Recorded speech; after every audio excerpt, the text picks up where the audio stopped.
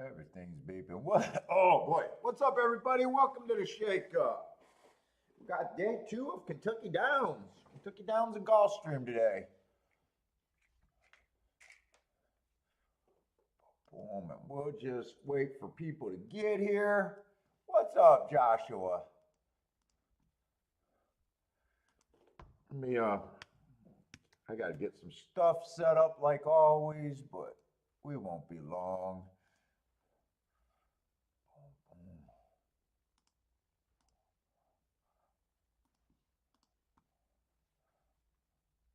I think Gulfstream starts earlier, probably. Would be my guess. Let's see. No Saratoga today. Not for me.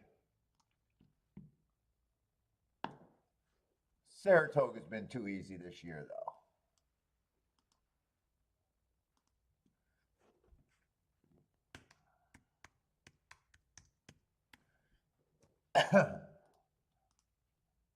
What's up, John? Yeah, John, that's usually where I start at at my point. I don't really have a bankroll. I mean, this is what I do, and I got to go back, but that's what I started. That's usually what I have and work with. But if I were to lose that, it's not like I'd be done. That's just generally where I start. That's what I clean the account to when I get paid.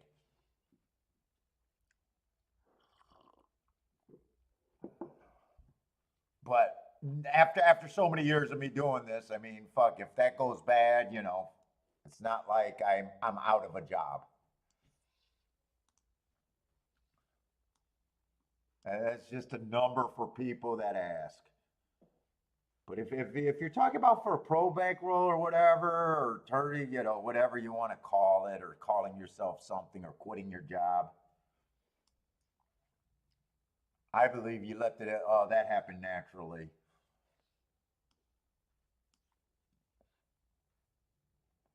Let's see. Oh, I'm trying to get the scratches right now.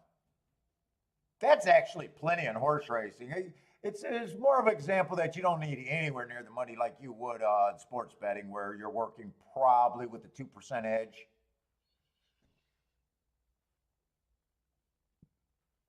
That's more than enough to play opinions at horse racing and get big scores.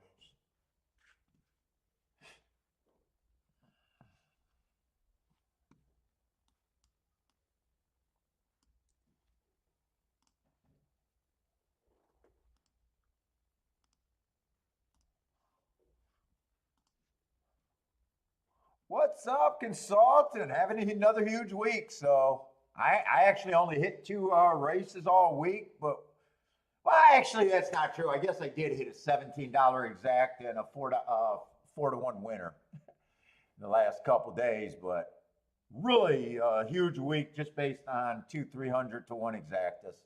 Easy game, easy game.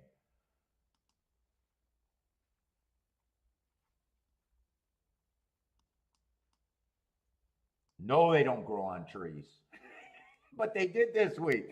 They do not grow on trees. 330 to 1, 360 to 1. Back to back days. Feels like they grow on trees, but I do not expect that to continue. Ian is in the house. What's up, Ian?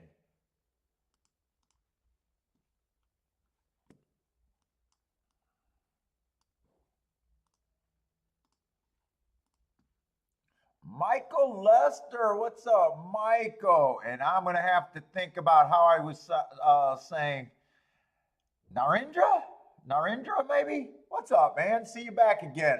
Roland, how's it going, Roland?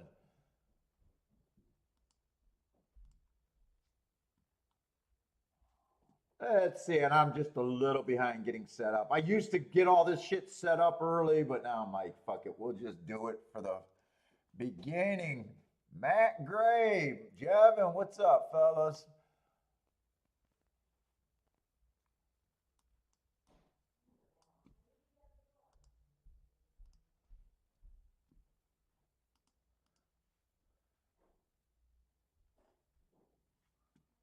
I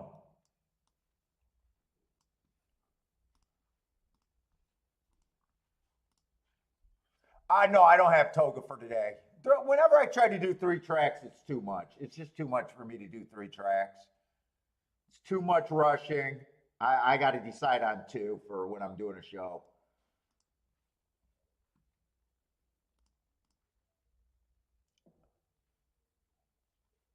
And I know you started watching fairly recently, so Gulfstream is usually my main track. Gulfstream's been my main track for probably about 5 years now.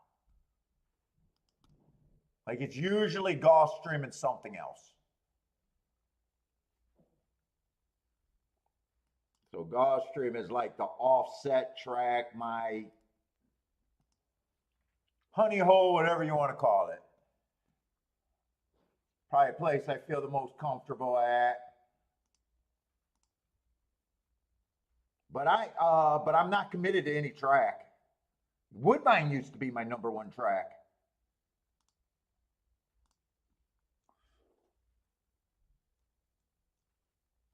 So when what I'm doing tends not to work, and it doesn't take me long to leave a track.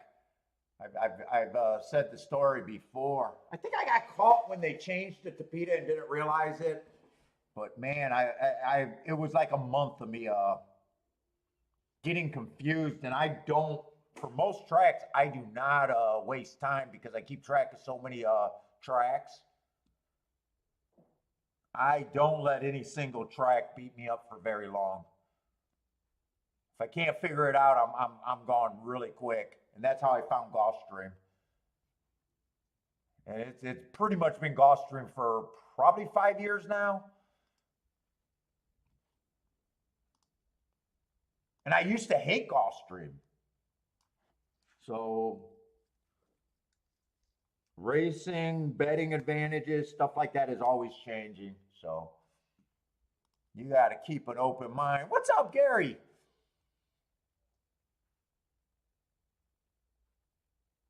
Oh, Boderick, hopefully you get better, man. Back in the hospital again. Sorry to hear that, man.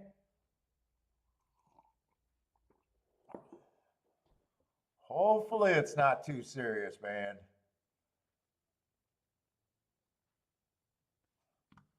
You guys got some hopes and prayers out there for Boderick.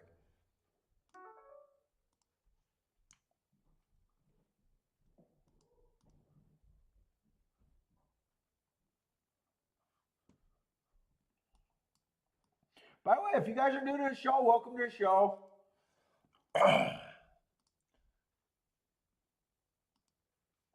We are not a tout. We are not a tout service. We are not trying to sell you any product. This is a handicapping, betting fucking show. Expressing my ideas. This is what I do full time. I'll be sitting out races because that's part of skill in this game. I'm not trying to fake opinions anywhere. I'm only trying to basically hit 20% of the races that I'm in. So I'm used to losing. But if I hit at the right prices and I'm close to that 20% or a little bit above that, I'll be profitable every year. It's not even a question. It's just baby math. People that get the most out of this show aren't here for picks and shit. They're not here to copy plays or ask for picks. It's mostly just hanging out in the chat room, changing betting, handicapping ideas, and watching how someone that does this every day at a high level operates. That's all it is.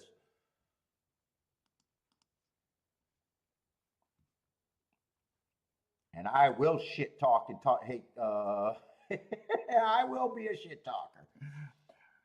What's up, Joshua?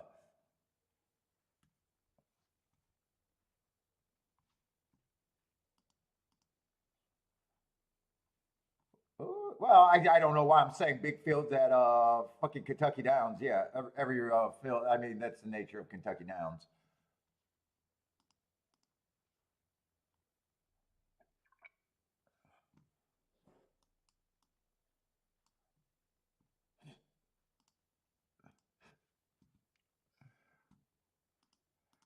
Kentucky Downs, I'm going to probably start off slow today, kind of like last time. If I think I got a bias and there's something I got to play.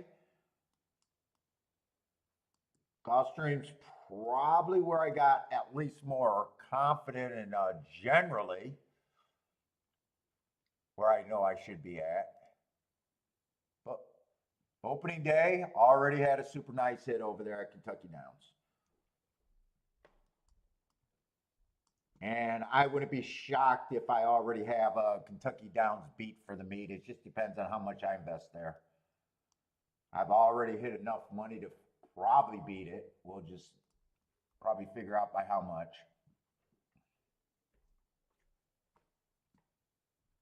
Yes, I beat my meets on the air. I'm not worried about winning tickets. I fucking beat meets. And when you beat meets, you can beat years.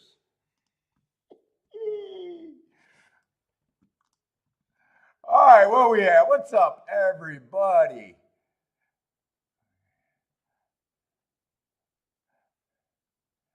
Gary, what's up? Who else is sliding in here? Looks like all in. What's up, Jevin? Looks like all the usual names I see out there. A little early. Let's see. It's Kentucky Downs or I think Kentucky Gulfstream starts first, right? Gulfstream starts first.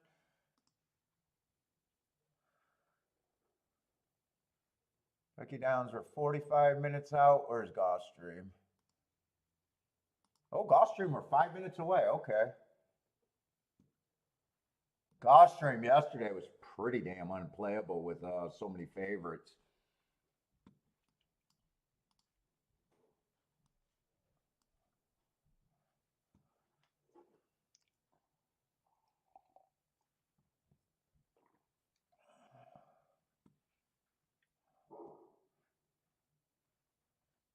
We got Tapeta. How many races we got there, and what kind of races we got?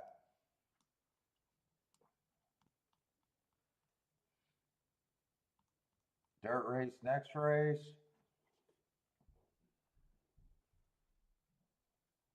How many dirt races we got at Gulfstream? That's probably going to be an unplayable dirt race right there.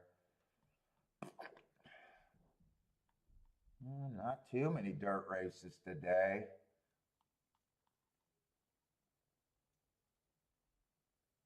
God, mostly Tapeta.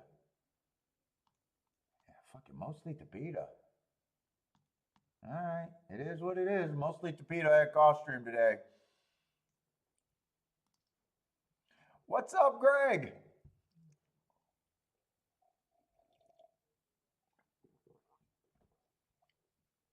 Boderick got a jet. Oh, they took you on a jet. Oh, that sounds bad.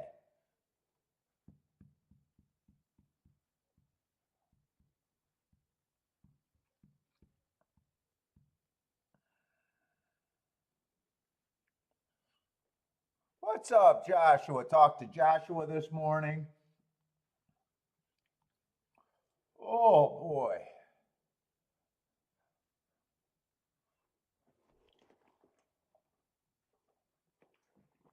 Secret phone call.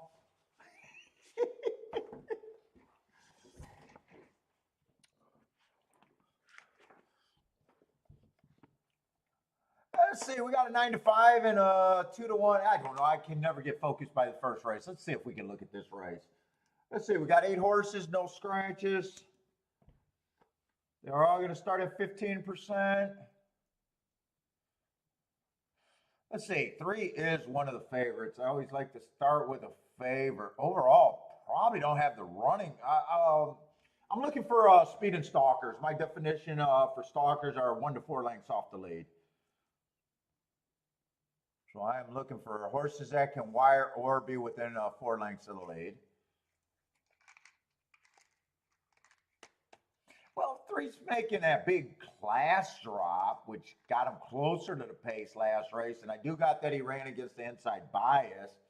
Slow, slow, slow. I mean, there's some things to like about him, but at a short price, he wouldn't shock me, but he doesn't excite me.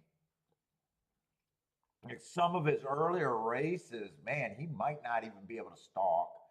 But drops in class, as long as it's a healthy and it's just a talent issue, does make you can make you closer to the pace.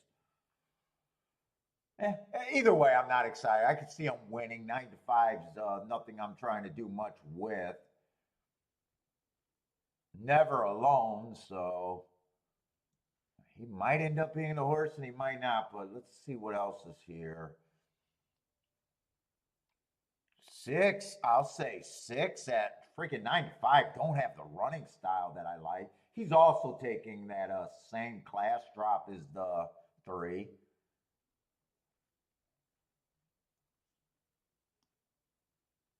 7 earned hearts before 2 races ago, going too fast to win, but that was at a route. I hate route to sprint.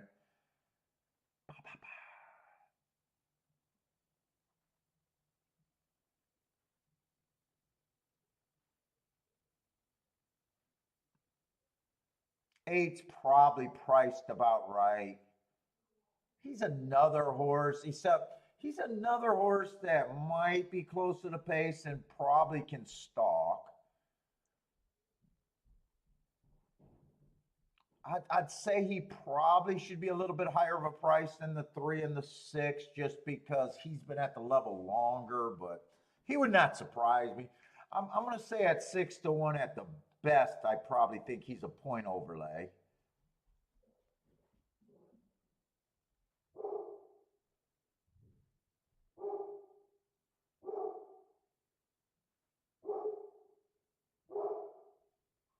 One's the same as the 8. One's the same as the. Whoa, wait a minute. One should not be 35 to 1.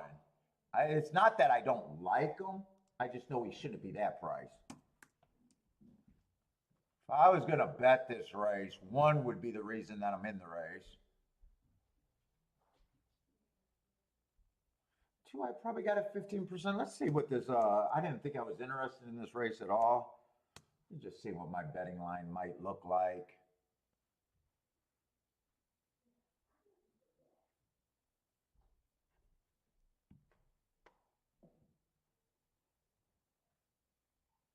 I don't think 4 should be 21 to 1.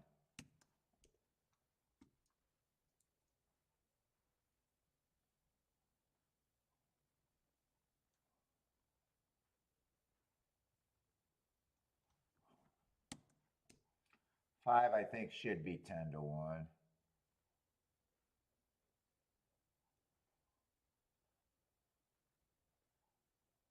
7, I hate route to sprint, but he still has a shot. I guess I'll land on. Wait a minute. Wait a minute. Wait a minute. Wait a minute. I just put that in the wrong spot. I knew that didn't look right.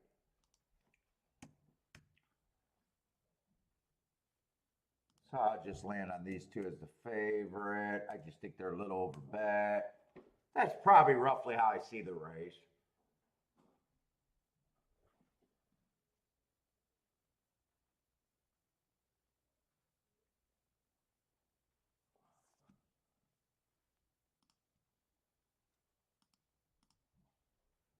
I don't think I'm doing anything here. I don't really care that much about that race.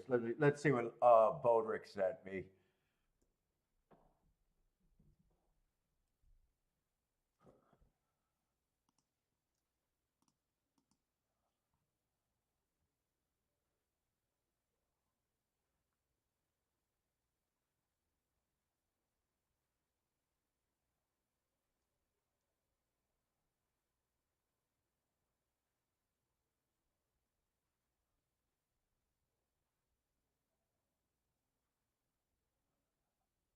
I don't see anything right now.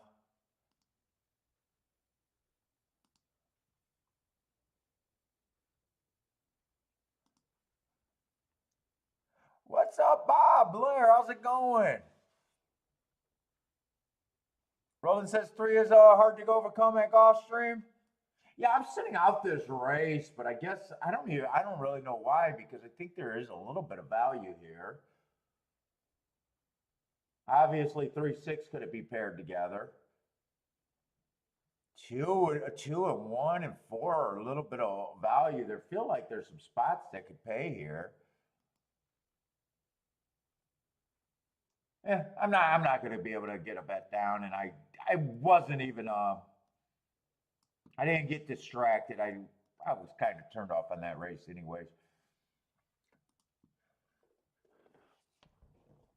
I know I would have to get the 1, the 3, or the 4 to be first or second, though. If that doesn't happen, I would have no business being in the race.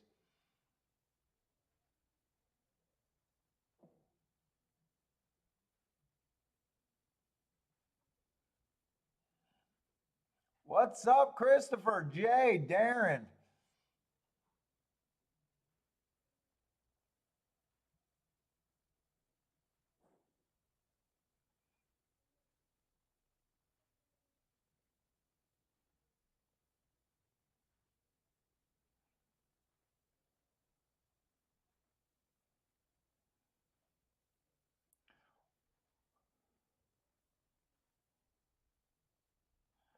I keep saying 1, 3, or 4. I would have had to key off. It would have been 1, 2, or 4. 3 is actually the favorite, so it wouldn't have been keying off of him.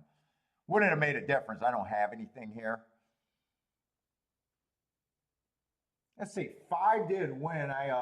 Who was a 5? I just had him at 10%. I didn't like him as much as some of the other ones. He wasn't a big enough overlays to push it. I got no problem with him winning. Let's see, 6 did get second. I did question if 3 and 6 both felt kind of beatable there with their possibly lack of speed.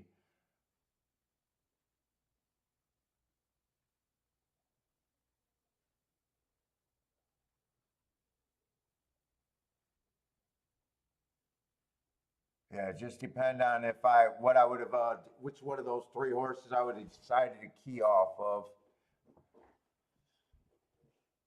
And I don't even think any of them, 2 would have been the only one that would have got you close to the exacta, but I don't think this came in 5-2. I think it's 5-6-2. Yeah, it's 5-6-2.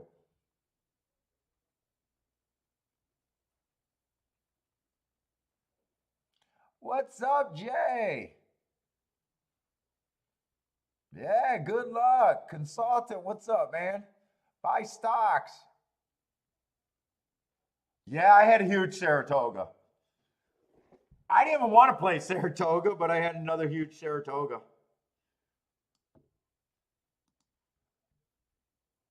In fact, I'm thinking about doing a highlight video just of the 4 hits at Saratoga.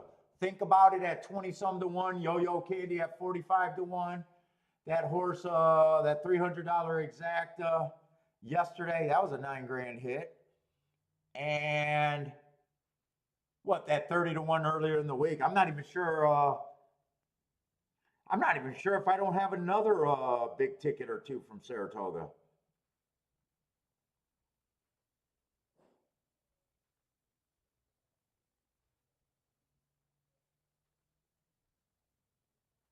I'm not sure what else I hit at Saratoga. Bodrick's sitting there. It is bad. I see the picture now. Bodrick got some handicapping going there. Let's check out Bodrick handicapping over here. What's going on here?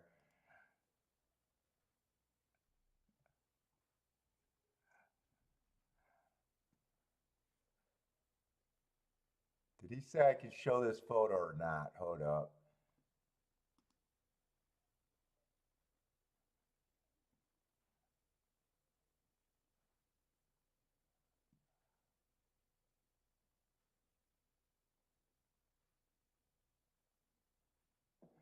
Yeah, he got his computer, a tablet. He's all set up in the hospital bed.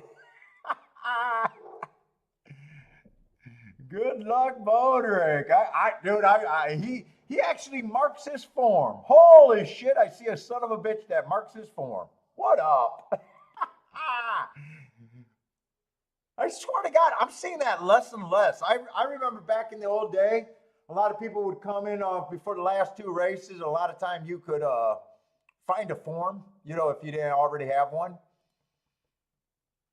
And back in the day, every form would be, I swear to God, back in the early 90s, every form would be fucking marked up. People used to actually write on their fucking forms. I swear to God, whenever I pick up a form now or look at someone's form when I'm at the track, I swear to God, there's almost zero writing. Let's see. I want to see what I'm trying to figure out what he's marking. He got an A minus. I wonder if that's what could he might be marking with an A minus? Maybe that's a breeding thing. I don't know. Looks like he got beaten lengths marked. God, you got some ugly handwriting. Good luck, Bodrick.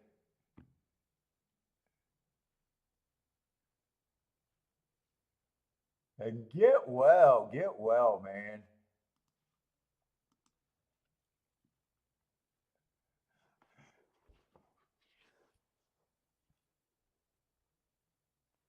Let's say there's an objection in the first race.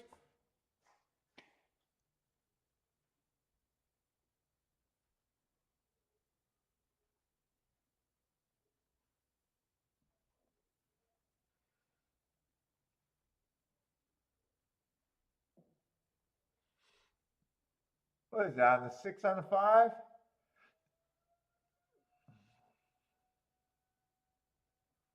Yeah, 5's drifting all over the place, but I'm not sure when he was drifting that 6 was close enough. Oh, right there they were. Okay, right there they were. I can see it on the pan now. What's up, Elaine? Charles, how's it going, Charles? Oh, yeah, this ticket changes a lot if they reverse it and put 6-5 up.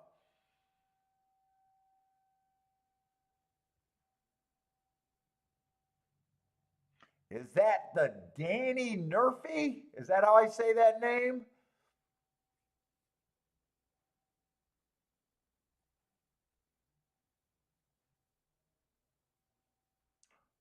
Rex, what's up, Rex? Oh, we got the weather alarm or something going off. That's probably just a test because it's Saturday.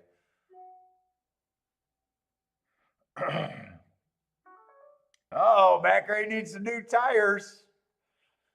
Who wants to pay for that with the Trex money?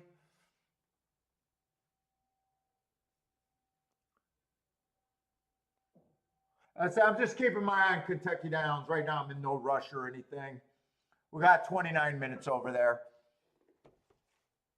Oh, boy. Let's see. I did write no bet there. Yeah, first when I just was looking at the head on, I didn't realize that I didn't think this looked that bad, but yeah, the 6 did. I got a feeling this is coming down. I'm probably am leaning towards this probably does come down.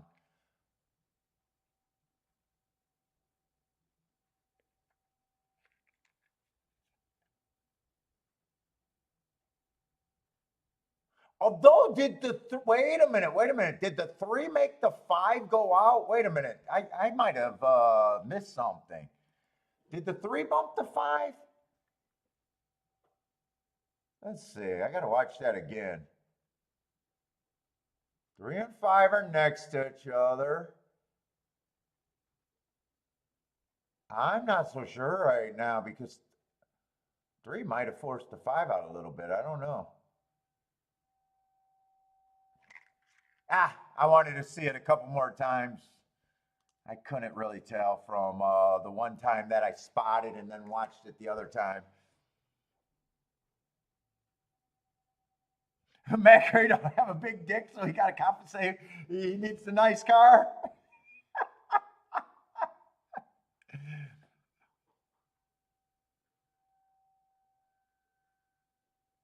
Oh, Andy Byers giving his picks. Dude, I just love right now that Sarah girl. Dude, she loves to do tout speak. I might have to do a video on the tout speak. and then I read the comment.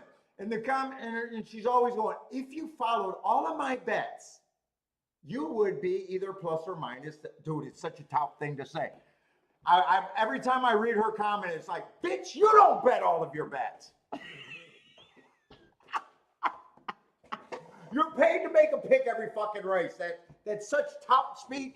Make a fucking ticket, put a ticket, and we can judge you by that. Quit giving me tout speech, you dumb bitch.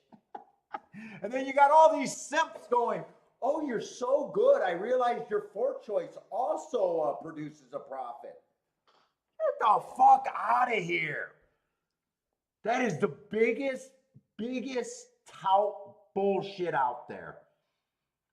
Oh, if you follow all of my picks and bet every pick, even though I don't, and there's no way I have the same opinion on every race, it drives me nuts. It drives me actually nuts. But they won't ever put a ticket together to actually show their skill. Trust me, anyone can throw up 4 horses every race, and I'll find something that leads to profitability.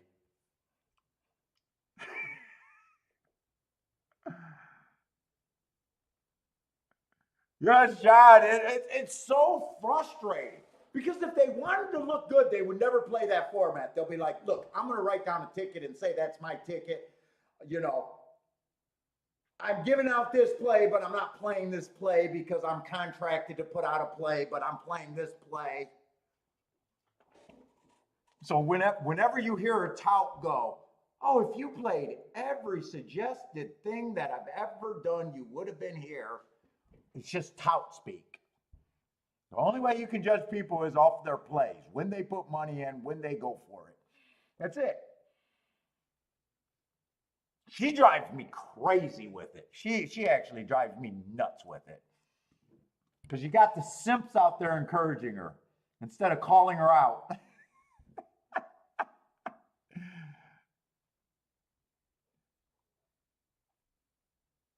And then when you're a tout, they don't even know what they're saying. If you, meaning if everyone that watches me play follow all of my plays, you would be profitable. No. If you, meaning everyone that follows her plays, would do it, it would guarantee that you'd all be negative. No matter how many winners she picks. They don't even understand what they're saying, and that's what drives me nuts about her. No, not everyone can follow your plays and you'll still be profitable. If everyone did that, that's the definition of being negative.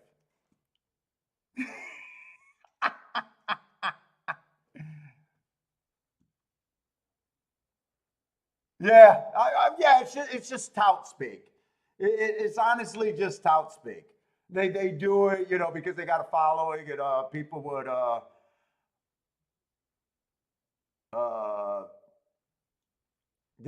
pat them on the back. That's picking 4 winners and not ever putting together a ticket or being narrowed down is such a squirrely and a squirrely way to do a show. And then to act like everyone can follow you. So Joshua was telling me that I think he said that Woodbine is putting together a good computer player.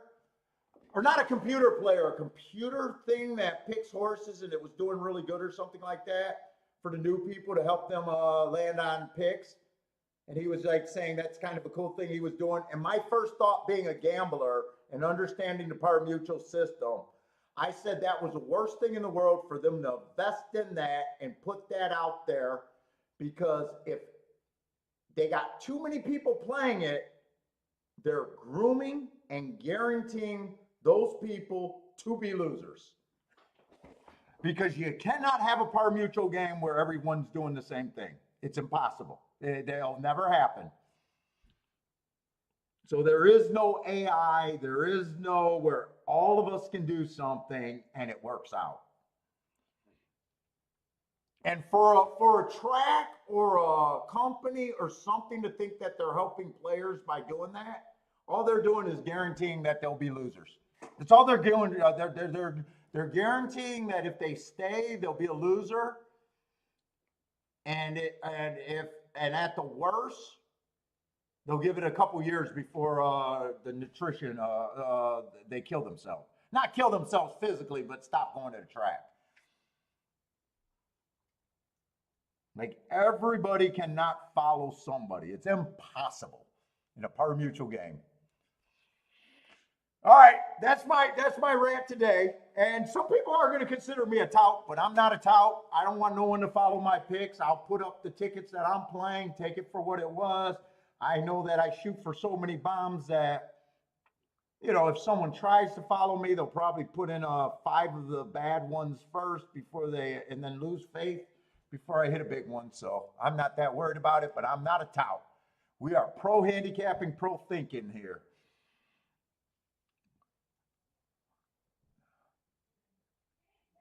But I don't know. I seen that on Twitter today and it was driving me nuts. What's up, El Marco? El Marco gets what I'm saying. We cannot all be doing the same thing at the same time.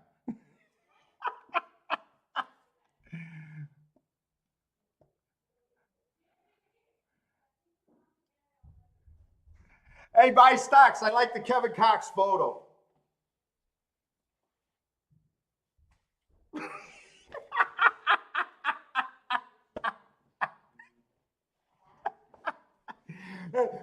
That's going to be my Paul selected play photo every day.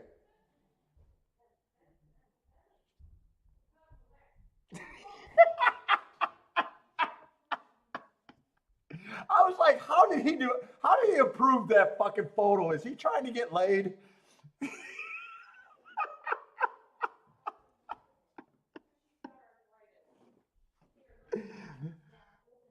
Oh my God, I'm in shit talk mood early today.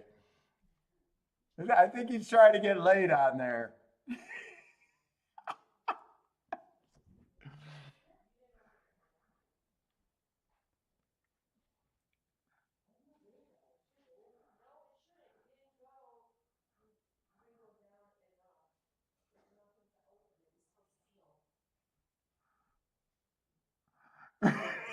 Do you like the cowboy?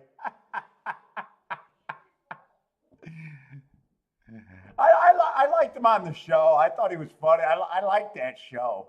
I did find that show entertaining, and I wish they had another season of that.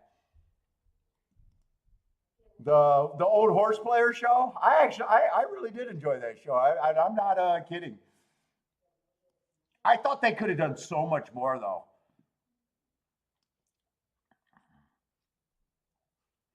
Because I used to go on the thing and read all the comments, and so many people that watched the show were asking how they came up with the picks. When you read the comment on that Esquire page, and I think if they did a second show, that they could have went a little bit more into a little bit more deeper into some of the little, not huge deeper, but a little bit more. That might have been a little bit more interesting. But I thought for the first season it was good, but apparently it didn't take off.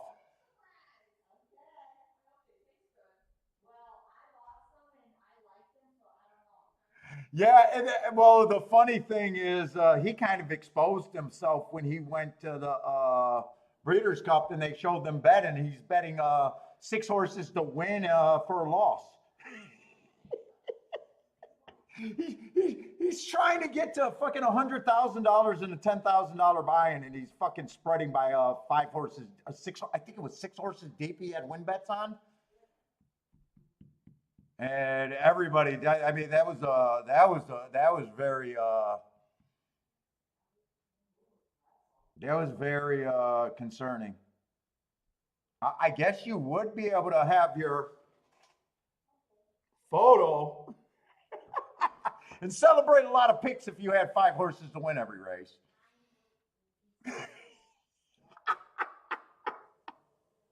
Where's that photo? I'm going to copy that photo. I need a damn cowboy hat.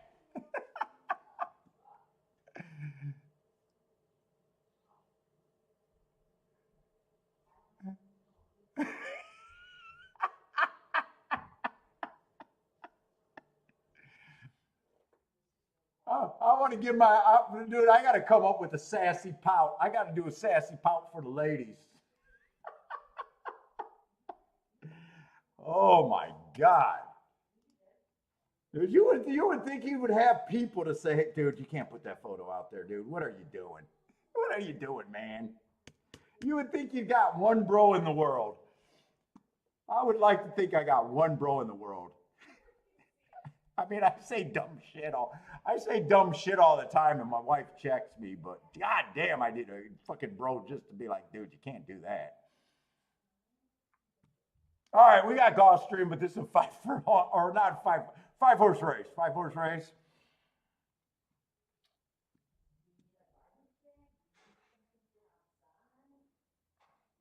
Oh yeah, they can be. Dude, actually, you can do all right with a tout if you just understood that they're probably losing bettors. Because why would you sell small dollar picks when you got unlimited income if you're good?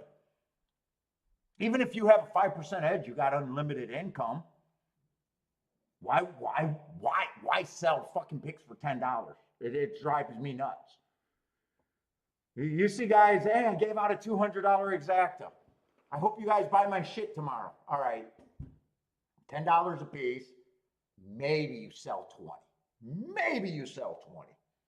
$200. Okay, nice. There's a chance your exacta goes down.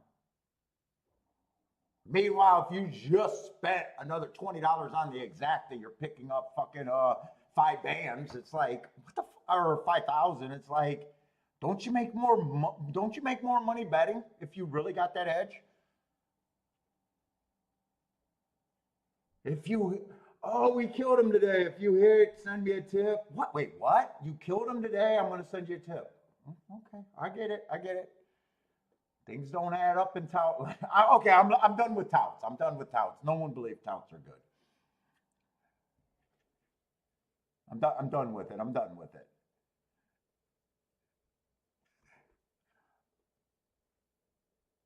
All right, we got two favorites. This is a dirt race. Generally, I want to be on the inside, but we got a 5 horse field.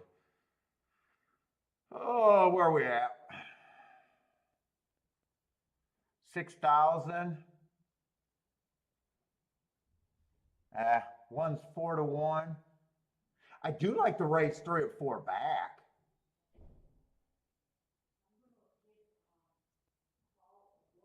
4 races go in too fast to win. 3 races go in too fast to win on the lead.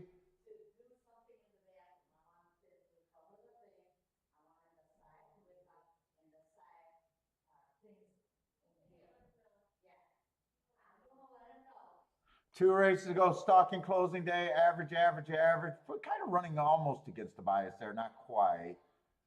And the last race, stalking day, probably not a 6 furlong horse. I could throw that out.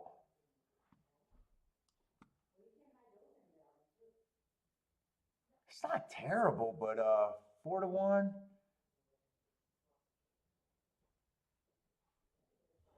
See, I don't think one's terrible or two's terrible either.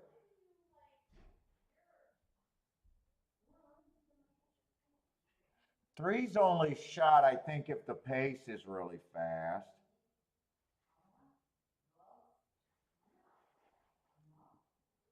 Five, I don't have problem with the 5 taking money other than he does let horses get in front of him and get first run. I'm not that scared of the 5.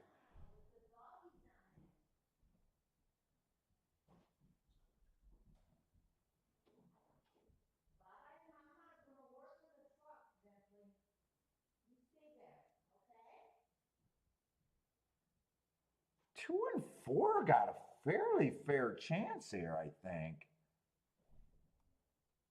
If one of them get the lead in the insides a little bit better. It usually is. 5 has a little disadvantage with running style. He might be 5 lengths back. If he's closer to the pace, he's going to be dangerous. But I definitely think he comes off the pace. It just depends on how far and what the pace is. Yeah, but 1 and 2 aren't. Yeah, they're also not giant. But let me look at the next race. Let me see if there's a double.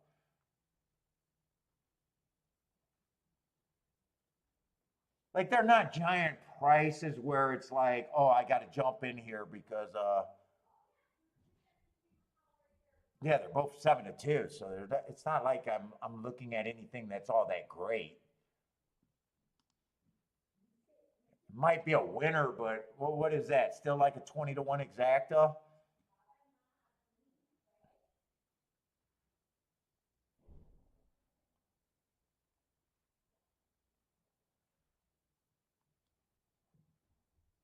Let's see. One Fast Dream is supposed to be the favorite next race. Well, that's going to be a Tapita route. He would benefit if the pace is that 25.50. Six would probably be at a disadvantage on the slower pace. I'm assuming they get the slower pace.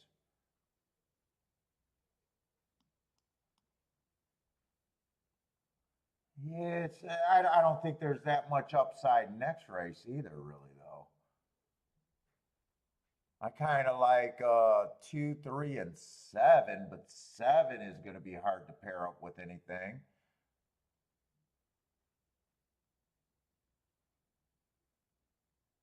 Five just overall, I think five. Oh, there's only one race where I think five could be close enough if they get the slow pace.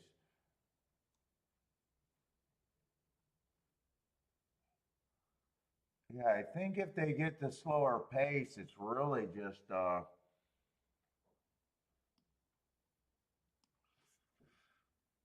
2, 3, and 7 next race, unless it's a first time starter. But I got a feeling I got a feeling what I'm thinking is not going to be worth anything. That's kind of what I'm thinking in the double, but I just got a feeling it's crap. Overall, paying low. Let's see. 1 to the 2 is $15. 1 to the 3 is okay at 40. And then yeah, 1 to the 7 is kind of low, $16. Eh. So really, it'd just be 1 to the 3, really. 2 to the 2. Wait a minute. No, wait. I'm looking at exactas. Hold up. I'm supposed to be looking at doubles. Come on, I got to wake up. All right, 1 to the 2 is paying 22 to 1. 1 to the 3 is okay. I looked at the wrong thing. 1 to the 3 is paying 18. 1 to the 7 is paying 16.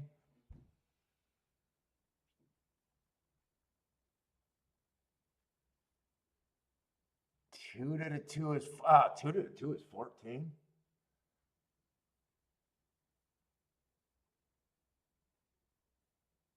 2 to the 3 is 26. 2 to the 7 is 18. It's kind of weird. Let's see.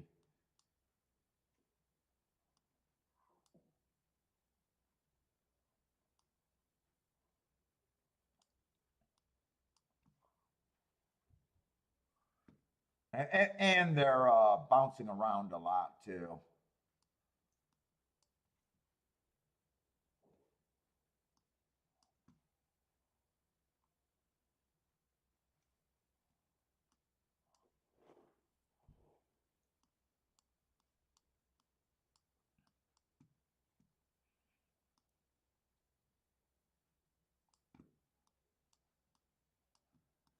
Could extend a pick 3 on some shitty doubles. What I use in the fourth leg or fourth race. Well, if it's a shitty pick 3, if it's a shitty double that I'm trying to beef up, well, I don't want to do it with another.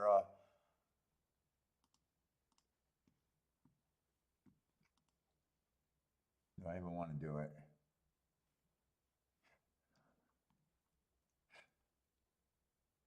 Well, 7's going to be the big favorite there.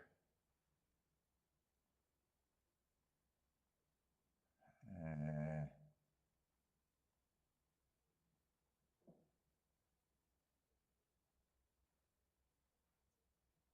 uh, Gulfstream actually, Gulfstream, the early races don't look that great.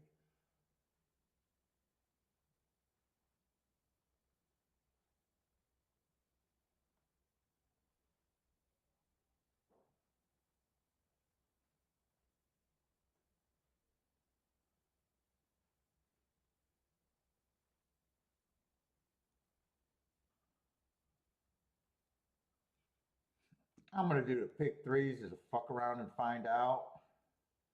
I don't even know if I'm going to do this. 5 and 4. 5 and 4.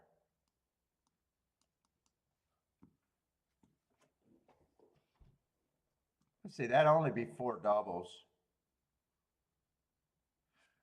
I'm going to do it. I'm worried about these prices changing too much. I'm going to do it on just a, I guess, kind of a play with no pushes.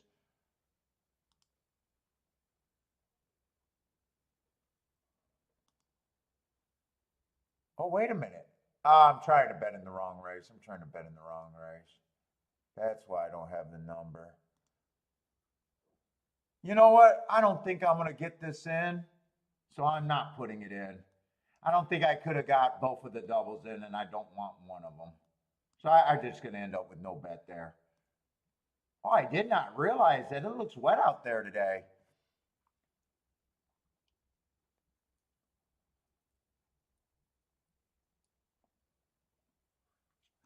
Steven, what's up, Steven? Kathy, who else is here? Charles, Grandma, what's up, Grandma?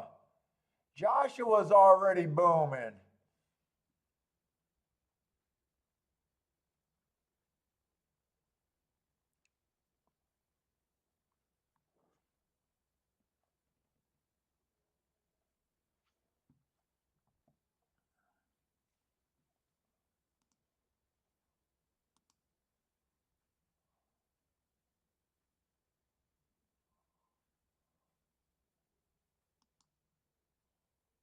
Uh-oh.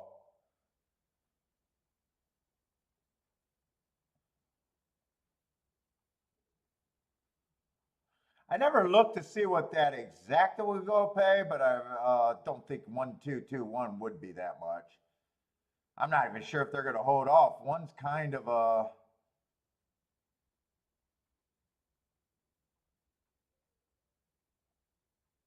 7 looks loaded. One, I can't tell if one can hold. One might hold on. It's gonna get close. Yeah, one's gonna hold on.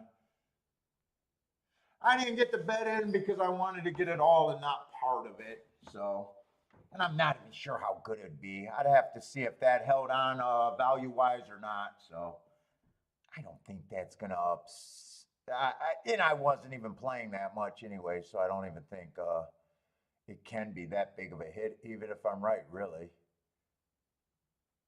1-3 looks like it's going to hold up at 21 and 19.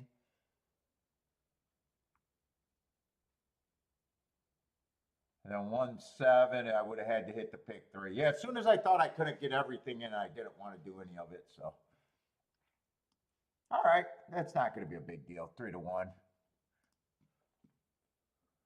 Let's see, we got Kentucky Downs. Kentucky Downs. I've been looking forward to Kentucky Downs, thinking outside of, or no, actually, we were thinking off the pace. It's been off the pace for years. Opening day, I was confused. We did the tic-tac-toe board, made an adjustment just thinking the track was favoring the outside, had a really nice hit for a relatively small bet. Got off to a huge start, but I'll be watching early over there. I think this was a, why do I keep hitting text? I don't think this was a race. What's going on? There it is. I don't think this was a race that was worth playing, so I'd be interested in how the outside does. Let's say the favorite is on the inside, but this is just a 2-year-old race with a whole bunch of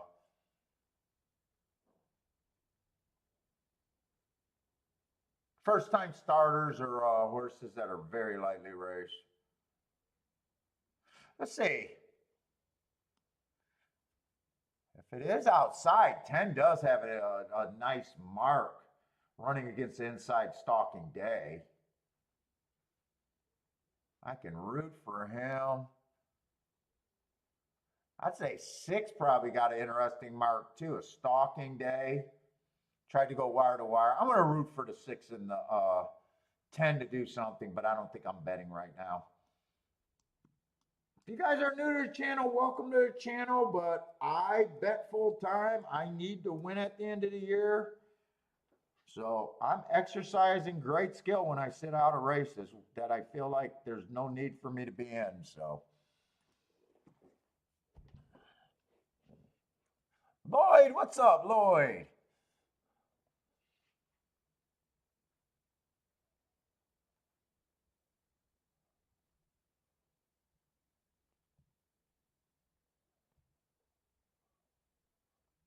Skylar, what's up, Skylar?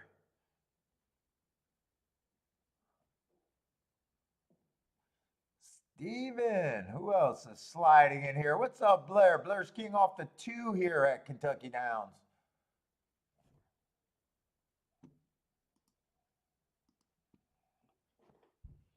Yeah, I'd be really interested to see. I do expect them to start coming off the pace. That's been a pretty dependent the last 2 years.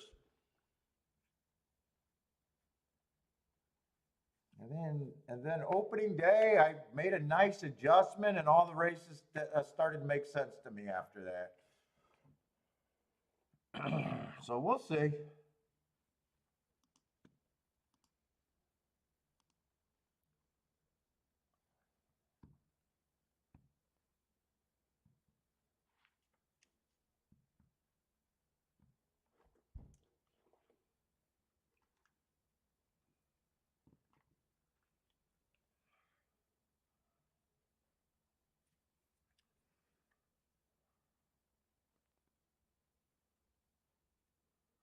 Let's see. Thaddy likes the 1 over there at Kentucky Downs. Oh, this is a mile too. I didn't even look to see the distance because I knew I wasn't that interested here. Other than watching the race and trying to get a clue.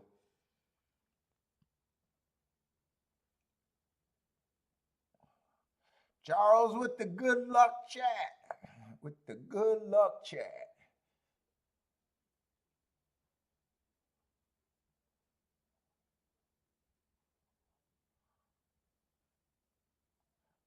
Charles also likes the 8 to win at Kentucky Downs. And they're off. Day 2 of Kentucky Downs is officially started. And let's see, I got to get used because watching these races because I don't like the chiclets. They seem to do the chiclets backwards for me.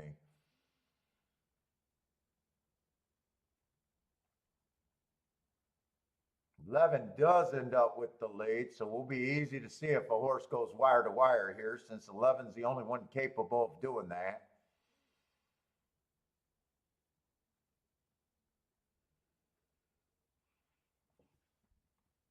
There's not much to look at in the form. It was 10 and a 6 that I'm rooting for a little bit.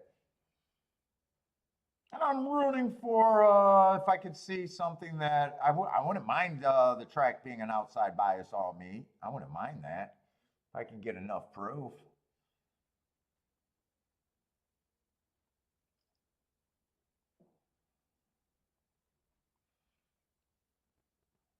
Levin looks like, is he getting ready to get out of the way? It felt like he slowed down right there.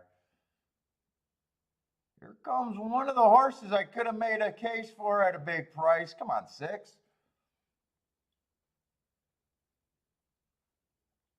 Oh man, that going uphill looks so bad. He's going to flat it out. So it came in 416, 416 it looks like.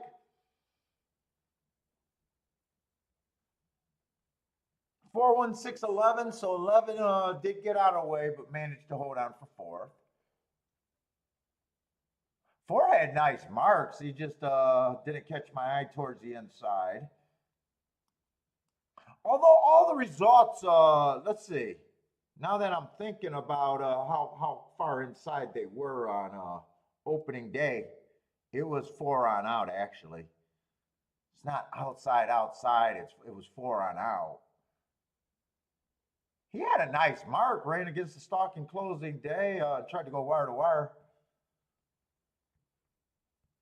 6 to 1 over 6 to 1 over 14 to 1. All right, I got no problem with him running. They did come off the pace.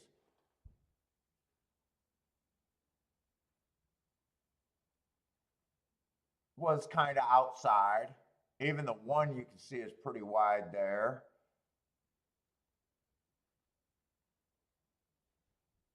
We'll see. Probably too early to really tell anything.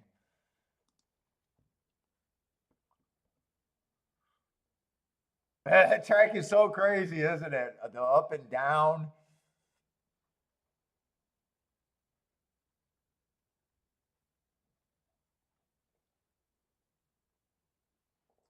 If I got enough time to watch that replay, I'd like to see if four was on the inside for ever, and I'd like to see where the one, if one, got off the inside or ran most of the race on the inside. I'm not sure. There's so many horses in there, and I don't know what I'm looking at, and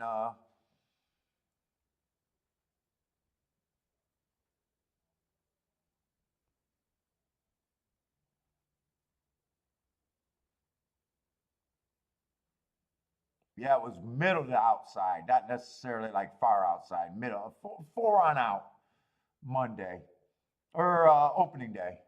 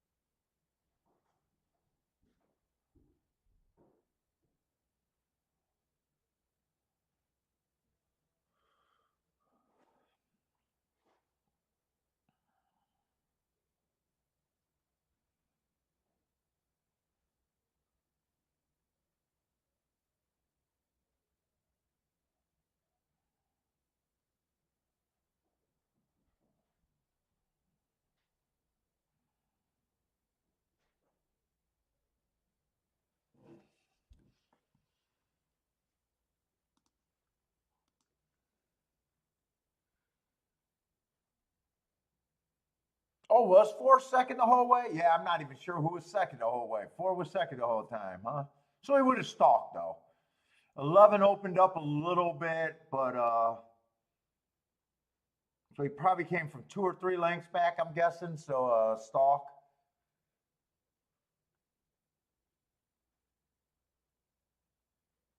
If he was second, though, if he was second, maybe he was towards the inside with him being in second.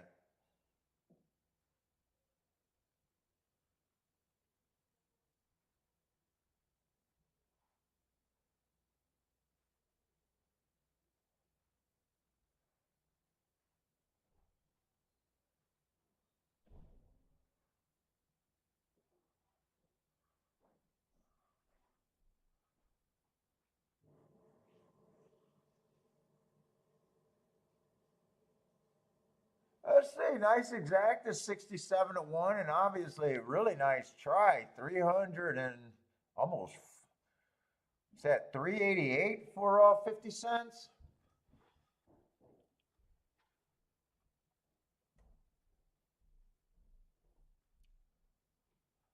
Not bad.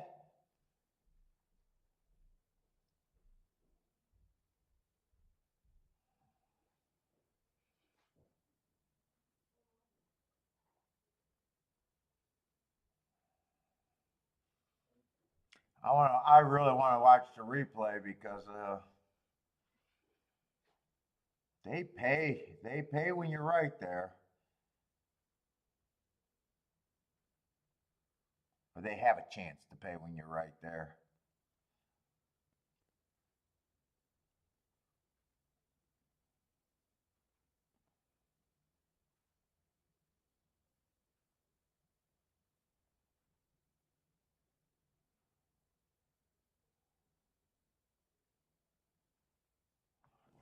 I don't want to wait too long for Gulfstream, but I really want to.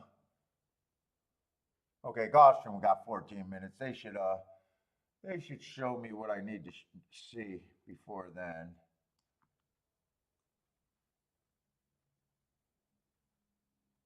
And I didn't think second race had that big of a, or third race got that big of a chance for that big of payouts. I don't think. Let's see, four did get a nice break and one settling right there. So they do look like they might have been on the inside actually. Right now it's kind of hard because I can't tell how far that distance is between the rail and stuff. Right now it doesn't look like four is really on the rail. I'll have to see that head on. It looks like he's out of it, but sometimes it's deceiving and hard to tell.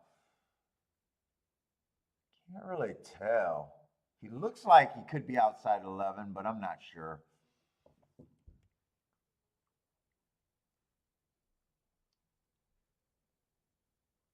One would have closed. Yeah, one was a bit farther back. One would have closed.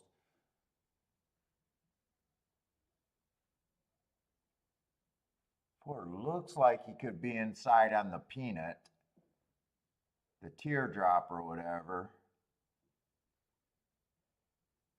He might be 2-3 wide all the way around. Kind of hard to tell. That looks like 2-3 wide there, though. Yeah, he did. He definitely didn't come from that far back. Maybe 2-3 lengths back at the farthest.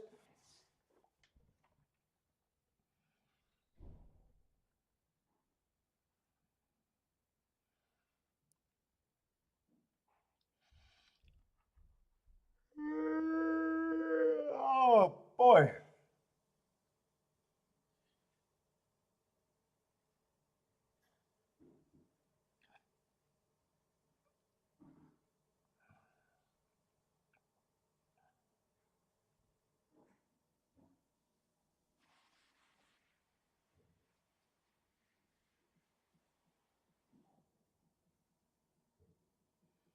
And I keep forgetting on some of these races, it's the inside got to cross over. The inside is on the outside, right?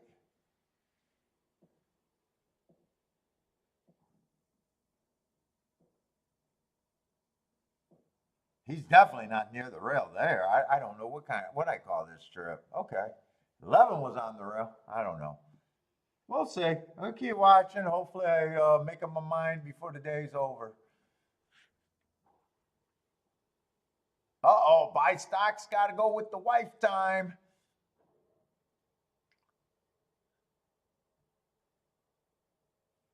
Let's get over to Gulfstream. Where are we at Gulfstream?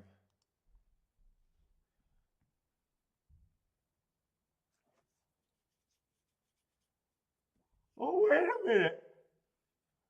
Yeah, they really did bet the seven, so seven's definitely over bet here. I don't have a problem with him winning. He's just over bet. That might open some stuff up here.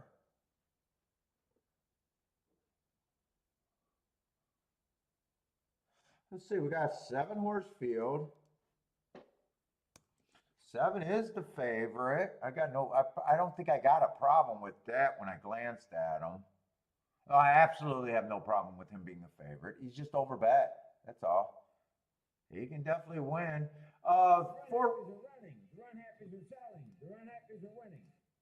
Four races ago, stalking closing day went too fast to win. Shouldn't have got an asterisk there, but too fast to win is the same as an asterisk or better asterisk, so I don't have a problem with that race at all. 3 races ago, slow average. Oh, I find that interesting. I don't look at these that much, but they had that on their scale as being a really fast pace, and I had that as a slow pace that day. Whenever you see a triple digits, I got to look something up there. We're really disagreeing with the way we see that race.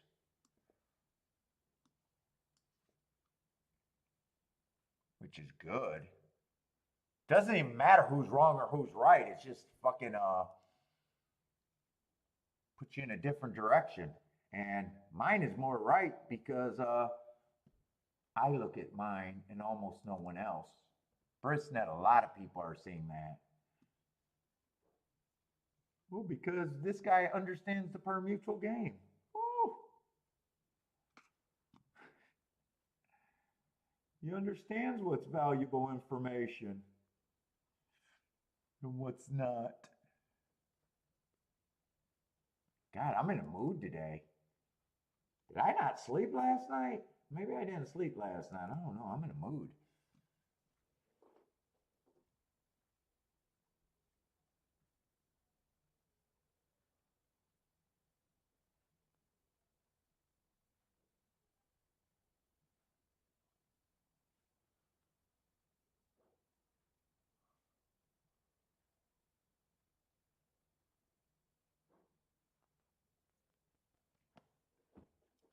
Yeah, I don't understand how they came up. There's only two races that day, and they both did the same thing.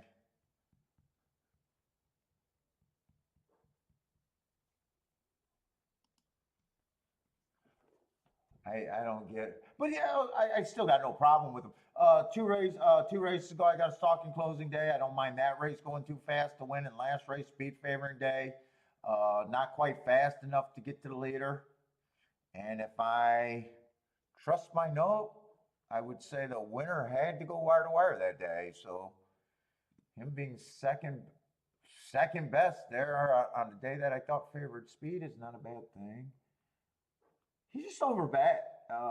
He can definitely win. I got no problem with him winning. It's just the price. Let's see. Where's my golf 730? Did I not put that away? There it is.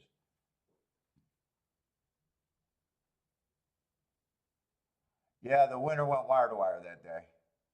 Should have just trusted my notes instead of looking it up. What's up, Boulder? How's it going, man? At Monmouth Park today, huh?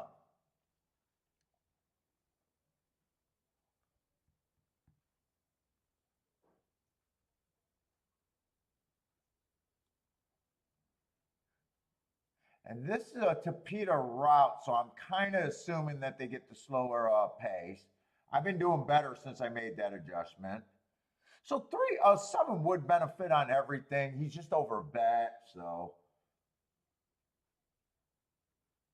I already know I'm pretty much in a place where I'm sitting out or I'm trying to beat him.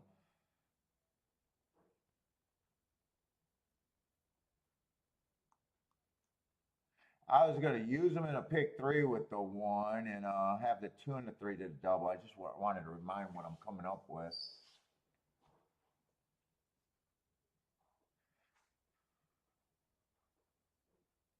If two gets the lead and get the 25-50 and the seven's a little bit farther back, I could see the two being there. 5-1. I was not expecting to be able to get 5-1 on him.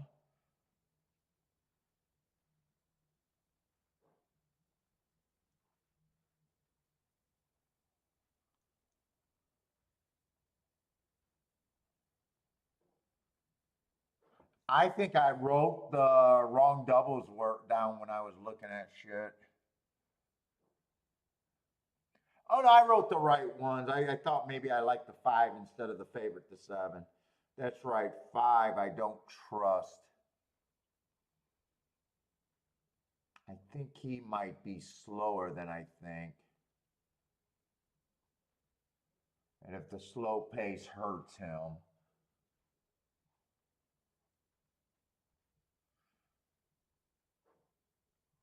Six, I thought if they get the slower pace, he gets hurt. I don't think they're quite 5%, and I don't think they're quite 10%. So I'm just going to call both of them 12%ers to me. No, wrong horse.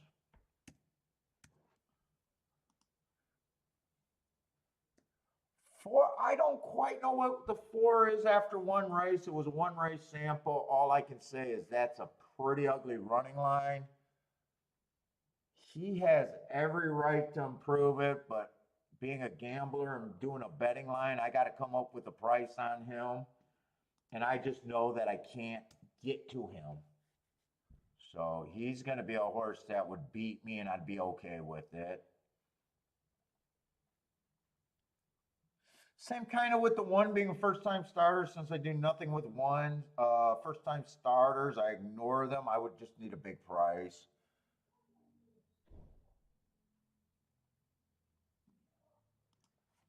I'm just going to give first-time starters a random 8%. He'd be an overlay, but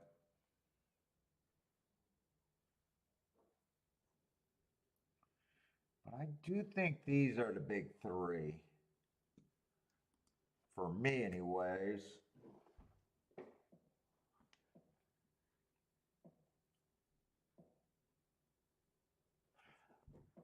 I probably do think that the 7 deserves to be the favorite over that group. I got him at more like 3-2.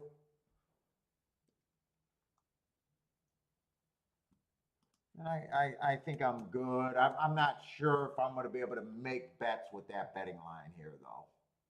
But that is kind of my opinion right there. I think 7 got the best chance. 2 and 3 are kind of equal with the second best chance.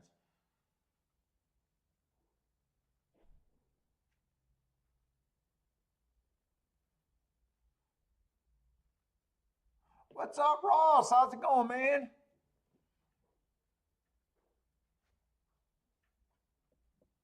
Good luck today, Ross. Looking through the codes, huh? The cryptomatic codes, huh?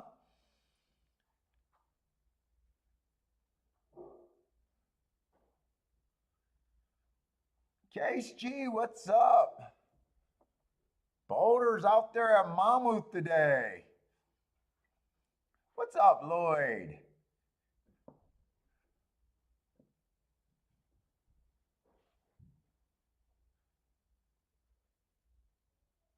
Yeah, right now 4 and 3. 3 would be price right. 3.5 is 7-2. 2 would be the overlay, but that's not, that's not a big enough overlay for me to do a win bet. I don't think there's really. I definitely don't think I can box the 1, 2, 3, or I'm sorry, the 2, 3, 7. I mean, 2 and 3 might be an okay exacta. But if 7 gets first and second, I don't see how it could be okay. Yeah, 2 and 3 is okay. But I don't think I could do a 2, 3, 7 exacta box. So it would be forcing the 2 and the 3 to get first and second.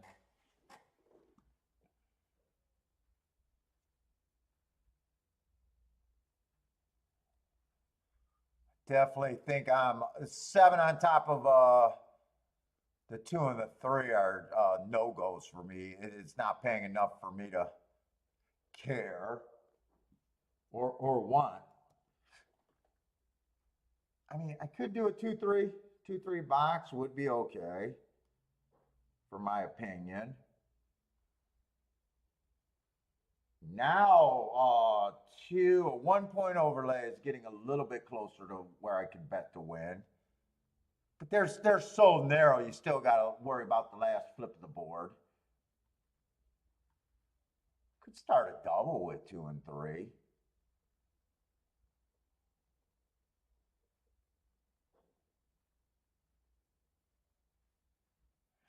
I could also 2 and 3,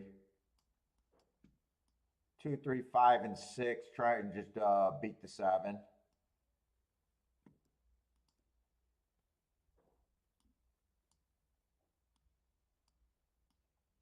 Trying to decide. Part of me is kind of already turned off on this race. I don't know completely why. I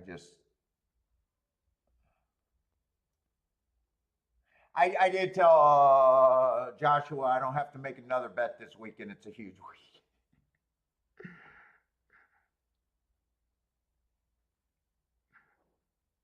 He said, if I don't make another bet this week, it's a fucking Rolex. You know what? Two at 6 to 1 I do take. Sorry, two at 6 to 1 I do take.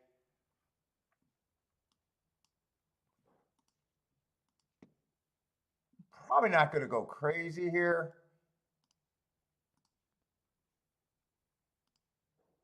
Guess I'll do the exact. I think everything just got a little bit better. I'll do the press exact, the box 2-3. I'll do the key with the 2-3 now.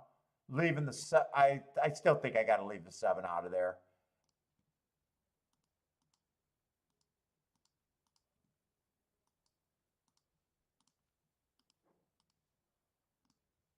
Would have liked. I was trying to glance over the doubles. Oh, I don't think there's much in the next race.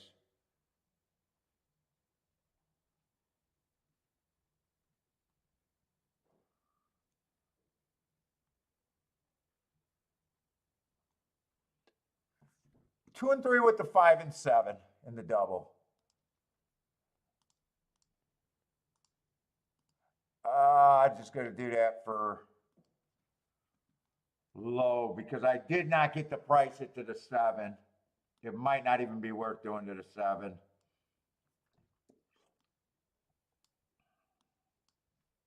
Well, I went from not playing that, well, it's still not that much, but I went from not, no, it was a 2 to win. From not playing that bet to betting doubles, exactas, and a win bet. Oh, 5 gets the lead here, huh? I do not mind backdooring if the 5 wins as long as the 2 or 3 gets second. Keep this 5 moving for me. I think he's going too fast. 24 might be too fast. Problem is 7 sitting in the gravy spot.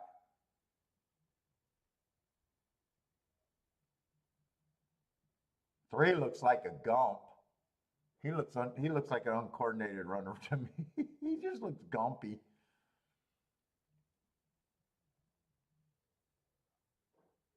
Mm.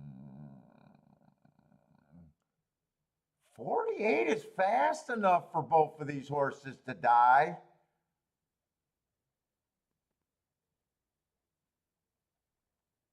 I need 2 and 3 to both come and 7 to go away. I want 5 to hold on, but I need 7 to go away.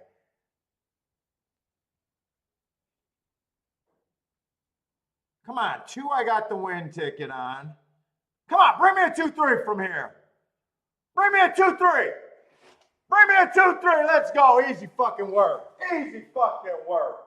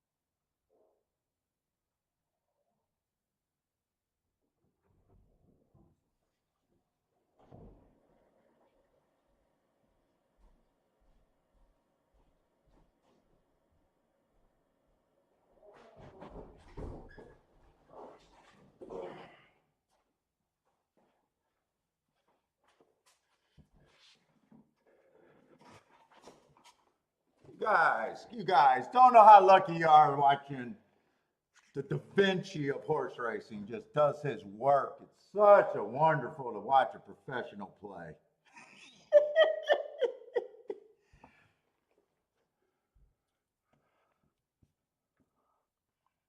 Just someone that can put up tickets and defend his tickets and just over and over and over again.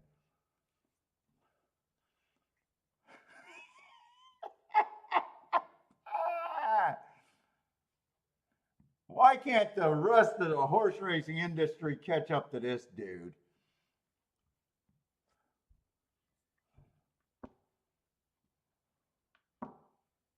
All right, I'm live in the double to only 2 horses, but I got a press for a small bet. I got my base bet hitting. I got my press ticket hitting. I think those were both paying 35 to 1 either way. So it looks like it did go down to 21 and 26 though. So the exacta did go down. Not the biggest hit, but it's not bad. It's not bad. Just pressing tickets are good, and I'll be alive to double. Except I'm alive to probably one of the favorites next race. I did not get to check that double.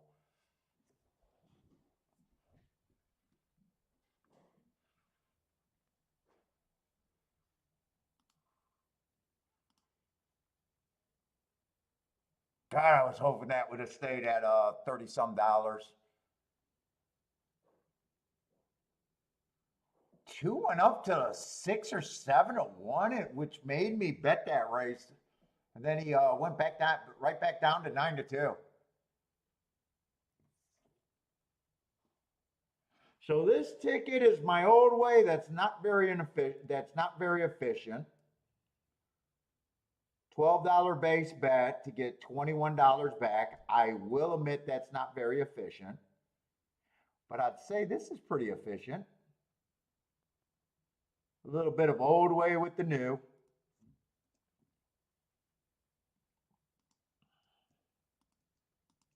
I'd say that's efficient.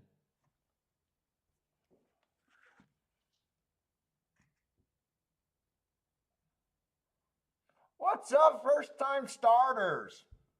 Yeah, we're Ross.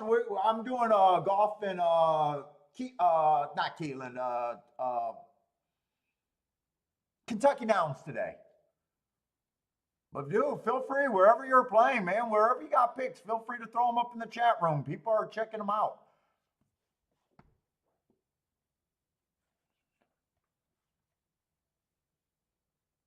By the way, I didn't get that double in. I would have hit the double. Now I need to see what the double pays.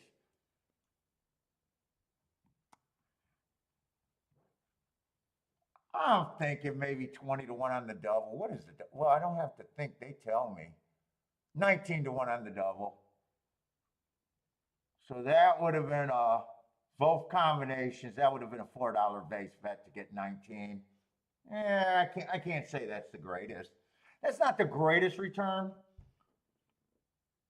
Fairly efficient, but not, not the greatest.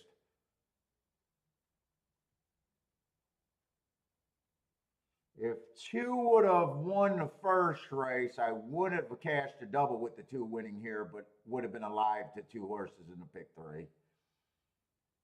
And that I thought, because that's a shitty double, I know I couldn't use the 7, so it was just 2 horses that might make the cheap double, a shitty double, pay something, is all that ticket is.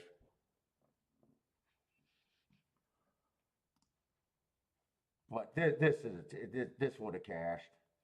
Then as soon as I realized that I didn't have enough time to key in everything, I thought it wasn't worth doing anything.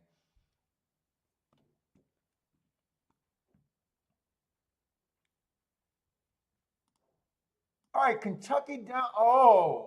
Okay. Gulfstream. I'm sorry. Gulfstream and Saratoga are Kentucky Downs are on top of each other. I would have liked to look at this race. I would have liked to look at this race because we actually got running lines. I'd be honest right now. I'd probably be, even though the 4 was kind of inside, I think I'd be looking at the middle to outside of the track, maybe off the pace a little bit. That's what I'm hoping to see as a good running style today. But I'll also say one more thing. No one's marks are 10 would be a little interesting, but there's no one that has like super great marks. There's some interesting biases and comments, but there's no hearts. Something that catches my eye instantly.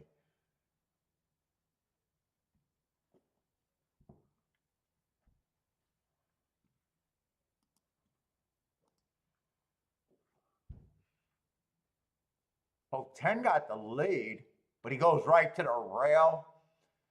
I'm kind of hoping that I think that the outside's good today. I just want to bias at Kentucky Downs. I don't want to have to put too much thought. I want to feel like I know that there's a direction for me to go to because it's really tough racing.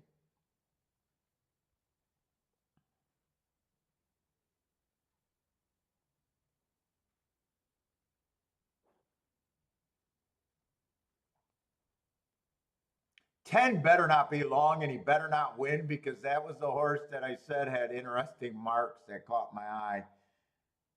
Okay, he is going to get beat. That's nice.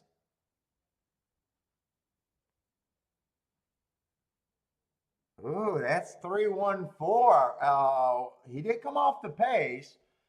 I'm probably going to do what I did yesterday or the first day of Kentucky Downs. If I play early, it's probably going to be a little bit and hopefully get a tic tac toe board going for later. I got a feeling that's already because opening day I was looking for everything to come off the pace, and right away that was not happening. And today I was kind of hoping that everything would be on the outside post position wise, and right now we basically got a 3-1-2 or something like that, 3-1-4. So it's like every direction that I look to start off the first 2 days of Kentucky Downs might not be the bias that I'd be looking for. So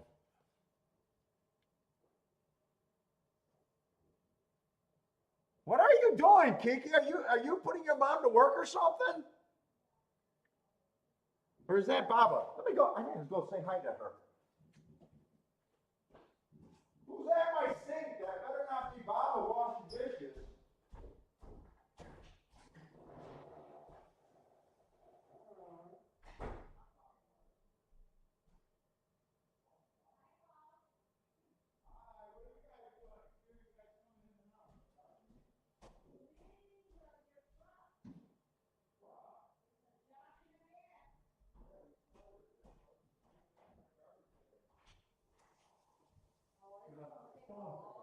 Everything up.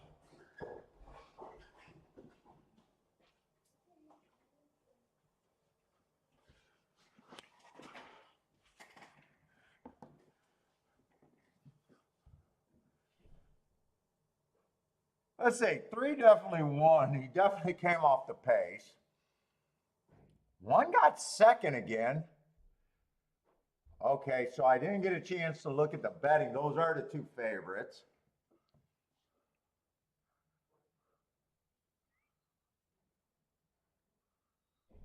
So 10 had the lead this race, died. 11 had the lead first race and died. They both of the speed horses got the lead and they both finished fourth. What's up, Jay?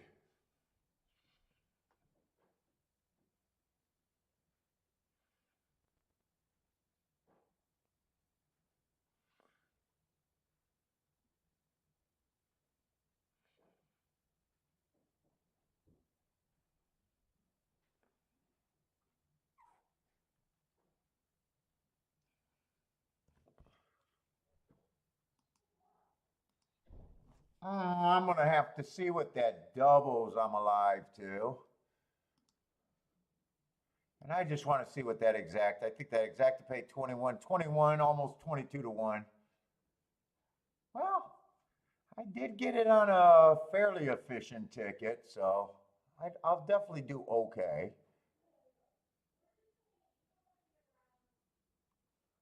And the double, I think I'm only alive to two horses on a four-horse combination in the double. That's pretty efficient for me. But I am worried about the seven horse not paying anything. Five, I'd probably be okay with the five. I think seven's just going to be a big chalk, and I just did not. Yeah, seven shouldn't even been played. It's paying 10 to 1.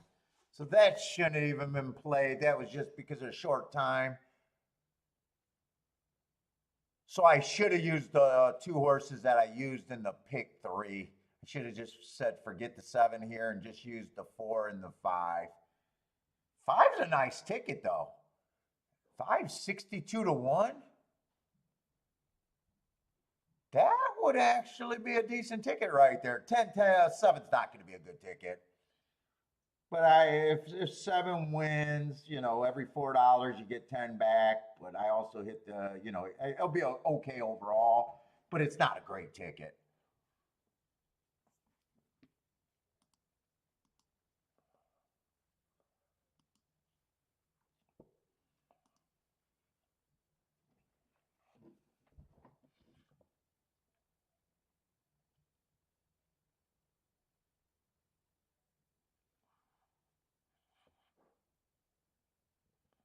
Matt Gray says Jose is brilliant, and then he says, "Get on this Kentucky Downs. This shit isn't going to last for long." What do you mean? I should be focusing on it heavier? I got to have a bias there. Hey, Matt, you might have already missed it. I might already have. If I bet less than $3 grand there for the entire meet, I'll already be profitable.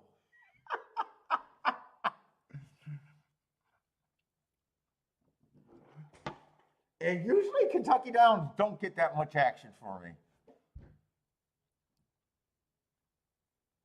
It's not a race where I'm poking a lot. Unless maybe later in this short week, if I'm really convinced there's something going on.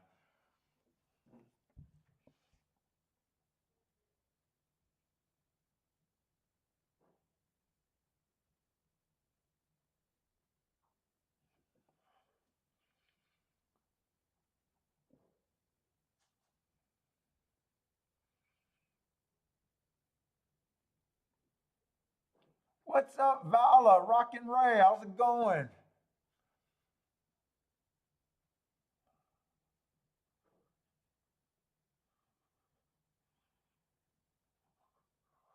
Blair like the 3-1. Oh, Blair should have the exact of there. 316 at Kentucky Downs. Who else got stuff?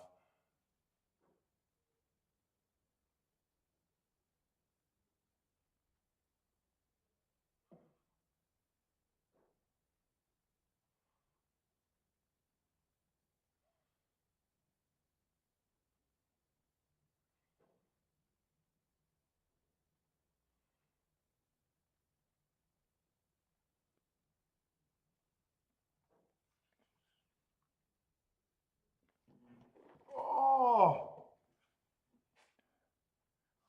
31410. So it looks like this held up.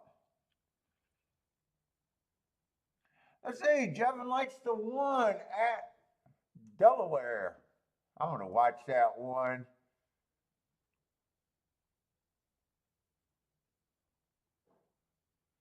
They're going on the track right now. If you guys got Delaware flags, throw them up.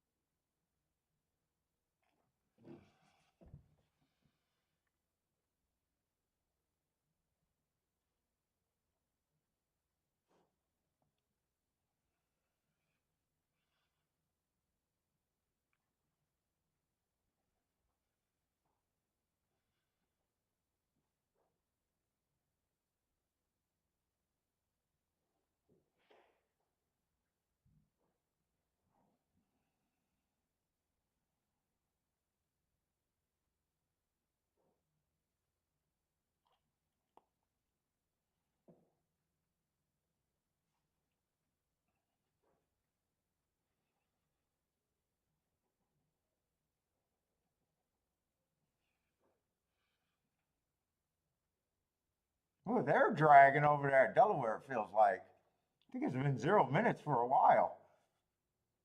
I had to keep an eye on Gulfstream. We still got 11 minutes. I'm not sure there's anything else I want to do at Gulfstream.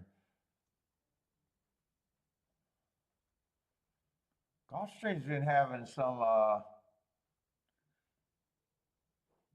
not enough for me to go away because I keep finding nice tickets, but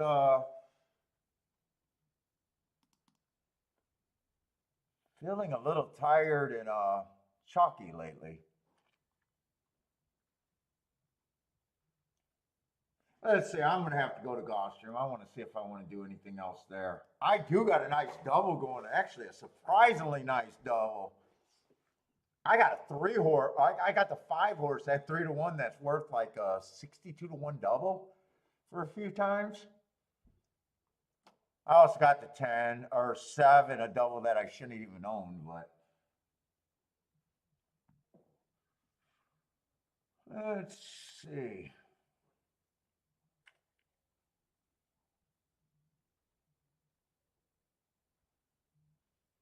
Speed and Stalkers on the Tavita. 7 definitely fits. Speed or Stalker. 4 races ago, I got him average match tries with the fastest winner, which he was. Comes back, 1 race sample. Not crazy about that race, but it is. He did go up to 35,000. 1 race sample, I just can't judge like I do other races. I can just look at, it's hard to make notes about a bias or what you thought of the pace on a 1 race sample. It just.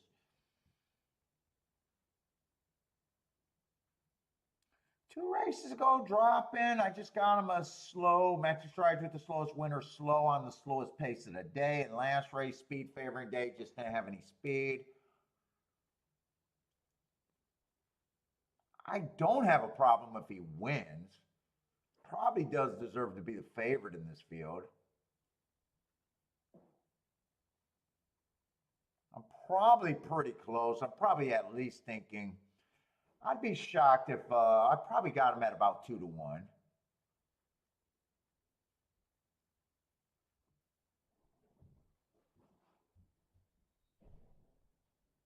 One I don't think should be 18 to 1. He should definitely be long. He's had some speed in the past. Last race he ran against the speed favoring track. He came out like a stalker. He went back pretty fast.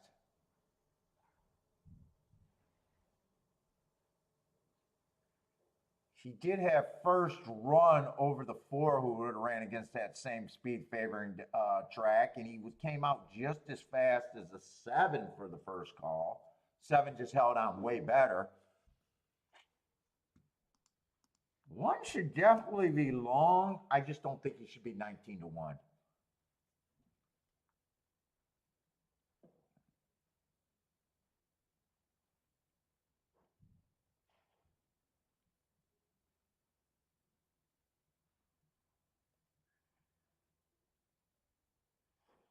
I'm a little bit harder on the 2.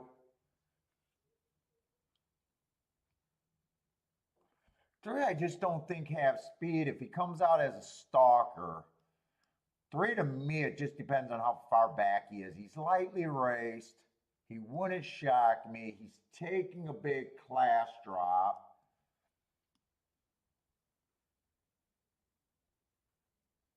But I really do question his speed. 9 to 5. I'm definitely not at 9 to 5 on him. He can beat me, but I'm nowhere near 9 to 5. I think he's overbet at 9 to 5. That is a huge class drop. 4, I don't like closers, but he ran against the speed favoring track. He's capable of stalking every now and then. I think he's a little overbet at 8 to 1. I wanted to have him on that pick 3, and I would have liked to have him instead of 7 on the double, but I still think he's a little overbet right now. 5, I'm alive to. He's a stalker. If he just gets a good trip, he can win this race.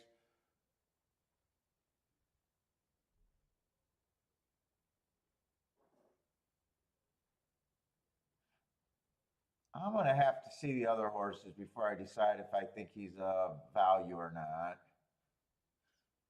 6 is like the 3 and the 5. They can win. I just like them to different degrees.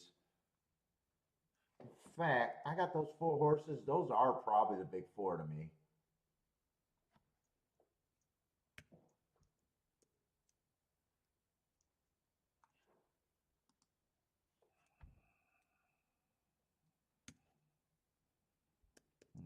think I want 33% on him.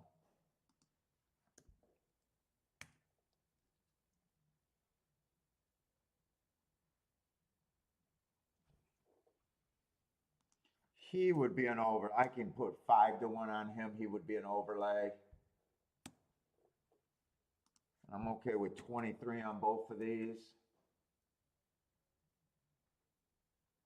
So I do got 7 to me. Should be the favorite. He's a little bit over bet. 3 and 4 I got like as the second choice. There's not much difference between them. 3 is a little just over bet in my head. 5 is a little bit of an overlay. 6 is definitely an overlay, but I don't think I'm doing anything else here.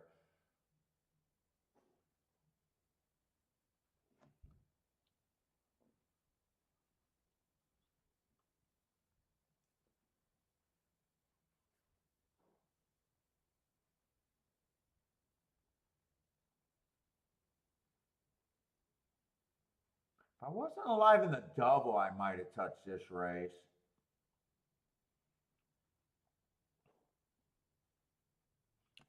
Let me see.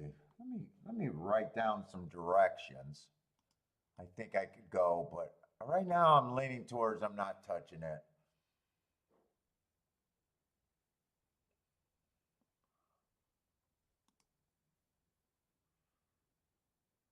If I did anything with the 7, it'd only be the 7-1. That's all I would want.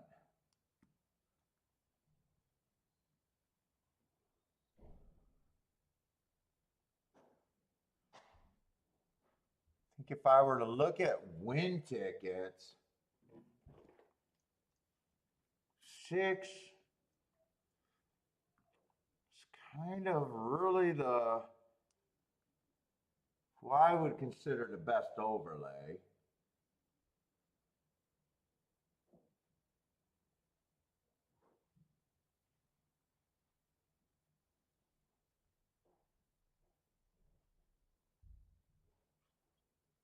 I could still key off with a 5.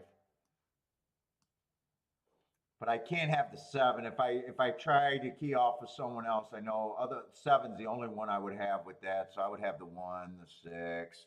I don't even know if I can key up 5, 3, 3, 5. Guess I could 3 and 4. And then work around that. But I'm leaning towards I'm just sitting out here. I don't need this bet. Don't need it. Don't really want it. I'm alive to 2 doubles.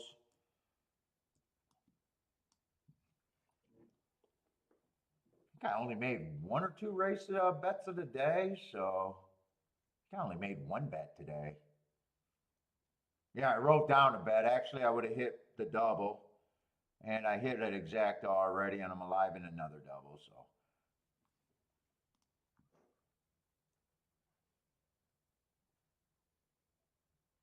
Blair likes the 4? I like the 4, and I'd rather be alive to the 4 than the 7 here, just as a better and a value. Although I think 7 got a better shot. 4, I think he just depends on how close he is to the pace. If he's within 4, I think he got a chance. If he's farther back, I'd be worried about him. But if I could trade my double right now, I'd trade the payoffs to the 7 to get to the 4. I know in the long run, even if the 7 wins here, I'd be better to the 4. Jay, what's up, Jay? Got a bet at Toga?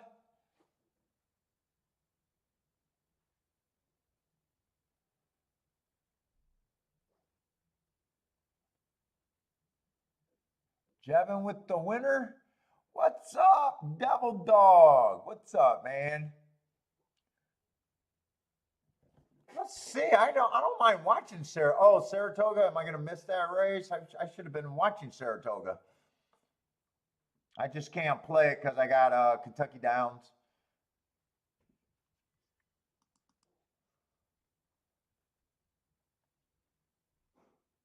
Joshua is booming.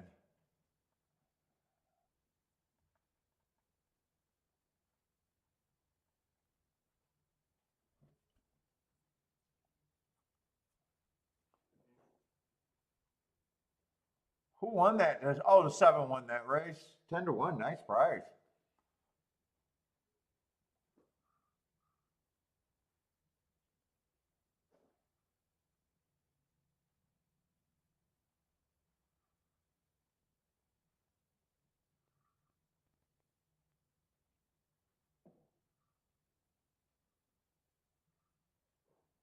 Ah, you got it on back door. A little backdoor action for Joshua. Nice hit. 10-1 winner. I can't tell who got second. Oh.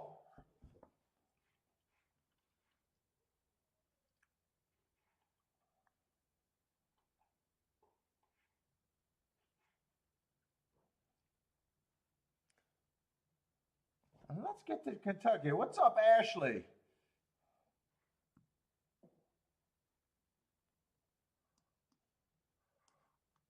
And I'll say I was hoping to see outside at Kentucky Downs, and right now everything's kind of been inside, I guess. Haven't made a bet there, and gonna be cautious there, at least to start off the day. That's the plan.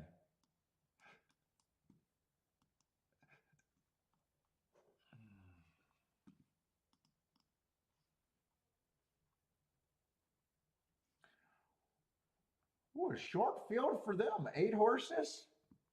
That's like a 4-horse field everywhere else.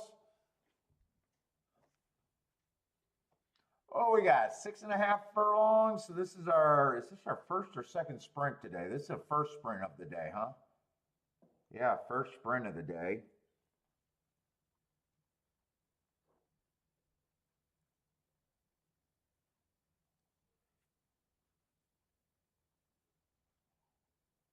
Allowance, a little allowance of her 180K.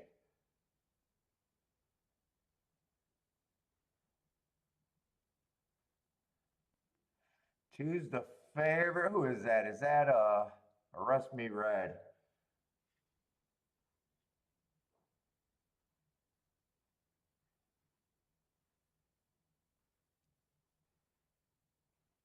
I still want to watch these races.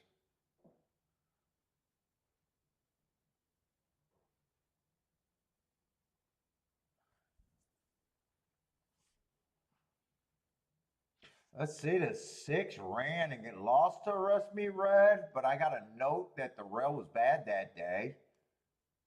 And it was well, he wasn't on the rail, he was towards the inside, but I got that it was an early pressing day also, and he was more of a closer.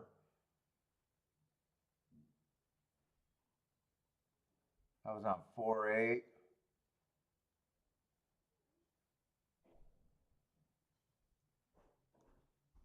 He's on the outside. That might be 5-1. I don't know if 5-1 sounds right. No idea. 8 looks like a complete throwout here. I don't do this very often, but 8 looks like a 1%er to me.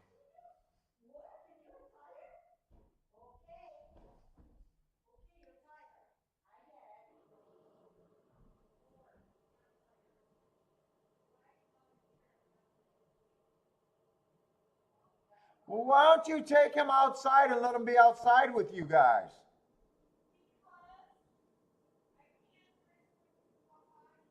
Put on his leash and strap him to the bumper. God, women cannot think. Or at least the ones that I live with.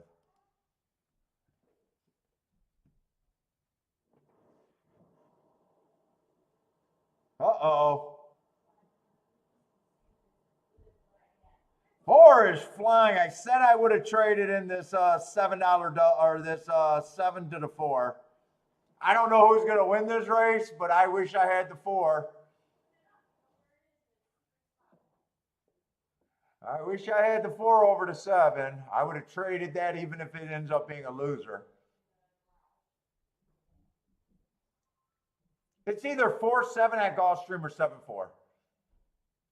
But I said before the race I would have traded my position.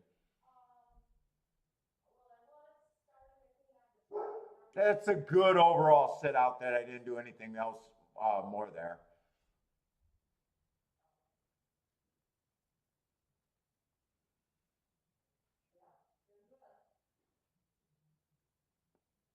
I can't tell who got the bob. It comes down to a bob.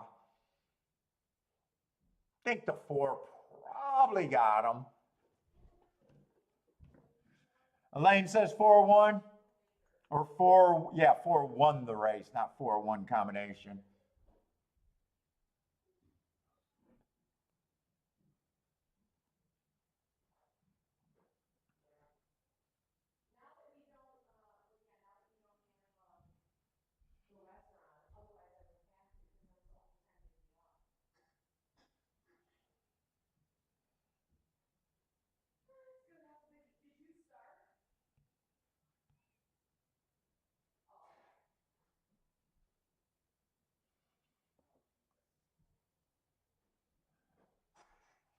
Blair is booming. Yep, 4 got it, 473. So I'll do okay with the exacta. Not this exacta, the exacta before. Not this exacta.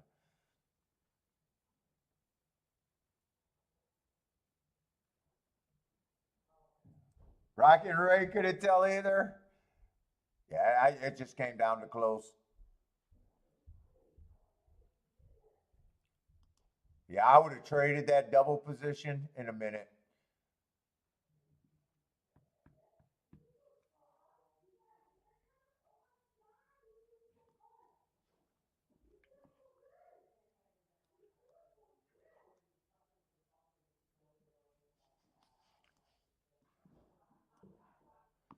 What's up, JW?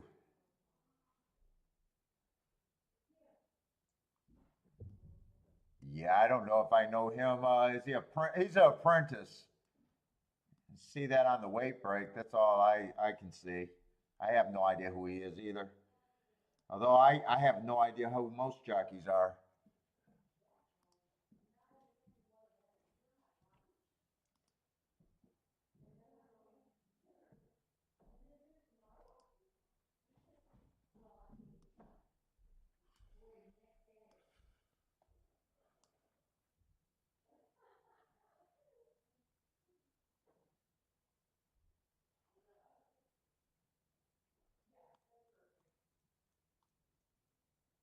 I mean, Rusty Red should be the favorite here. Should be a favorite, the most accomplished horse and everything.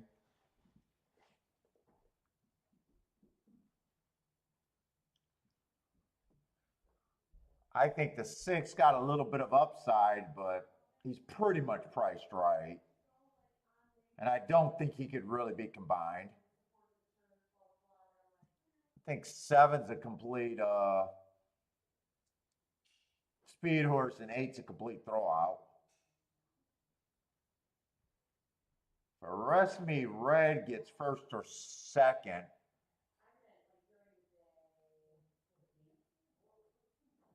I doubt it if there's a ticket I want.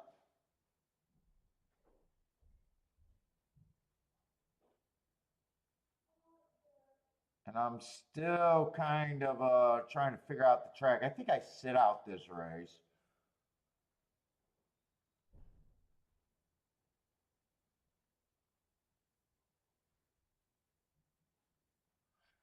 I don't think 1, and I don't want to think that the rail's good on both distances.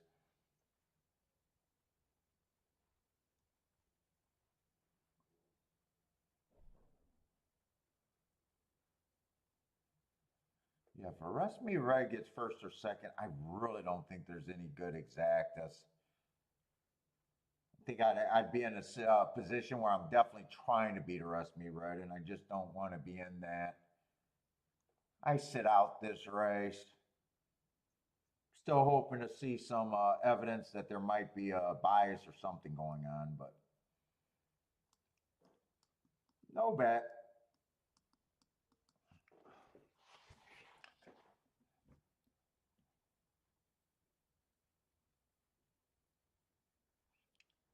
Let's see, Jay likes the 1-2-4, so kind of on the inside. I was kind of looking at that one, feeling like 17, 18 to 1 was a bit of value. And possibly without checking the exacta, that might be a little bit of value. At the same time, I kind of want to. I kind of want to keep rooting for that outside of the track.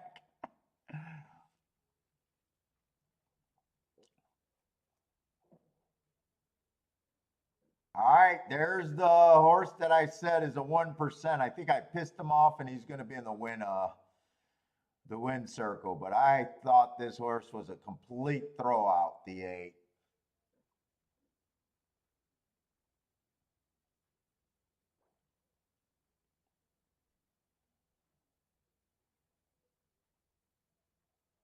They look like they're cooking. 21-4. That does look like they were going pretty fast right there.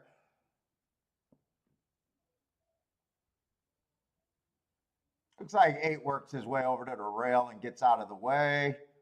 1's in position if he's good enough. I think that's the 1 coming up the inside. Where's the rest of me red? I really don't see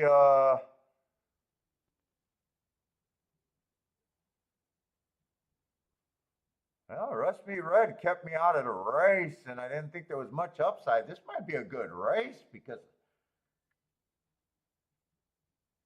I don't think Arrest Me Red is going to hit the board. Dude, that's another inside finish. That was the 1. Is it the 1 or the 7? I'm pretty sure that's the 1, though. That is the 1. That's going to be a nice ticket, but 5 got second. I know Jade had the 1, but he needed the 2 or the 4 to go with it.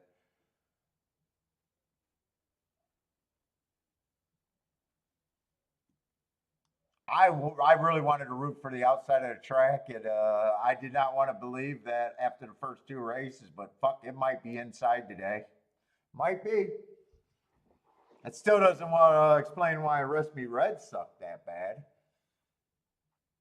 She or he really sucked.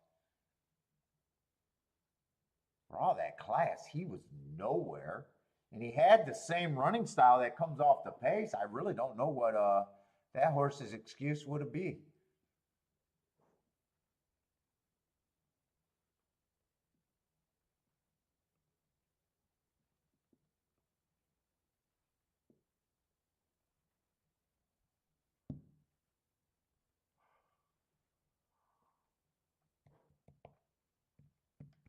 Oh.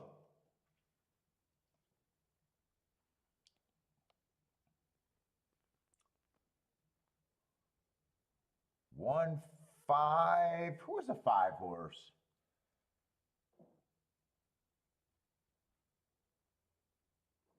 Kind of a speed, possibly a stalker. Either a speed or a stalker horse. Middle of the track.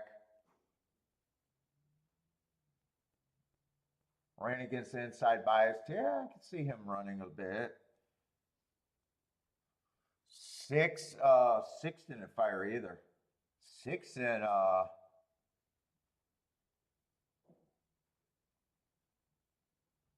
Rest Me Red had wow, not even 4th. Never threatened in the race. That's a bad race from him.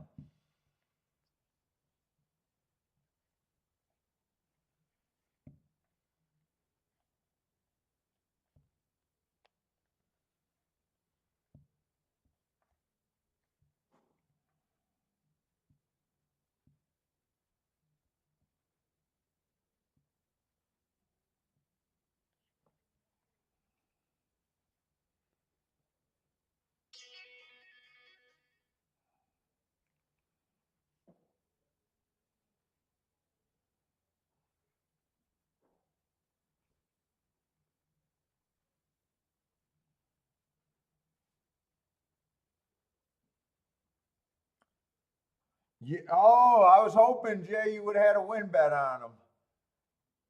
Boy, it went down from 13. Man, dude, it has seemed like Kentucky Downs, that late flip of the board, every horse that's a price, been dropping severely, haven't they?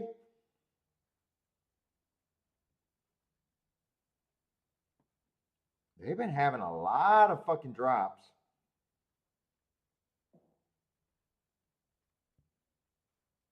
Price drops.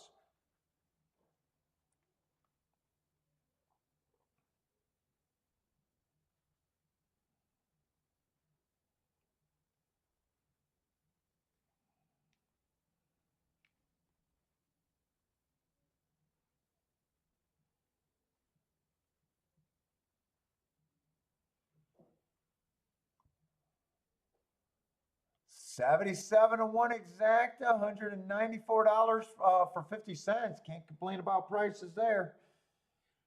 Not so far today.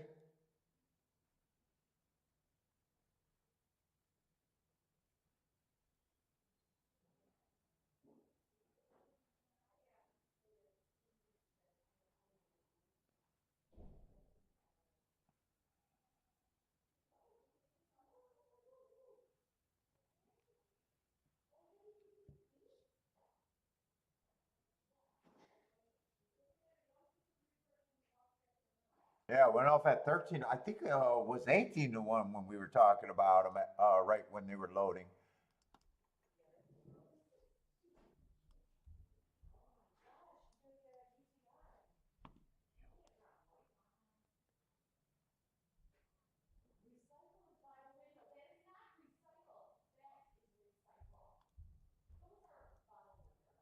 Gulfstream's not a great race.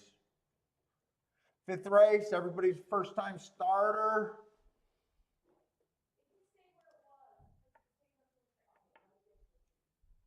It's gonna be dirt. I was asking for some dirt races, but man, I doubt it. I doubt it unless it's a playback category and I'm just trying to do a double and I'm just taking the inside horses. That's what this play. That's the only play I would have here. It's dirt. The inside's generally good.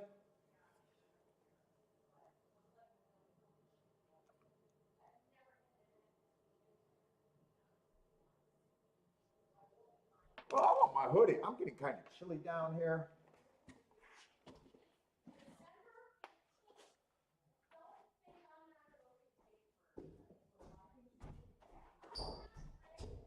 Oh my God, Kiki, you are so loud.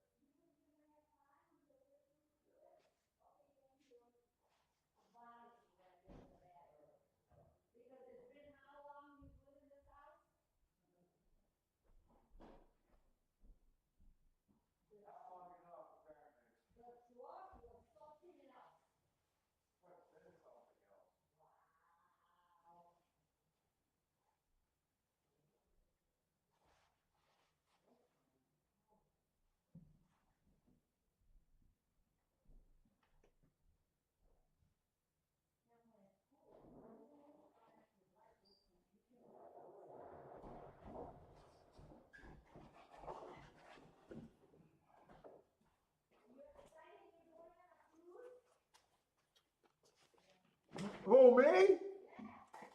I'm not, I don't get excited yet.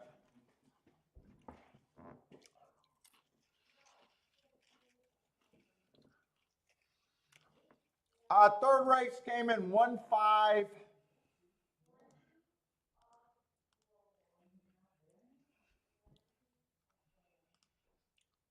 Uh, 1-5, 1-5-7.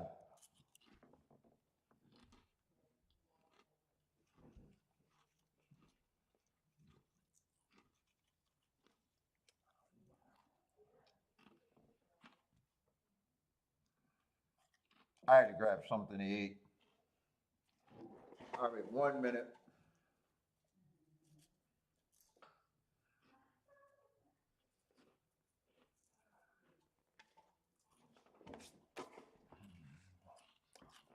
What's up, Based?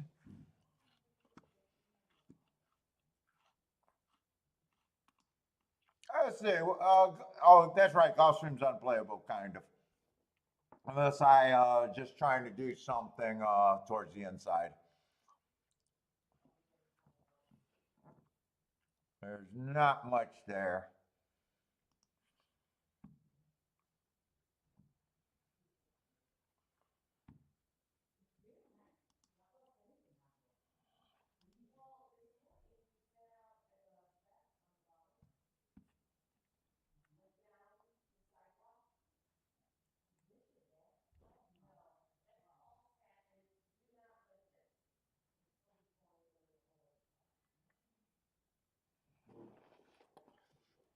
Oh,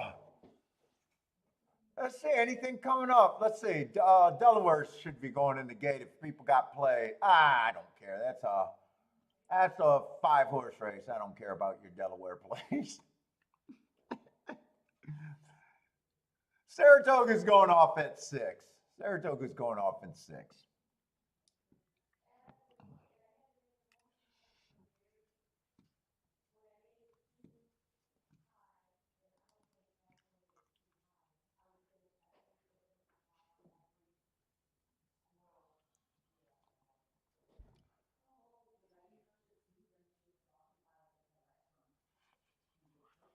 Let's see. Do they got tic-tac-toe board or results over there?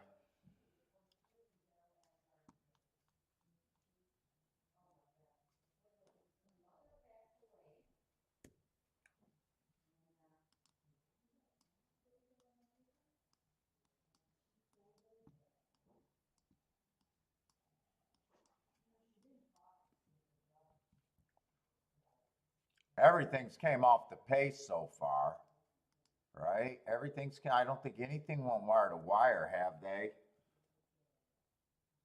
think 4 would have stalked in the first race.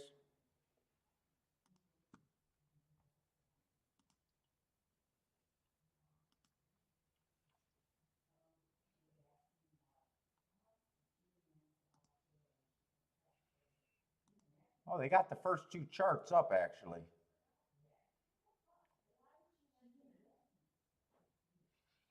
4 stalked in the first race at a route.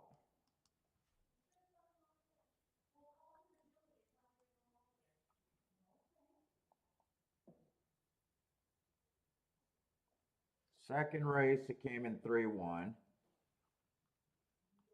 Third race, the one definitely came off the pace. I'm just not sure how far back. Did they show that replay? May or may not have showed that replay.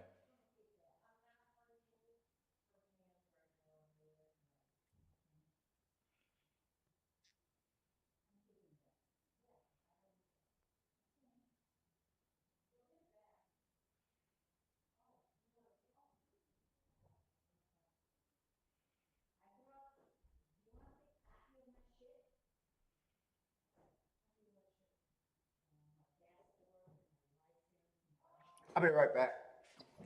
They talking too much shit.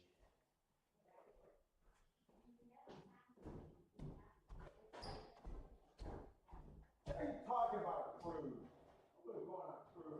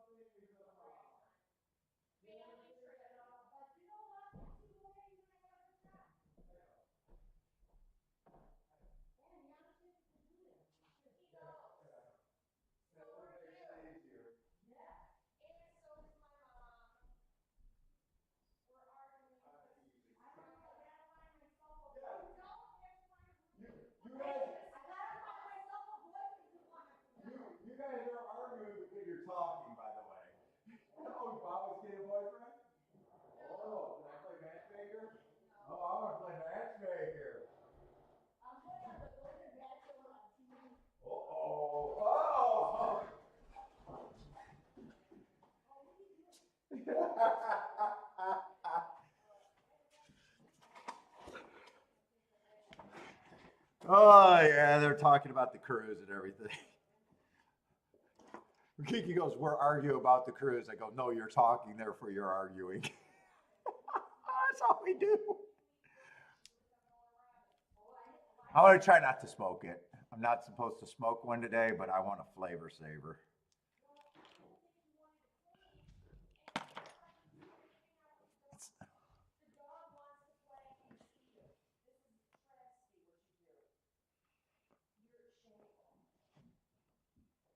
Can you guys hear them? Are you guys picking them up clear? Or I'm distracted because I'm listening to those two.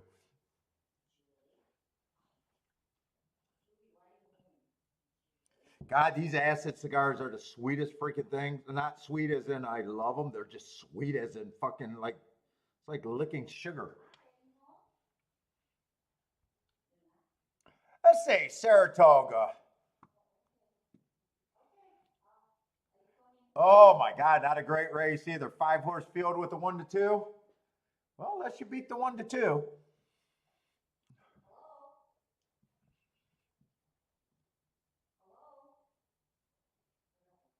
Oh, Joshua, you can hear them? we might actually get more viewers listening to them two than me talking about horses.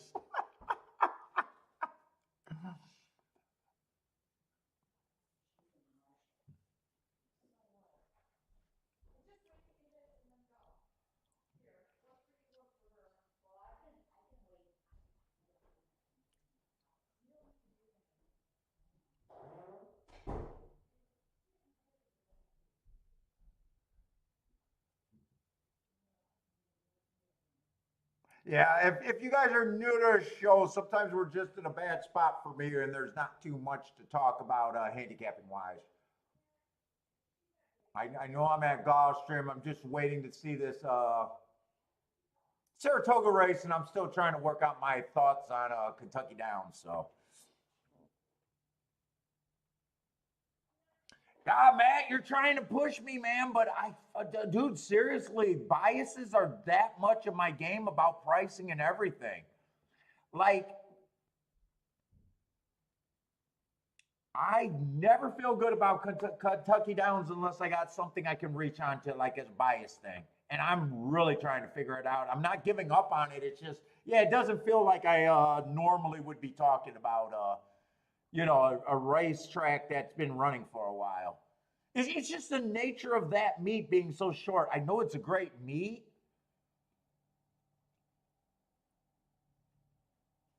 It's a meat that I do good at, but man, it's usually I do really good on just a handful of plays, one or two opinions, and really my plays don't equal up to be that much. It's not like Gulfstream where I'm poking a lot.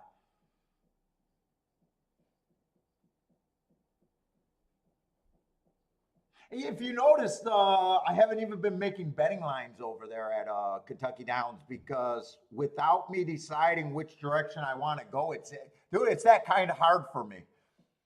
Andre, what's up, man? Haven't seen you for a while. But I'm definitely, I'm definitely messing with it. I'm definitely thinking.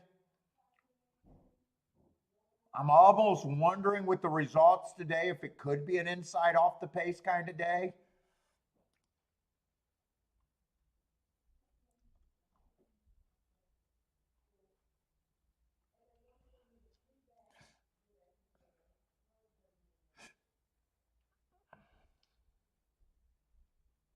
Andre, man, it's been a while. Where you been?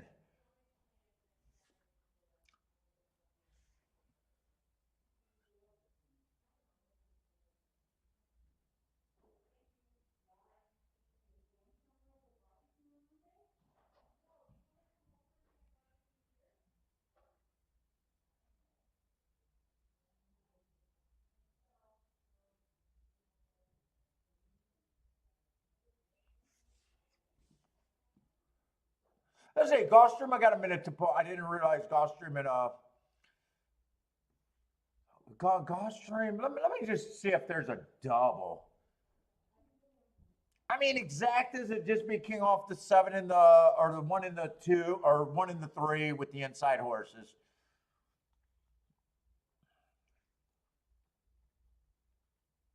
There's really no reason. Actually, it's kind of a loose play if I do anything there. It'd just be, playing an inside bias that's generally there.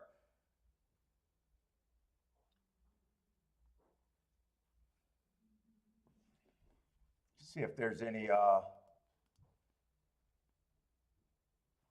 like there's one scratch next race.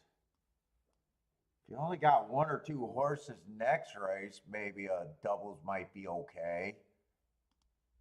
It's a blind grab over there for me at I know where I'm at Gulfstream.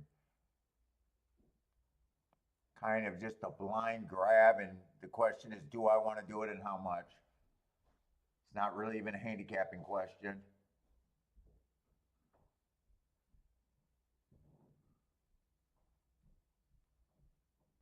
Wow, 3 is supposed to take a lot of action next race? Well, 1's cheap.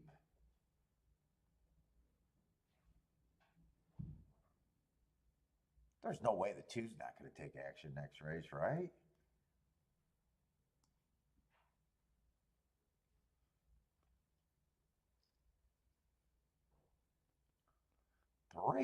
Three looks like the favorite next race. I ain't crazy about him.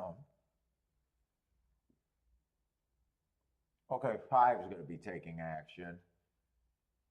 All right, some of the better horses are on the outside. Okay.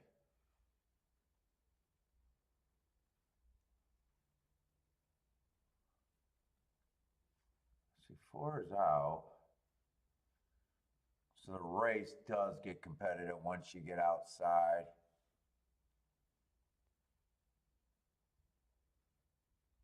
But I can't say I got a single or a.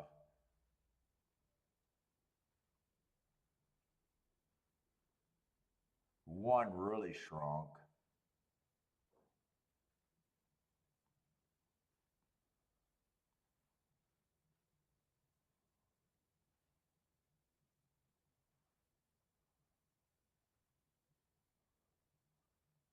Yeah, I'm not going to do anything here.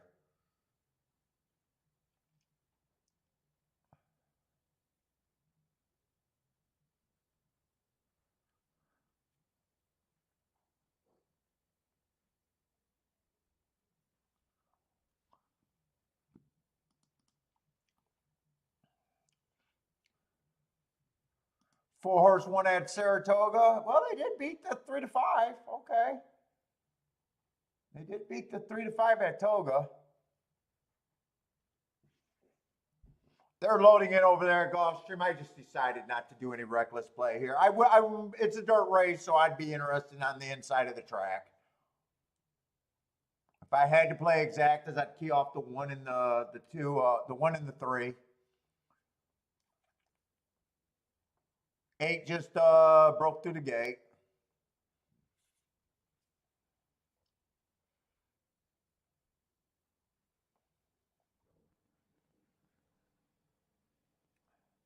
Let's see, Devil Dog, I think it started at a pick 5 over there at Toga. Good luck, Devil Dog. I think that's you getting started.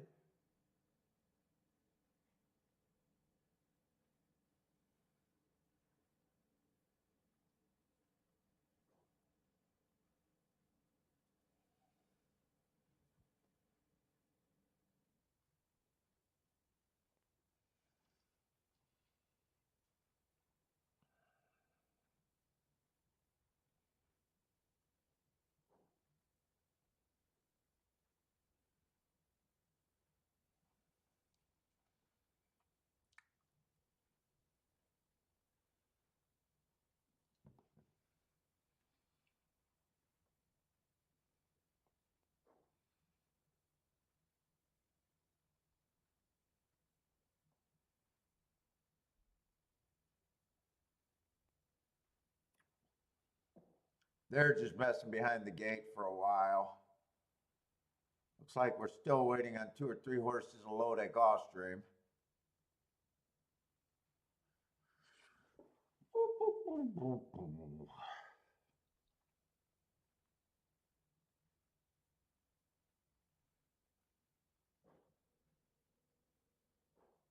Christopher with the easy money. Where is that at for Christopher? Oh, Saratoga 4 to win. I see it. I see the easy money for Christopher.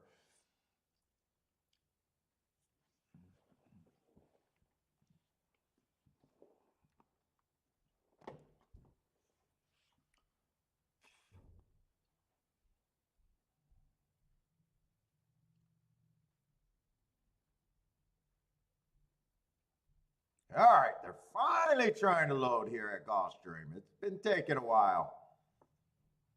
8, they didn't scratch the 8. He broke through the gate, and they're still running them. Pretty sure that was the horse that broke through the gate.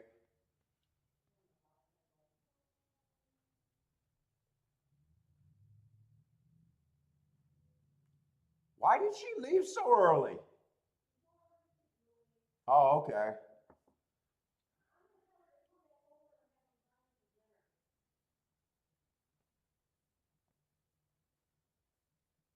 Oh yeah, Andre. I had a race today, but I've been huge lately. Having a huge week.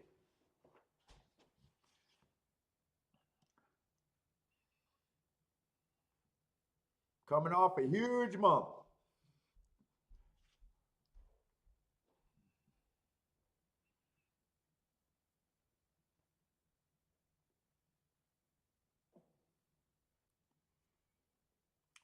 I mean, Gulfstream, something else slowed this down. They're thought we were going to get this race off, and I don't know what else happened. It looks like they're backing some horses up.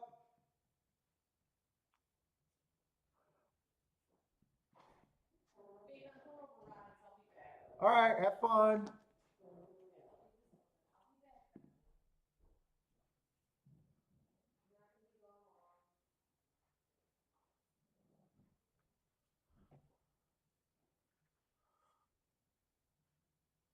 Yeah, I hit a decent, kind of a 20 to 1 exacta, but I got it really efficient. And I got it on 2 different ways. So it was able with the different betting, get it and make more of it than what normally I would have put in for a cheap amount of bet. So I'm pretty nice right now. She did leave. I got no self-control. We're lighting now.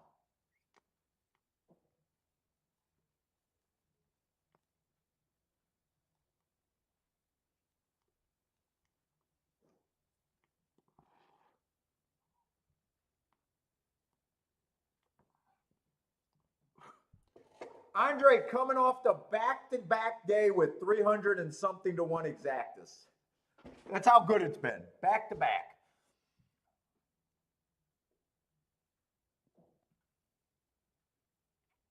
I don't want to brag, but if you, yes, I do want to brag. Never mind, I do want to brag. Come on, Gulfstream, get the goddamn race over with. Come on. How you doing? Are you killing any bookies over there? Did they ban you yet? Well, it's always nice hearing from people. All right, I gotta go to this race is nothing, and I did not realize that Kentucky Downs just creeping up on us.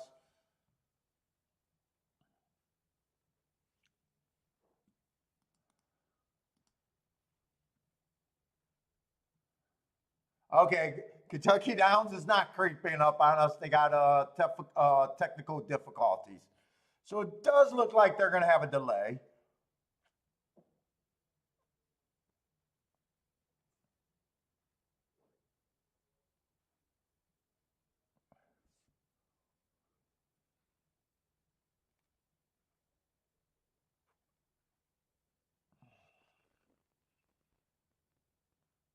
I'm trying to talk myself into that. Maybe with the first 3 finishes looking so different than it did a couple days ago, maybe there could be an inside bias at Kentucky Downs.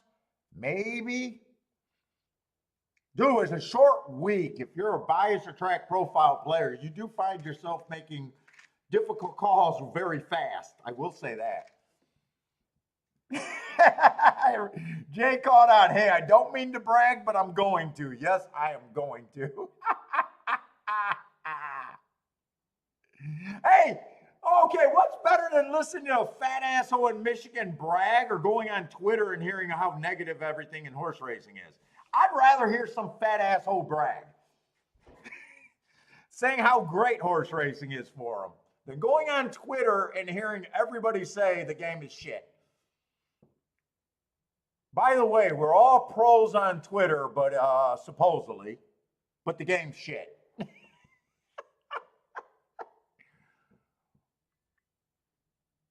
I'd rather hear fat asshole brag. At least he's having fun.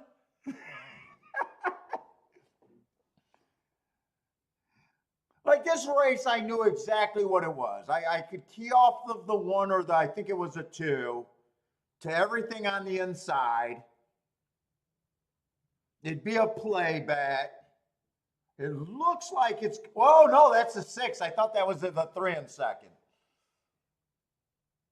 No, so I would not have hit the exact. I thought that was a 1-3 exact. I wouldn't have went as wide as 6.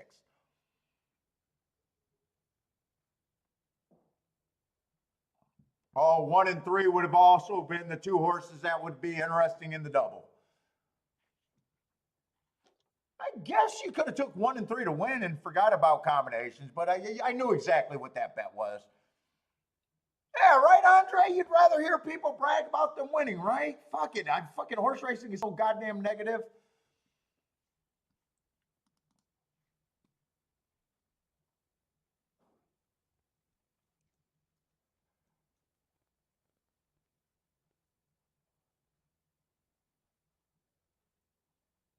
Ooh, when I go on Twitter and stay on Twitter so long, I was like, well, how could it be so good?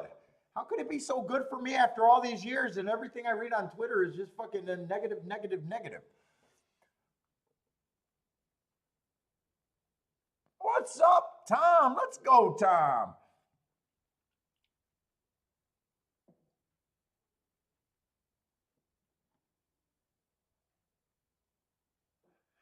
Now, this race is a little bit tougher. I don't know what's going on with Kentucky Downs. They just got a difficulty. I got a feeling just because they're not really a racetrack that it might be tote or something related.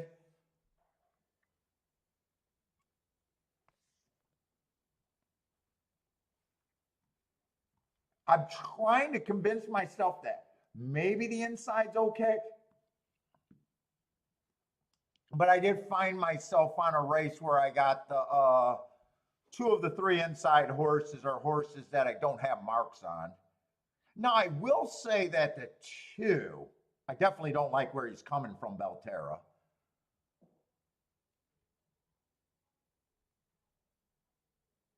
What's up, Jimmy? Jimmy reached to the 6, keyed off the 1-3 and got to the 6. Nice job. The 1 was 9-1, so I imagine you're going to be happy with your exacta. I don't know what the 6 was. Did the 6 take action or not? I did not pay attention, but nice bet. You would have made it. You would have got made it out that far. I'll be honest. I was thinking only 1 and 3 with the next 2 inside horses. I guess that would have been the 4 and the 5 in that field with the 2 being scratched. Oh, you know what? I wouldn't have realized that 6 was in the 5 hole, but let's just say I wouldn't have done that anyways. Nice job. Keyed off the 1 and the 3. Nice job.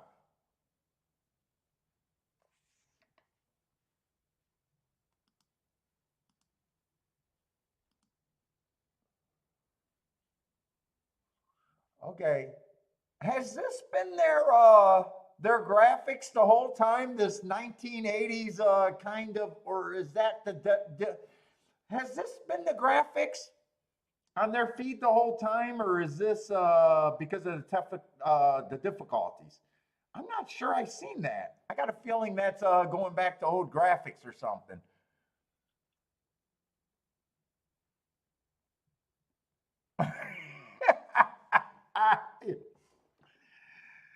That is a great story, man.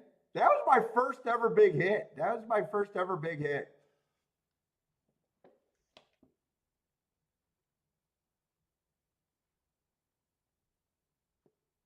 That was also the day that convinced me. That was the first time I ever took advantage of a bias and kind of shaped my whole thinking about races.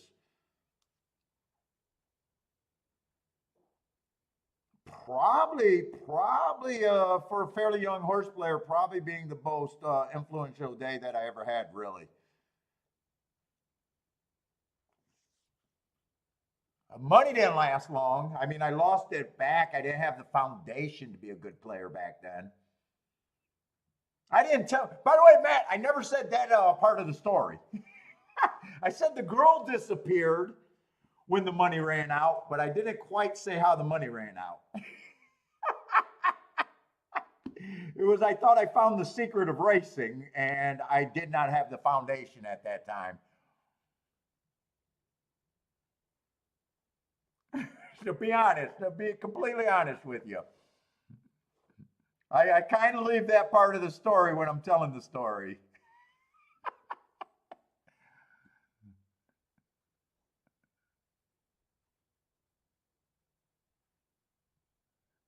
Andre doesn't like all the negative. Every time you hear it, you're like, well, it can't be that bad.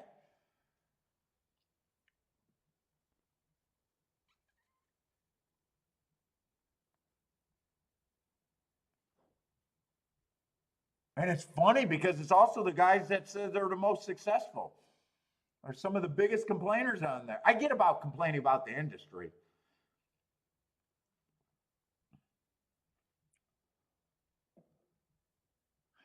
Do you guys know I got my volume on? Have they ever made an announcement at Kentucky Downs about what the problem is? It just looks like it's tote board related to me or feed problems.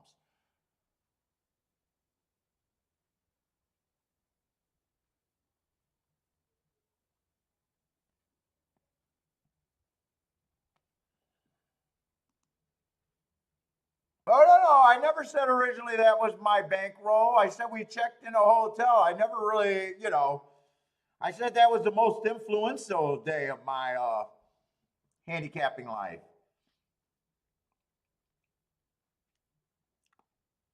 I said that was when basically I knew which route to go. I don't even think I was profitable that year.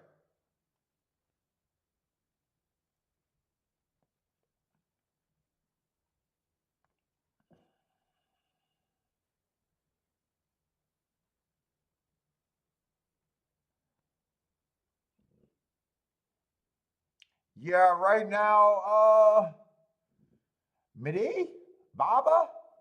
What's up? First time I seen that name. Hopefully I'm close to that name. I don't look at horses' names, so I don't know who you're asking about. I'm only looking at Kentucky Downs myself and Gulfstream.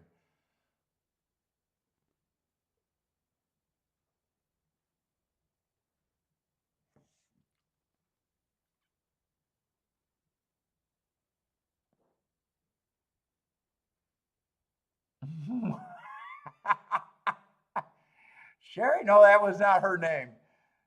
Sherry? Never dated a Sherry.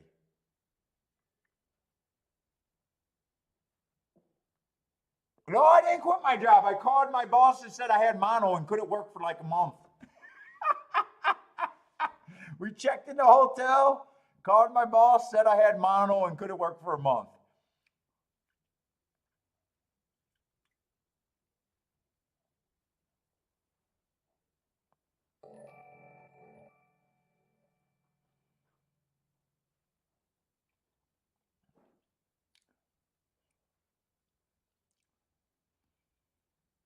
And there was back in the 90s, there was very few jobs that I quit. I got fired. I was good at getting fired. There was very few jobs that I was quit. I'm one of those guys, you're gonna fire me. You gonna fire me. I ain't quitting.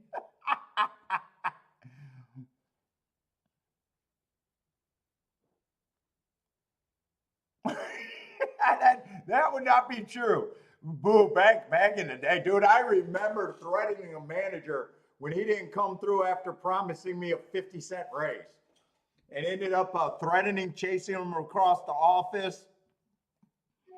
And then after I got fired and everything, and being at home with the friends and realizing what a 50-cent raise actually meant per week, and being extremely fucking embarrassed that I fucking tried to go after that man.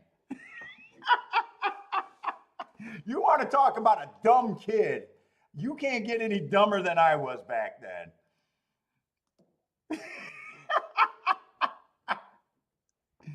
That's a true story. I was working at, basically, it was Costco before Costco. It was called the Warehouse Club. I think Sam's Club might have bought them out. And I was promised a 50-cent raise by a manager. Then he got moved, and the new manager didn't honor it. And I fucking physically went after a man for 50 cents an hour raise.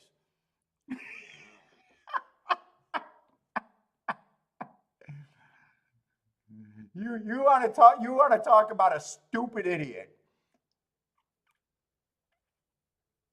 What is that? $20? If it wasn't a 40-hour a week job. So if it was a 40-hour a week job, that would have been $20 a week. And taxes would have gobbled it up anyways. You want to talk about an idiot. You can't get dumber than I was.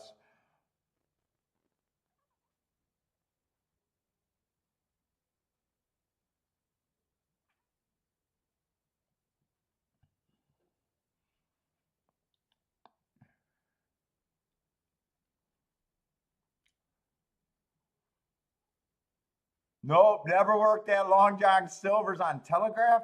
I only know of one on Plymouth. I do not have a work history of, it was all bouncing collections, repo. I did repo. A grocery store for a little bit. My dad had a carpet and furniture cleaning business. I used to do that.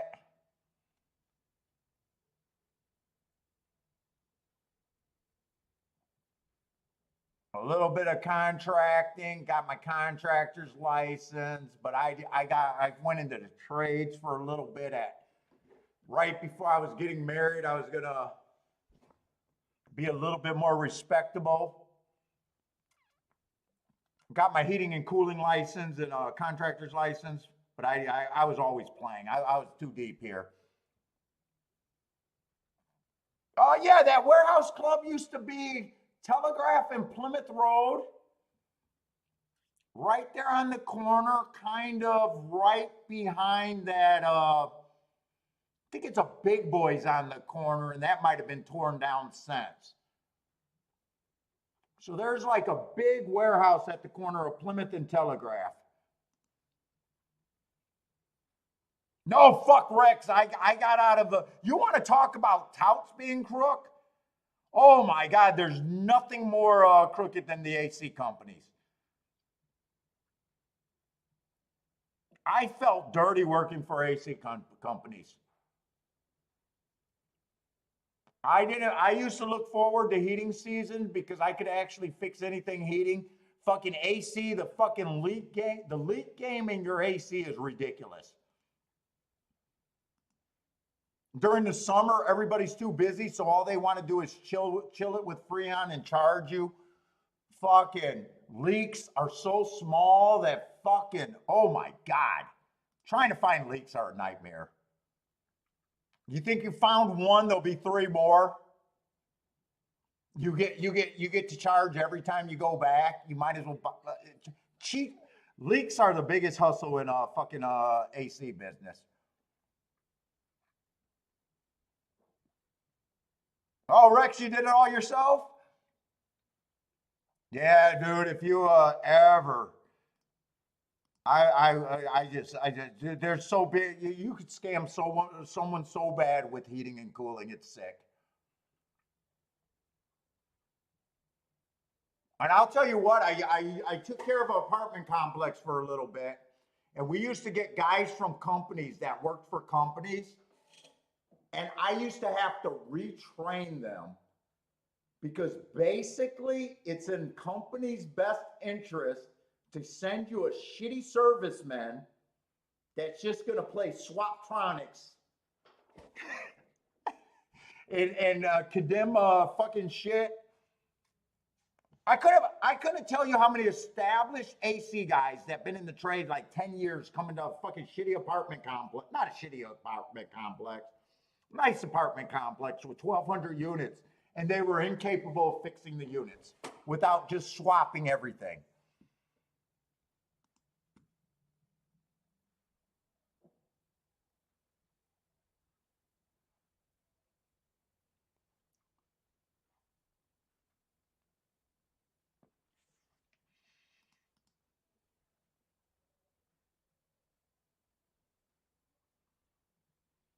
All right, I'm trying to get an update over there. I got to decide if I need to go to Gulfstream or whatever. Oh, Andre got remarried to the same girl. Well, we redid our vows, so marriage, I'm happy being married.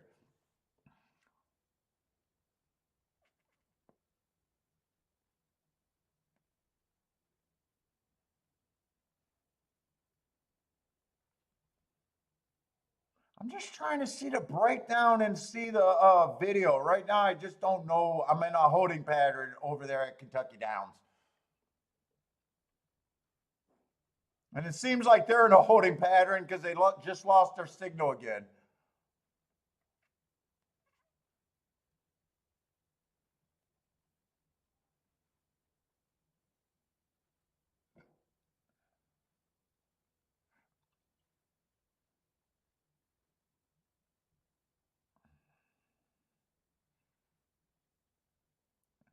Did the cows get off the treadmill at Kentucky Downs? They lost all power. Let's look at Gulfstream because I'm really in a holding pattern over here at Kentucky Downs. They might go off in 2 minutes and they might be a freaking another hour. We just don't know.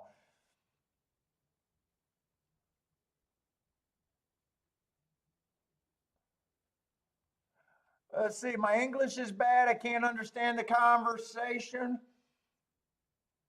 I brought a bet for twirling point and beer run. I just don't know what track you're at, man. Twirling point and beer run? I just don't know where you're playing.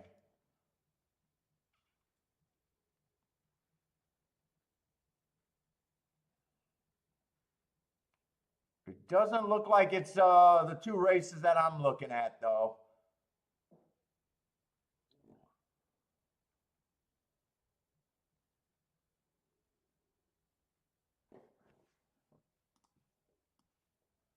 All right, we got to look at Gulfstream.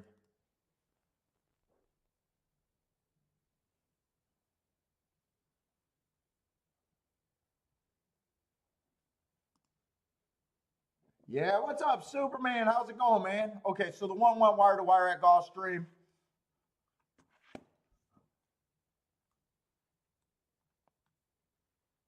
Wow, they're already in the sixth race, huh? Oh, twirling point is okay. In got us covered. Is in the fifth race. Yeah, you got a long delay right now over there. Baba, we got a long delay there. We're waiting to figure out what's going to happen in the fourth.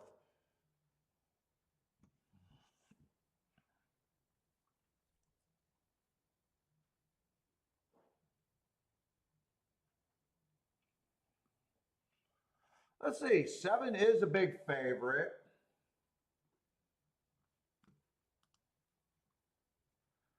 Oh, wait, 6 race?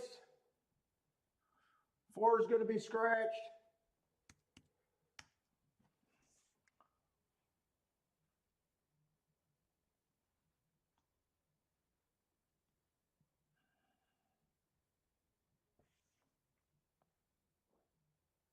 I have no problem with the 7 winning this race. I just think he's over bad. He's overbet by my first definition of just making a betting line that no one gets more than 50%. 4 races ago, I got an early pressing day, him going too fast to win. I don't mind that race at all. Comes back, average, match strides with the fastest winner. Just lost by a nose. 2 races ago, I got an early pressing day. He did not break well. And then last race on the stalking closing day, he won fastest winner of the day. So he did win within 3 races after earning the hearts. Definitely think he's a player.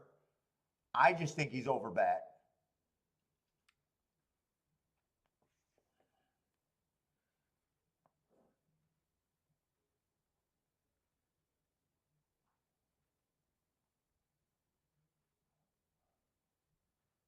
Let's say the 1 feels just too cheap to me. He's in good form. He's coming off a win. He's been at 20,000 before, but had to drop down to 12 to get a win. I got him just average the last 2 races. To me, he definitely has to be a price. In a way, I think he's a little overbet right now, even. Who I thought had a little bit of upside here. I like that race 2 back. I got to note that the rail was bad and it was a stalking day. He had the 3-hole and was more of a closer that day. Then he goes up to a grade 3 race. There's really no shame in losing that race. I got that racing form. I want to see how good that, because grade 3 races can be you know, they can come up as tough and they can come up as crap. Let's see, that was on July 1st at Gulfstream. I just want to look up that race to see what that might have been.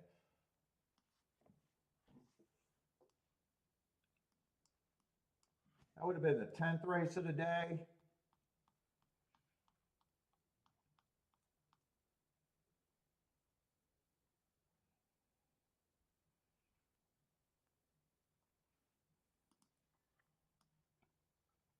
Don delivers and Dean delivers won that race. Dean's a legit.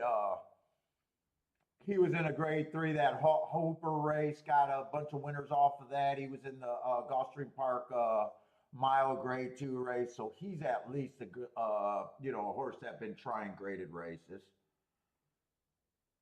You got a mix of $60,000 claimers that do weak in the field.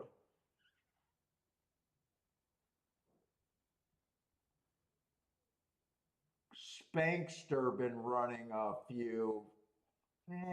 60,000 in grade 3, that could have been cheap. And the horse that ran second was kind of cheap, a $25,000, $20,000 claimer. That might not have been the greatest grade 3 race in the world, though.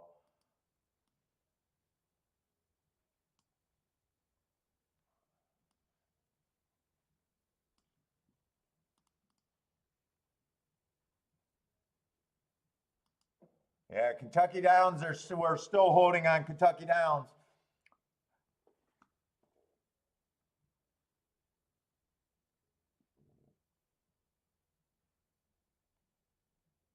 Is that Eugene? How I say that name? Eugene? Eugene?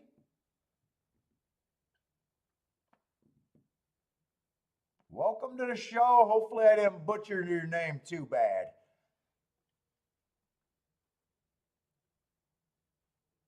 I still think the 2's interesting. I just don't think that race was as strong as I think. I still like the race 2 back.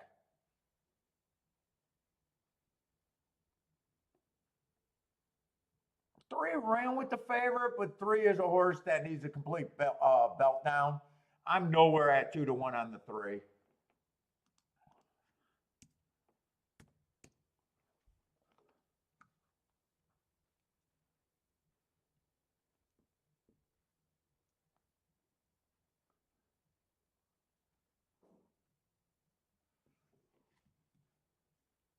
I'm probably at about 15% on this group.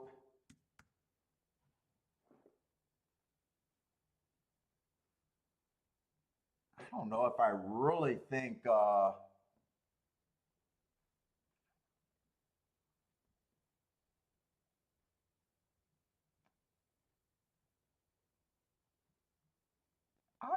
I think the 7 is a coin flip here.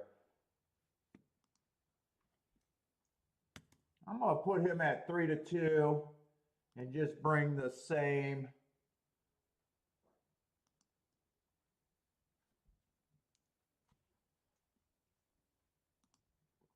And bring this whole group up the same amount. That's at least going to be my betting line.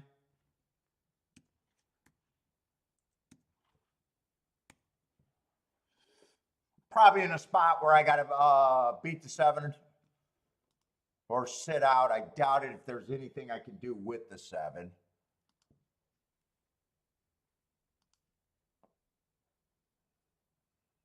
Well, yeah, 7 on top of nothing is a no-go.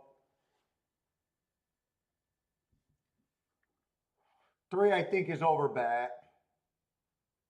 But 2, 5, and 6 to me all offer value, and they're all overlays. I do think it'd be hard to beat the 7 completely out of first and second, but that's kind of the situation where I think I'd be in.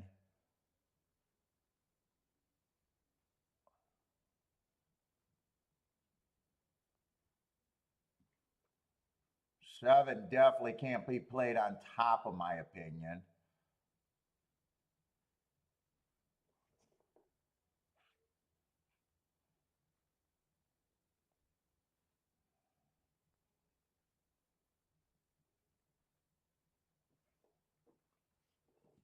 Is Kentucky Downs back on, or are we still waiting there? All right, they at least got video over there. Maybe it won't be long.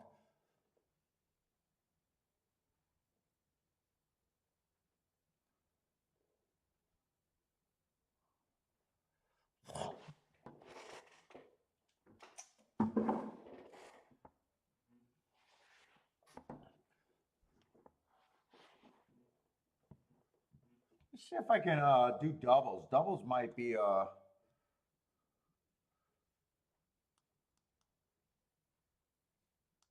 looks like they're getting ready to do something, but they're still not heading to the track.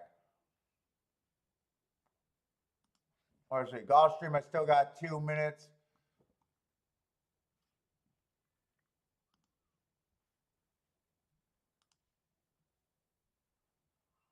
Oh, I thought there might have been some scratches. There were. Still going to have a full field or decent sized field, I think.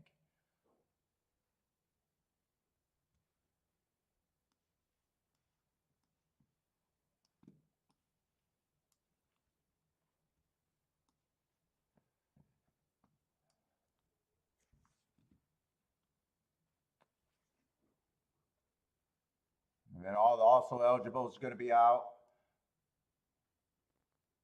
That's going to be another Tapeta sprint. 12-5.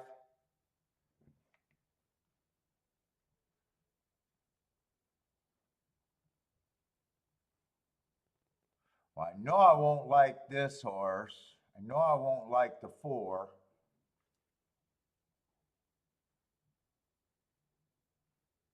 I'll be reaching pretty hard with the 5 at 30-1. But where is the speed coming from there?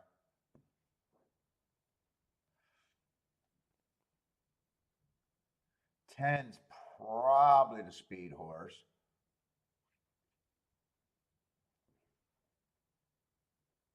He might also be the favorite. 10-11.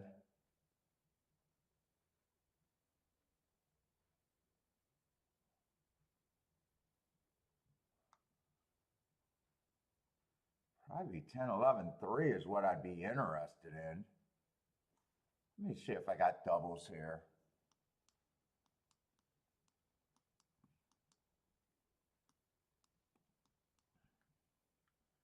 I'll price it with the 7. I just don't think I could do anything with the 7 here.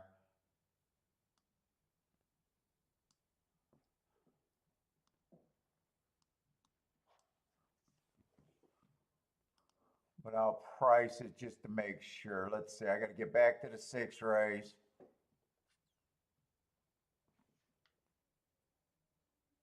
So yeah, 7 to the 3 is paying $4. Oh, no, doubles. Oh, 7 to the 3 is actually paying 23 to 1.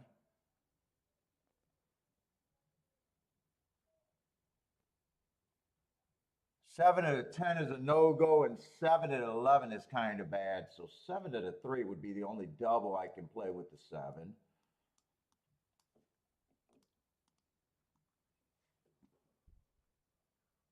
10's probably going to be the next.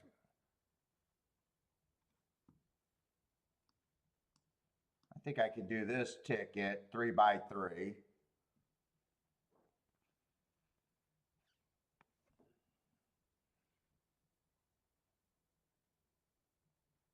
And I think I pushed the 2 and the 6 a little bit more.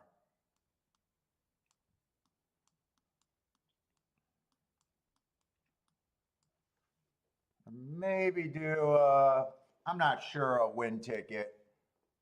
I'm going to try the doubles here.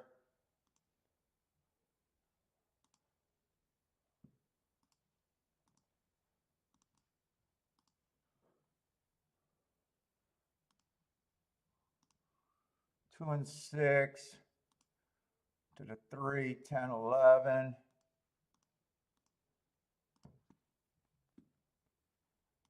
Two, 5 and 6 to the 3, 10, 11. I already did the 7. It's just, do I want to do a win ticket? You know what? Forget the win ticket. I'm going to box that to 5, 6. That exacta should be okay. But the doubles are going to be more important than the exact, I think. Because I'm playing the exacta for less.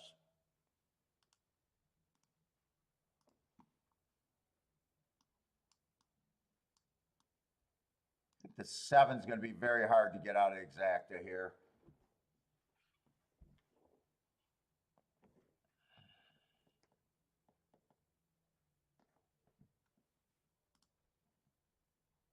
What's up, cats? Please help you guys with the results.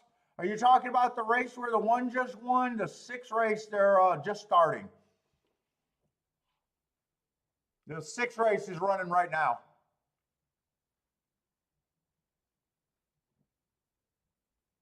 Come on, 2, press this 7. And bring this 5. Keep the pressure on.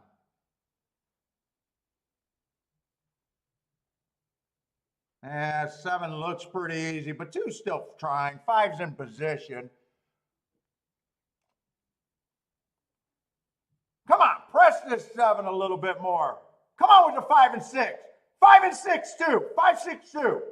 5, 6, 2. Let's go. I'll miss the exacta, but I'll be alive in the press doubles. 6 and 2 were the horses that I was thinking about the win bet, and I just couldn't decide which one I wanted to bet to win. But I got the press doubles going, and I got a nice price to start it out. And almost on a cheap exacta, almost hit that exacta.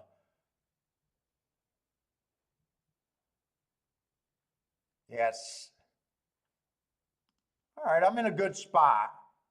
6-2 would have been 59 to 1, and 6-5 would have been 35 to 1. I needed to beat that 7 out of second. I thought it'd be hard to beat him out of second, though.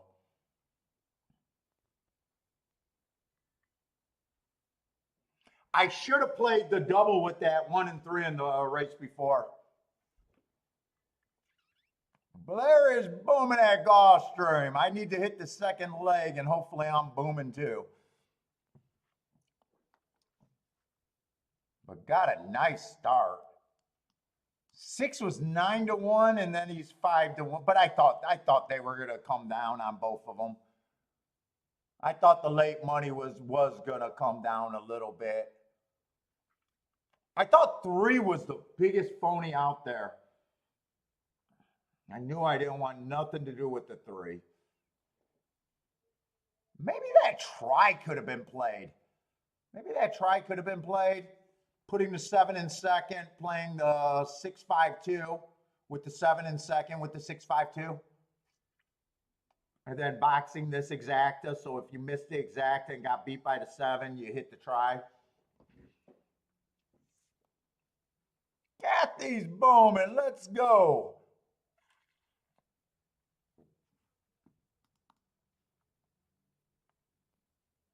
Let's see, they're on the turf at Kentucky Downs, or they're on the track at Kentucky Downs. They're always on the turf.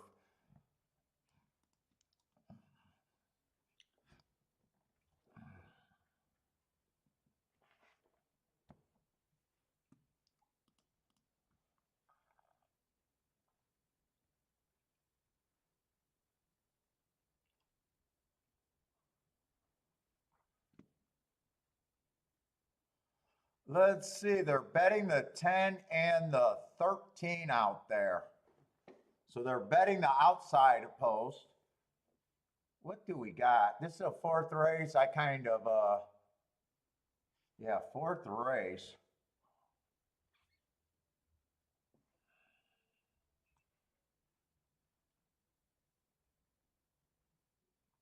Let's look at the 2 favorites.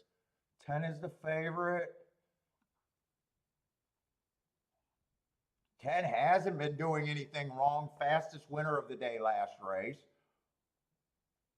That was 25,000 though at Gulfstream. Well, the purse money is huge.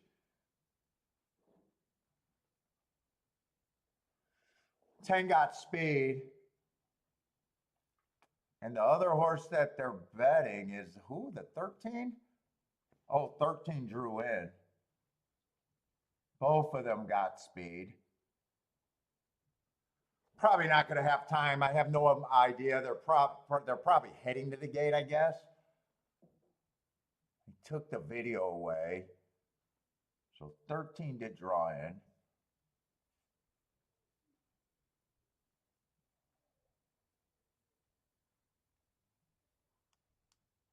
Eight got some nice marks while stalking last race. 13-1 on Zoom Girl.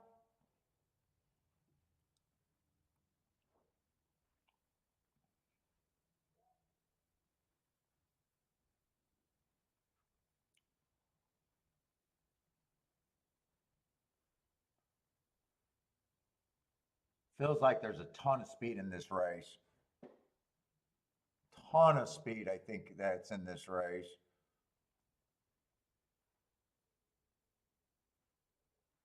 Nine will benefit from the fast pace, but it feels like he might have to come from too far back. I got him running against the speed bias. He actually got some interesting marks.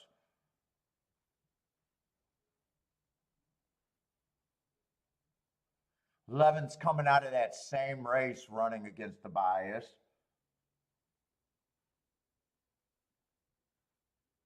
Right? Yeah, July 22nd. 9 is a little interesting. He can also stalk. Let's see. 7 is loaded with speed. 6 got speed. I can see a very fast pace here.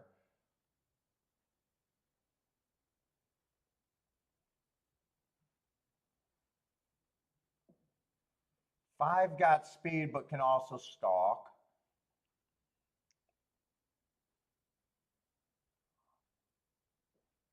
One, I have no idea if I like the 1 because I don't have marks, but 1 would benefit. 2, I'm just prejudiced against where he's running from. 4 would benefit on a meltdown. I might be looking at this race like it might melt down. I'd be a little interested in the 4 to 5, the 4, the 5.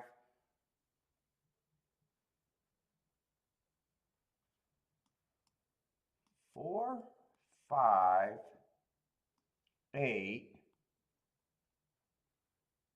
and 9. 4, 5, 8, and 9. I'm going to poke at this race, and it's going to be really light.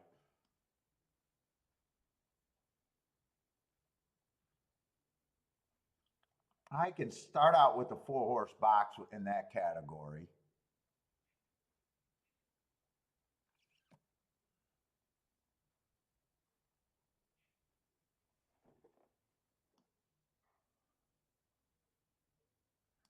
Nine, I'll bet a little win ticket. And 9, I'll key. With the 4, 5, 8. I will get underpaid here. Because this is going to be a light poke, very light poke. I'm actually playing all the combinations for less than I normally would here. Not even $5 combinations. So I know I'll be getting underpaid no matter what. I'm willing to do a light poke. If I'm right,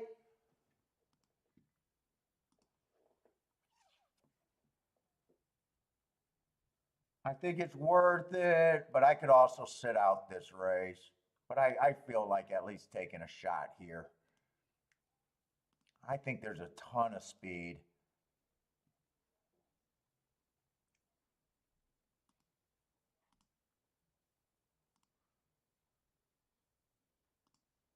I'm going to do that 4-horse exacta box. 4, 8, 4, 5, 9, 8. I don't even got to check those payouts. Those every payout got to be well over 100 to 1.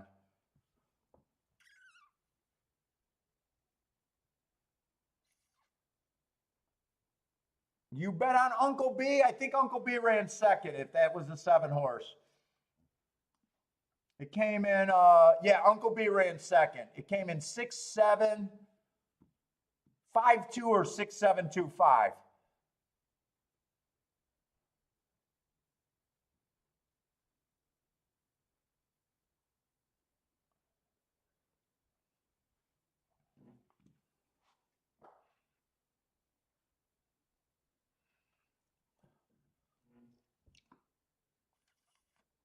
Let's see. Devil Dog, good luck. King off the 4, 10, 12 in the trifecta.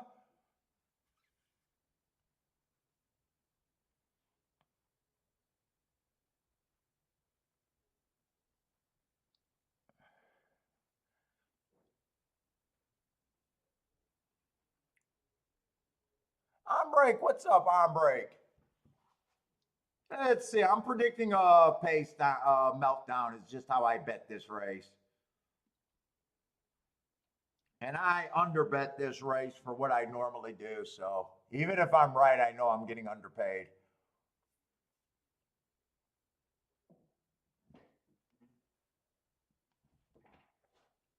And how is it two? Wait a minute. I'm looking at the. Is 5 and 8 on the leader, or is 5 and 8 last and dead last? I hate how they do the chicklets.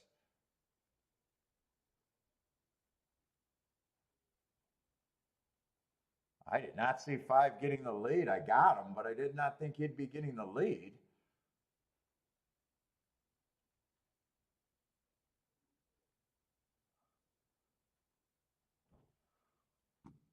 Wait a minute. What did I bet there?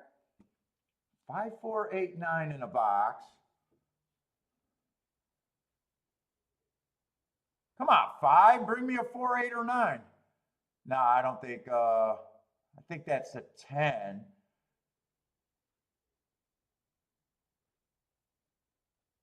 Five's gonna win the race, but I'm not gonna get anything because I'm gonna miss the exacta.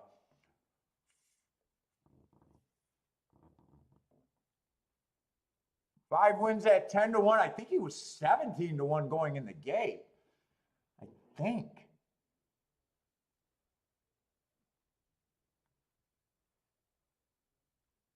I thought he was going to rate. I was hoping he'd rate there, but he went wire to wire.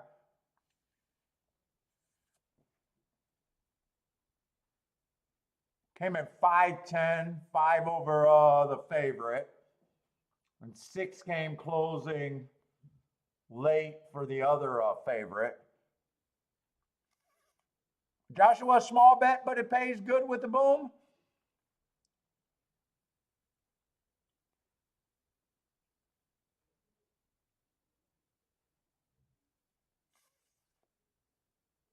Try. Oh, you got a bowl sound leak? You need me to stand up and say I can't watch a race? That'll happen pretty quick. Actually, I'm probably going to get up and say something because I'm going to a restroom. How about that? I'm going to a restroom. See if your sound works better.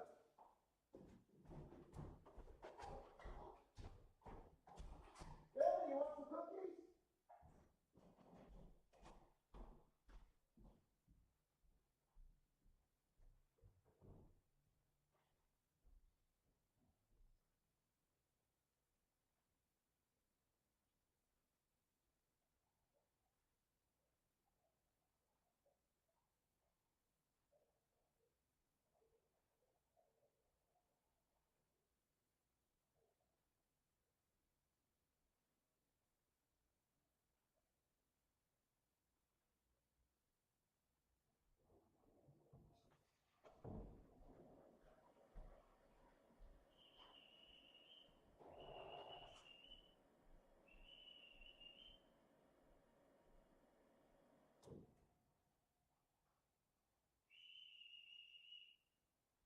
Where's the cookie monster?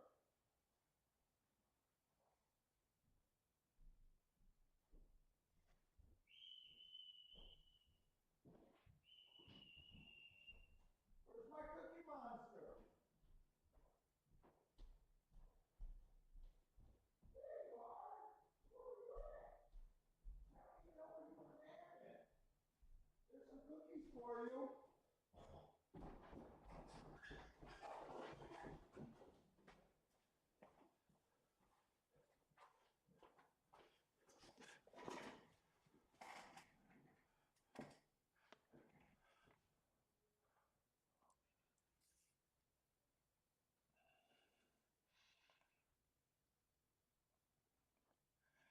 What's up? Austin with 20 on the head. Is that at Kentucky Downs?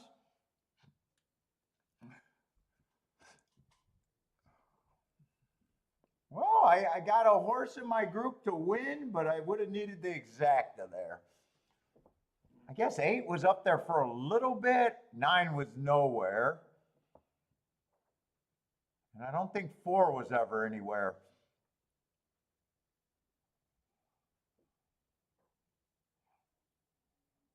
So Joshua, I see that's a wider bet for you. Did you turn that one around? Just curious. I'm guessing you probably didn't turn that one around. Oh, you did it for $1. Maybe you did. Now I'm not so sure. Now that I see the price, maybe you did turn it around. You're goofing off. You're goofing off today again. Let's see, I'm alive to 3 horses. I got a nice start with a little bit of a price in the leg before at Gulfstream. But I need a double to get paid here.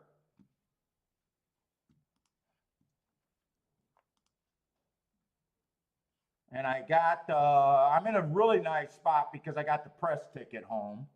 Or I got the press ticket with the 6. So I got 2 tickets starting. But they both got the exact same horse. Now they're the exact same ticket. My press and my main bet. So I started out with a $9 double.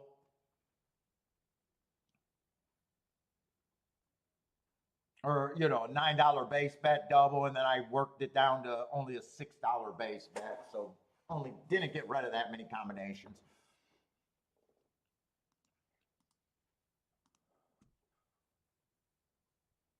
Let's see, but I'm alive to the three. Three would be nice at $71. That would be a really nice hit today. 10, 16 to 1, but that's actually, since I got it pressed, that's my worst ticket. And then the 11 is 47 to 1. So if 3 or 11 wins this, well, if any one of them wins it, I'll be pretty decent. But it'll be a lot better to get the 11 or 3 home.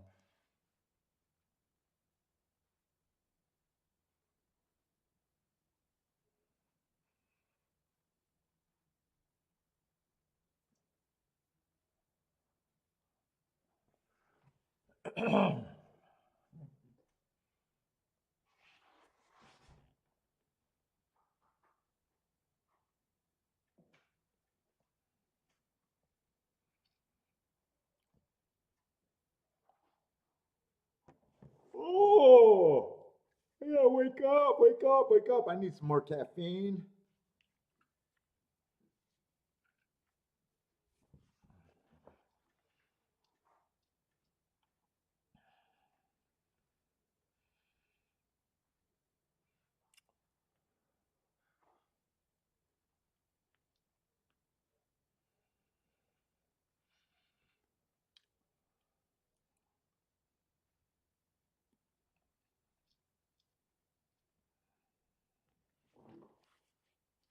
I don't know if I want to continue anything here.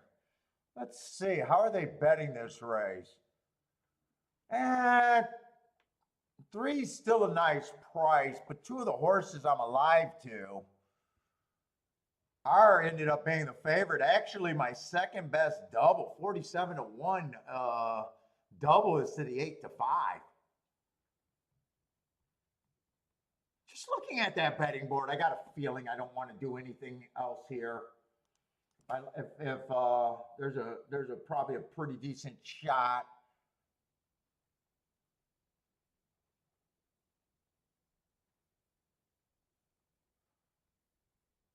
Let's see, I got the wrong betting board here too. What's going on with my betting board? I only got 6 spots here.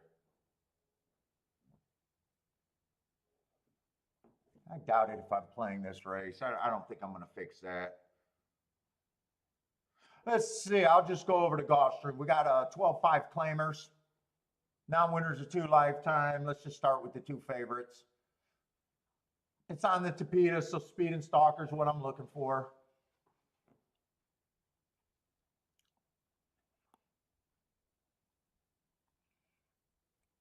Ten did enough. He's got a year layoff. He comes back, runs a nice second on a stalking closing day, matching 1 tick slower than the fastest winner at the half, going too fast to win, so they sped up the half.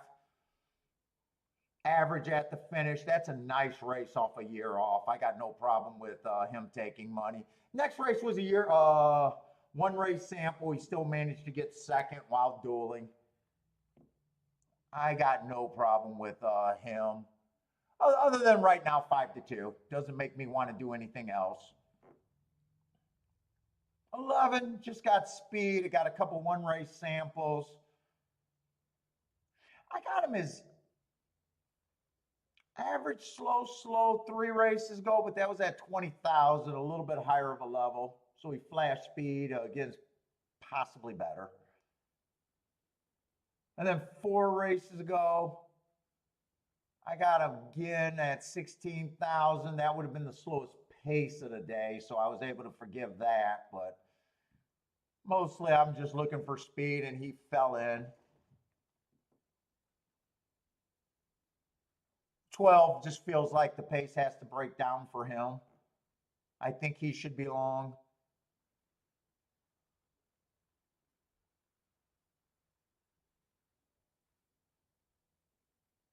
6 would not shock me here, but 6 is also 7 to 2. But even adding him, 10, 3 would have to get first or second, because 6, 10, 11 are all very chalky. 5 was a horse that I was a little bit interested in. last year in September, he was putting up races that would be competitive. His October race was terrible and they laid him off. He came back and ran a terrible race. But my notes had a pretty strong excuse that the rail was bad that day. He went 1 tick slower than the fastest winter average slow. He's interesting. I'm just not sure what he is right now. If he goes back to what he was last year, he's a contender at a nice number.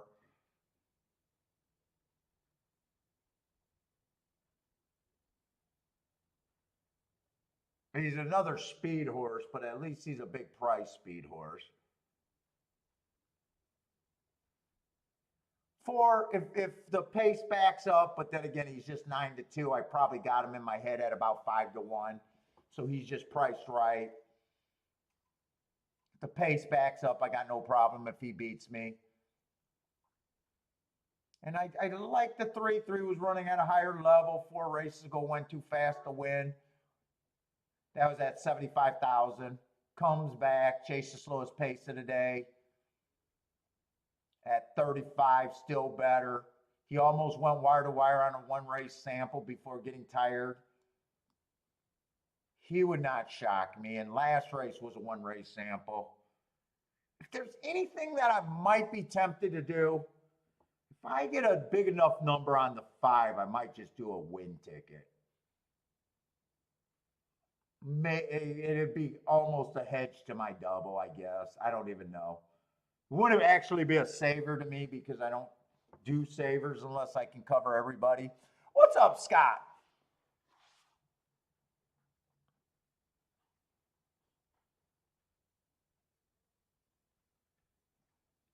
Let's see. Joshua likes the 2 and the 12, king off the 2 and the 12. So you're hoping for a pace meltdown here, huh? 2 actually got some, he went too fast to win on a Tapeta route at a higher level.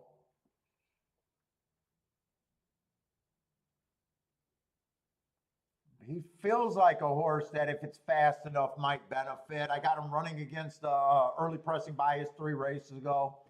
I don't mind that asterisk.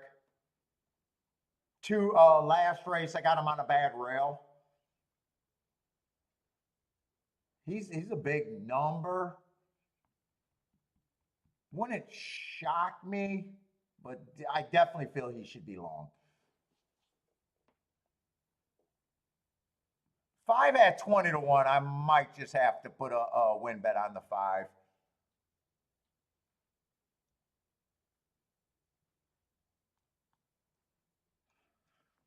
In fact, I'll do that and only that.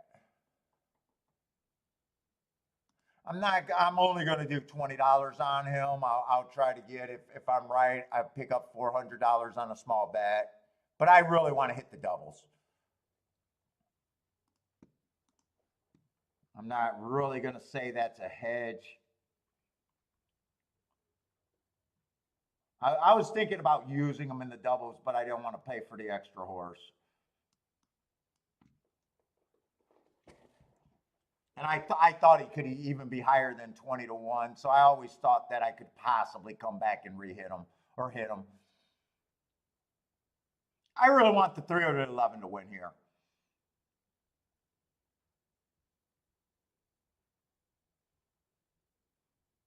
And I'd probably even be better off if the 10 wins than the 5 just winning. I can't watch this race.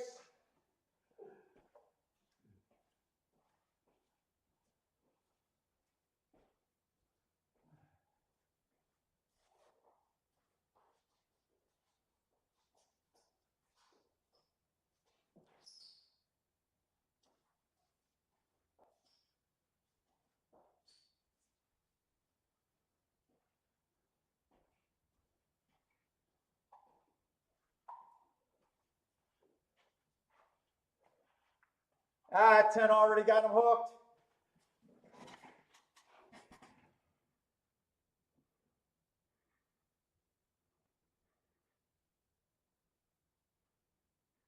There's going to be an objection. I need a 10 to, 10's not going to get his head down.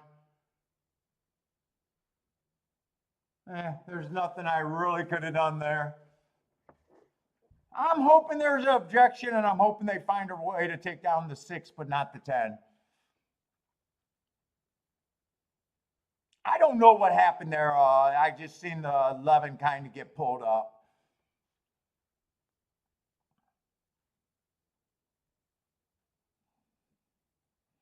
I don't really even know if it's anybody's fault. I think it happened before then.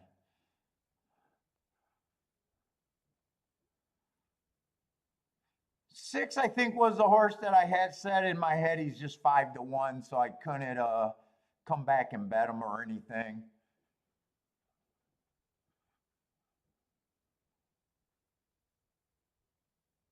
And didn't really want to go combinations anymore. I just wanted the doubles to get home.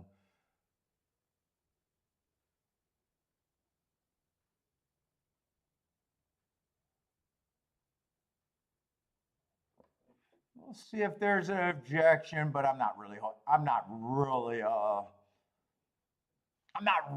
holding up out hope there, really. There just might be one. I'm not sure. I'm not even sure what I've seen. Put it that way.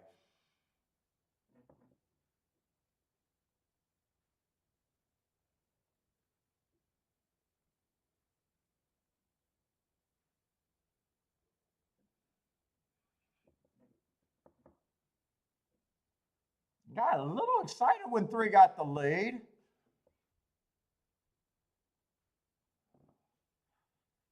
That would have been my best double.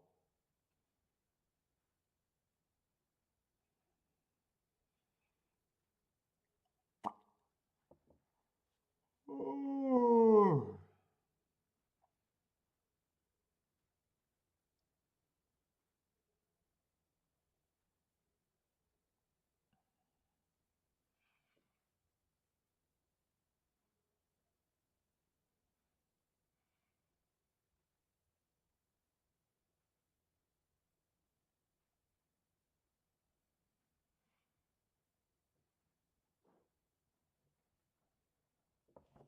Let me circle that 6. I'm guessing he stalked, but I'm guessing he probably wasn't that far back.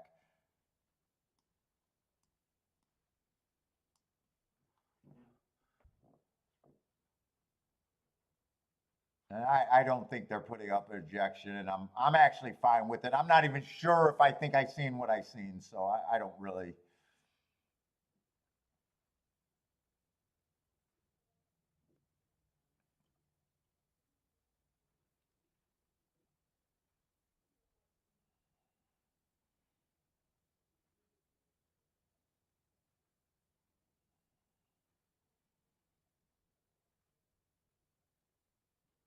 No, it's official. I don't think that exacta pays much, though. Let's see. You guys got some plays at Saratoga? They're loading quick. I can watch Saratoga. Let's see. On break starting with the 7.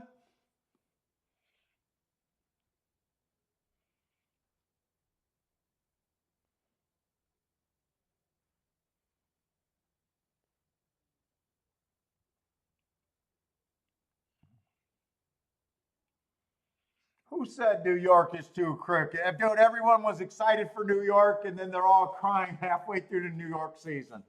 And only losers cry. I'm sad to see Saratoga end. I had such a good meet.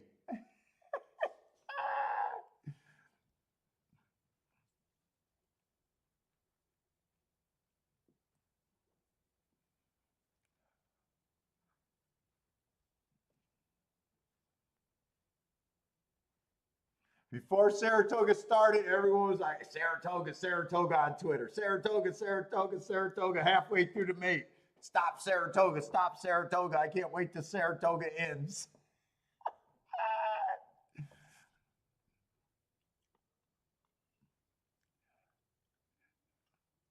Tell me how your meat is going without telling me how your meat is going. That's what that falls under.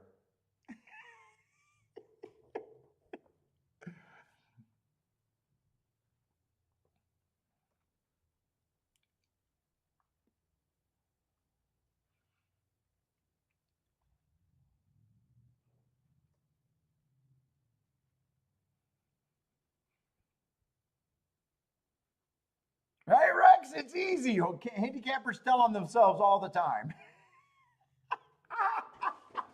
Can't wait for Saratoga. Oh my God, it's the greatest thing. Oh, this meat sucks. No, no, no. Your handicapping sucks, sir. Your handicapping sucked. Stop it. The meat was great.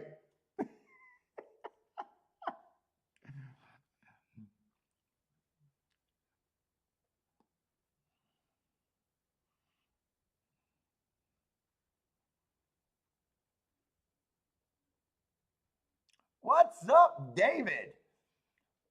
David I'm doing leave it alone. What's up, David?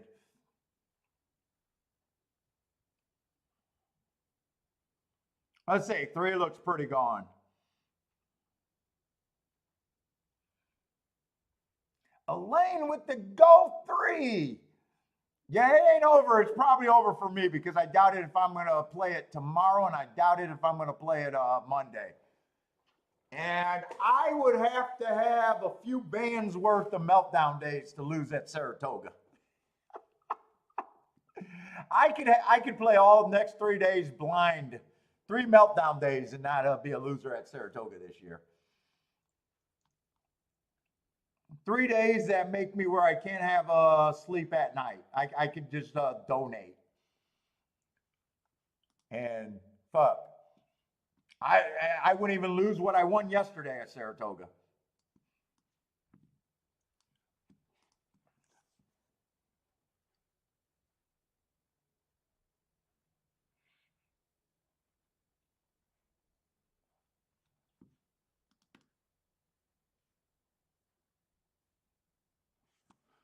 Let's see, Kentucky Downs. All right. I don't know if I was close last race, but I had the winner on a small ticket.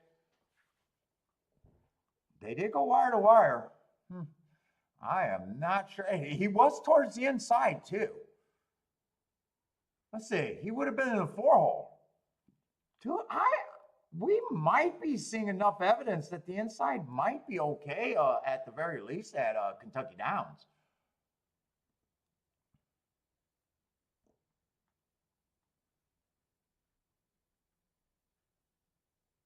Five went wire to wire. Who got second? Was it? It was the 2 favorites. Who got second last race? 10, and then 6 got third.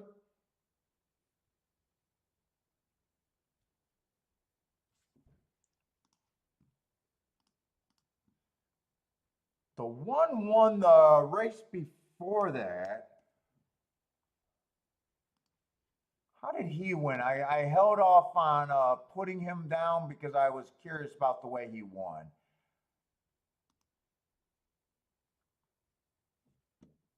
That's not what I wanted to watch.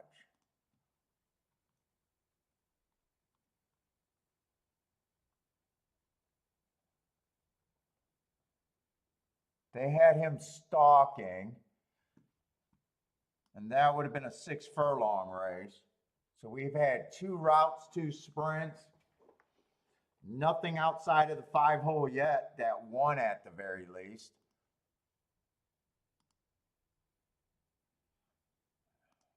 Let's see what we got here. We do got one of the favorites on the inside, though. Nice betting board. Once you get past the 2, there's a pretty significant pay raises everywhere.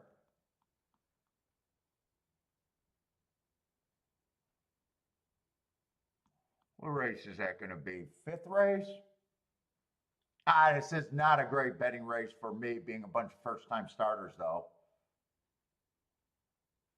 Probably going to have to just watch this. The 3 horse, I don't know what, I don't keep track of that. I'd say that's not a bad looking running line at the very least.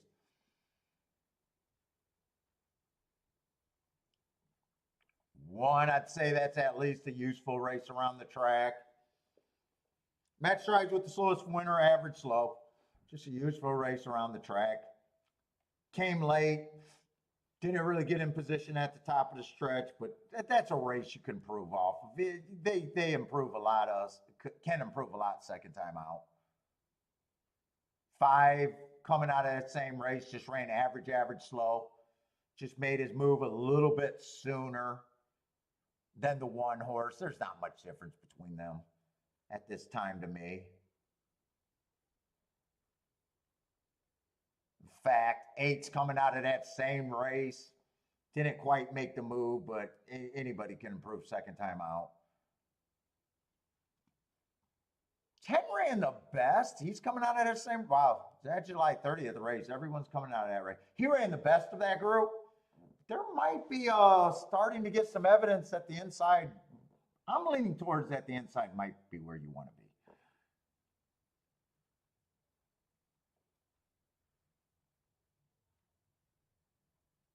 7 got some interesting excuses. Inside speed day, first time out. He was a stalker. He was a close stalker, but he still gets an asterisk. It was a speed favoring day, and he was chasing the slowest pace of the day. That sounds like a formula for disaster, meaning if it's favoring speed and it's the slowest pace of the day, and if you're possibly a stalker, it sounds like a bad situation that you can't cut into. And then the next race, I got a bad rail. He had the 2-hole. 14-1, he's interesting, but I mean, this is just a race that I know I shouldn't be in right now.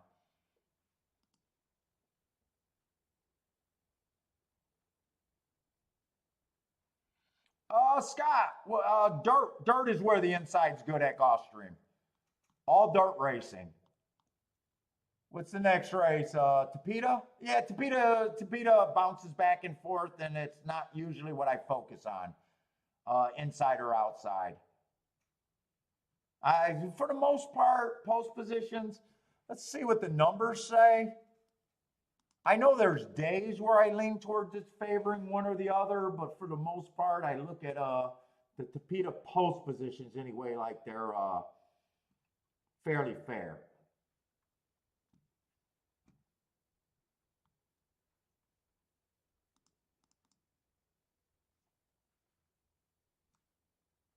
I do got 45% winning from the inside. That's way stronger than I thought.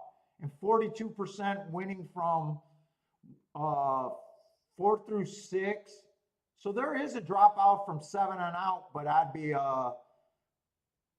guess there's really no difference. Maybe you might want to look at the first 6 post positions. That's a little bit wider. But speed and stalkers, they're only closing 7% of the time, so I've been just looking at it like it's speed and stalkers. Wiring 40% of the time, stalking 53% of the time.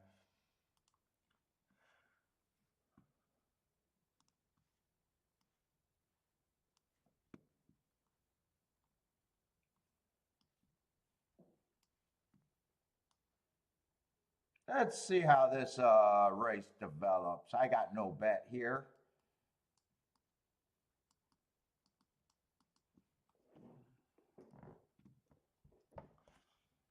Let's see, I think I only played one race at here. I just want to write that this was very light action. That was even below play bet category, so I just want to remember that when I do my review.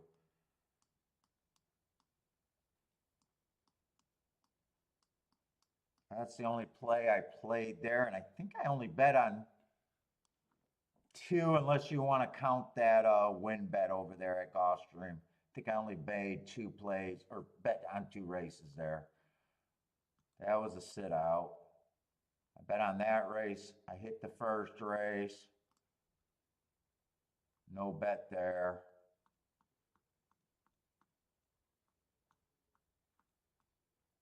And then I got a live in a double. Yeah, I'm just gonna say I made 2 bets there, or 2 super light play bets. 4 bets total, but 2 of them were super light play bets.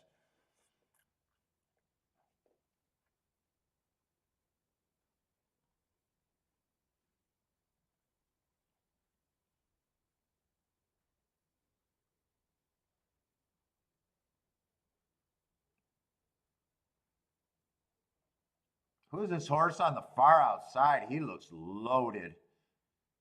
That's a big close. Who is that? Who is that? Is probably going to be the winner.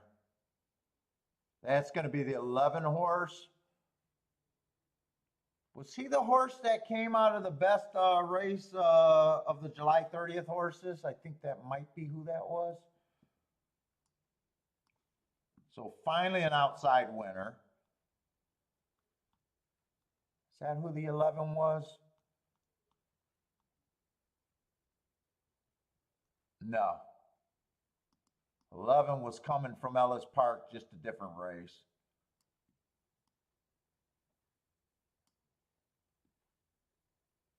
Oh, I didn't really notice him. He ran against the Inside Speed Day. I kind of missed that. I got no problem there. I didn't bet the race. I was kind of trying to make a case that the inside of the track was good. Who got second and third? I'm still trying to play with, he definitely closed. Without a doubt, 11 closed.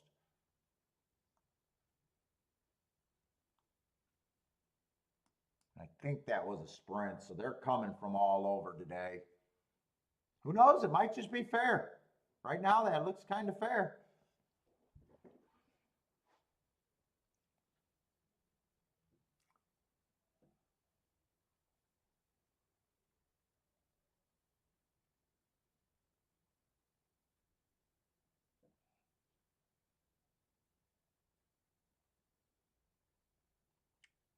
Eleven, 4, 12, 6. Who was the 4 there?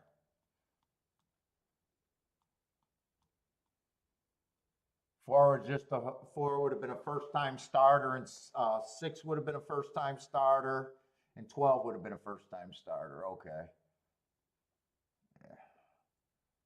I got no problem with that result. Too many first-time starters. I just don't want to be in the races for the most part.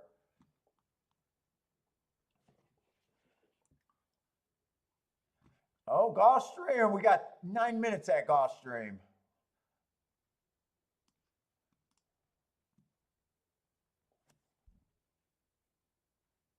Let's say lukewarm favorite. It's 3-1, 7-2.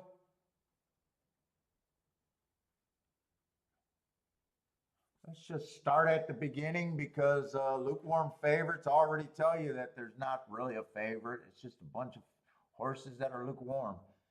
Let's see. We got a Tapeta Sprint. I'm looking for Speed and Stalkers.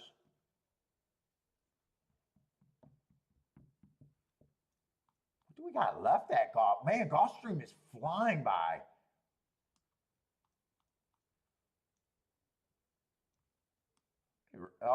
It's Tapeta. All Tapeta sprints to end the day. Right? All Tapeta sprints.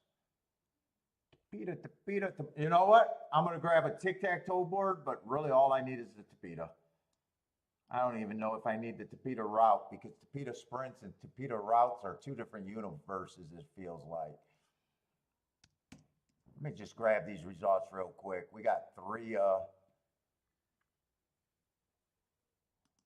Let's see if we can see if we spotted anything today. I can't believe it's already that late in the day. Oh, that 5 did get disqualified in the first race, huh? Well, I still use him as the winner. He got disqualified, but he would have went wire to wire. I'll still base him as the winner. The horse that would have won would have been the 6 horse that would have stalked. So there's not much difference. I tend to be looking for Speed and Stalkers anyway, so both of them fit the profile.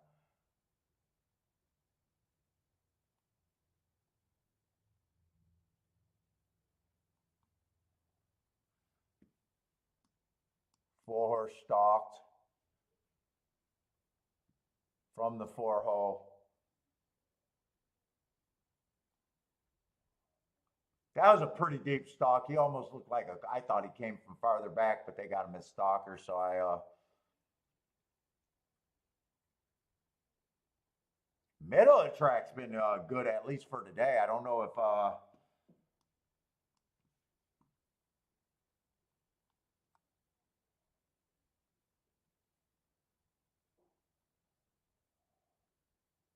yeah, middle stalker's been dominant on the Tapeta today. Scott, that's what they've been doing today. If that might change your attitude, but speed and stalkers, so I mean maybe middle of the track.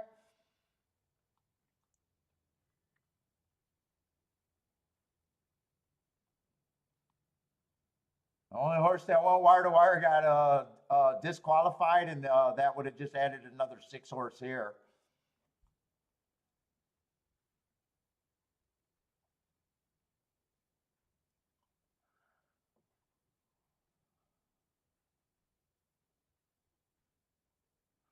See, we got 50,000. I'll say one's a stalker, not middle of the track, but he is a stalker. He'll fit as a stalker. 3 races ago, 4 races ago, breaking maiden, slowest winner of the day. Next race, basically fastest winner of the day. Comes back, early pressing day, got a little slow break, was a closer, gave him an asterisk. And last race on early pressing day, ran a useful second by being a presser. I don't have a real problem with the 1.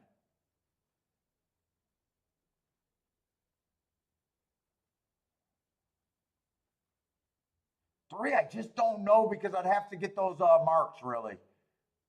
I'm hoping I don't like the 3 because I don't know. He's a speeder stalker. He probably fits. Let me see if I can grab him real quick.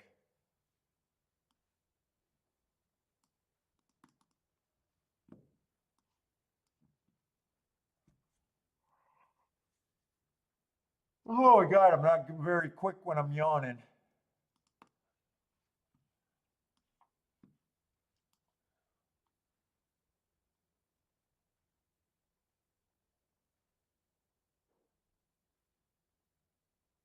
Oh, wait a minute. He's been off a year.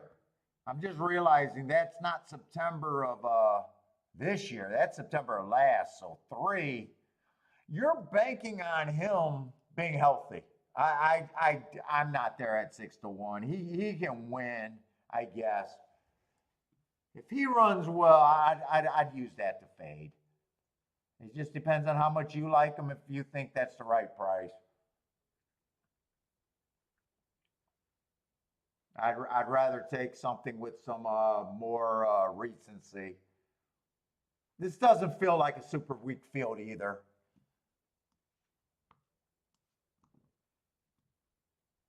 Full horses, speeder stalker. If it's middle of the track, he gets a little bit of a bump. I just don't know if I want to go there. I got him running against the inside early pressing day last race and still was competitive and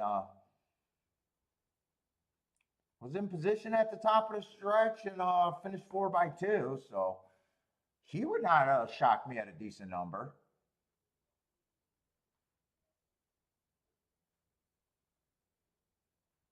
Five horses taking coming out of the same race.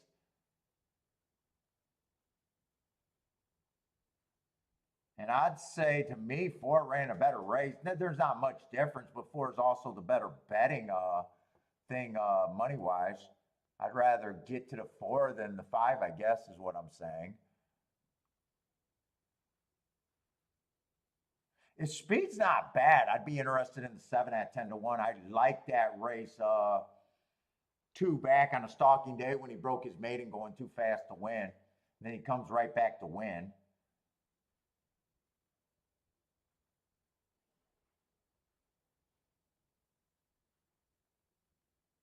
I really don't like this horse is taking a class drop. I really don't like his last race. I don't always trust Tampa's form.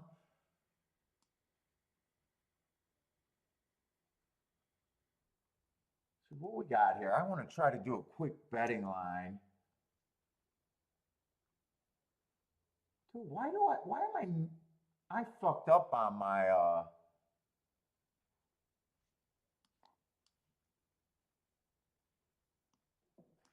I didn't do a good job making the betting things.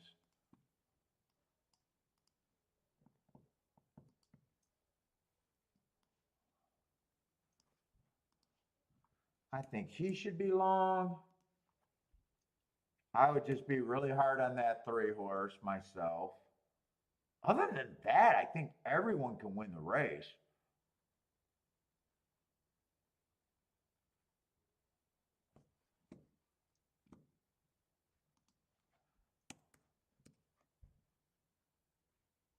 Five, I think, is a little overbet.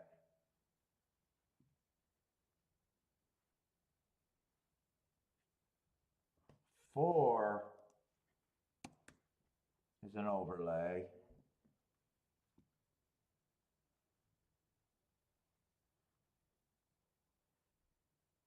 Two should get a nice trip here. Two, I probably do agree, should at least be the favorite.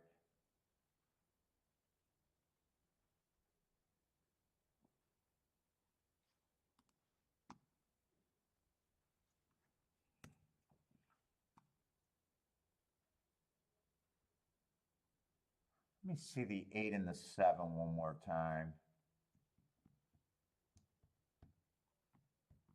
8 I like, 7 I like, but 7 I can put at that. 7 might be the quickest. It's depending on what if he can step up against winners for the first time. I feel more comfortable with him at that price though.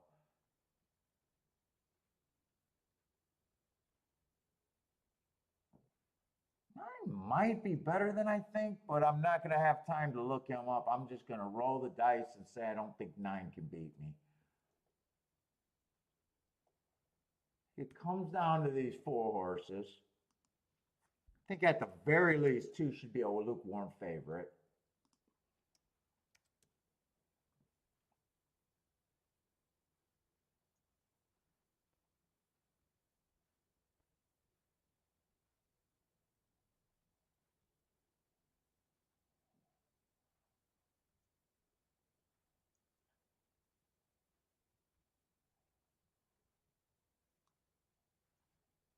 I'm okay with 14% on all of these.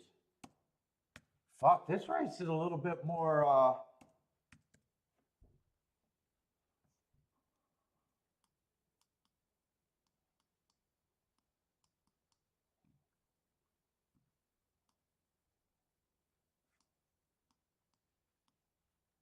fuck, I needed more time here. I think this is an intriguing race. I'm not sure if I want to key off of the 2. 4, 6, 7. Those are definitely good.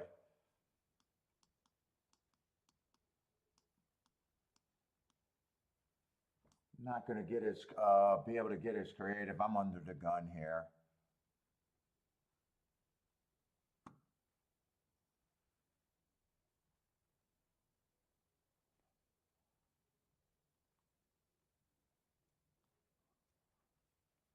I don't want a Dutch, but I think I'm going to have to.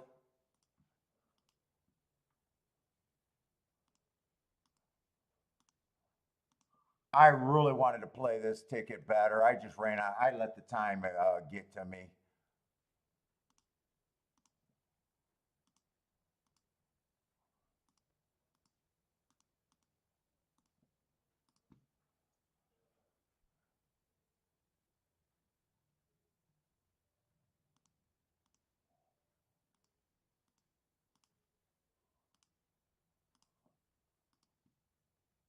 So I think I want to weigh that 2 on top a little bit more. So I'm going to come back and get a straight ticket.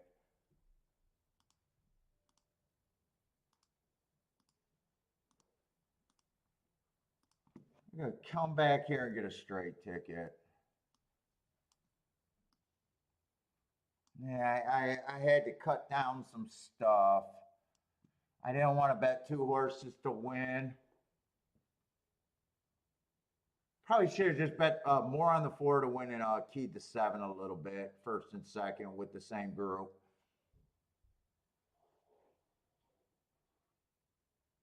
I was worried about this 9 and I dared him to get the lead on me. Oh, I hope that's not a mistake. And 2 got a fucking hammerlock and clipped heels. And I kind of forgot that I liked the 8 a little bit, didn't I? Uh-oh, this looks like a disaster.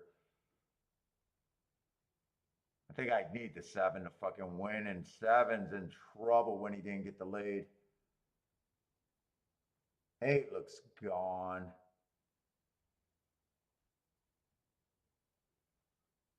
9 wins, it doesn't matter. I couldn't have done anything. 9 gets second, it doesn't matter. I couldn't have done anything. And if the year-off horse wins the race, it does not matter. Oh, Jesus Christ. Scott, I hope I didn't talk you off of that horse, but I honestly couldn't take him.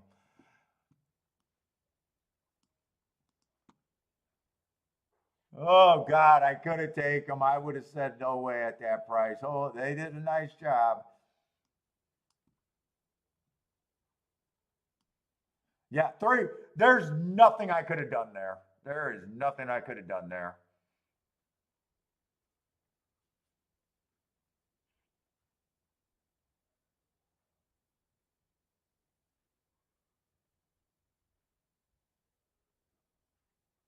Two of the horses that I did not like ran first and third. Kind of forgot about the 8. I'm not even sure who got 4th there. I was complete dead money.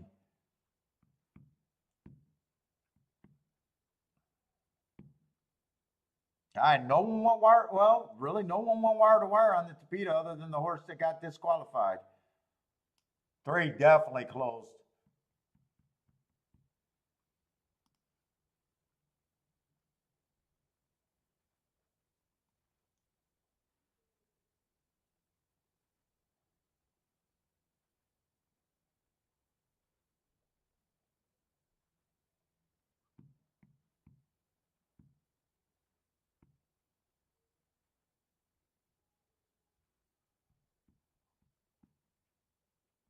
All right, I did not talk you out of them, but you are going to miss it.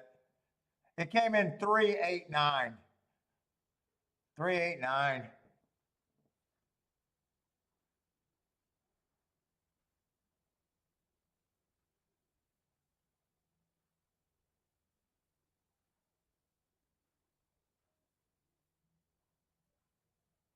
Now, 2 ran into some big problems. I'm not sure. I think 2 clipped heels on the 4.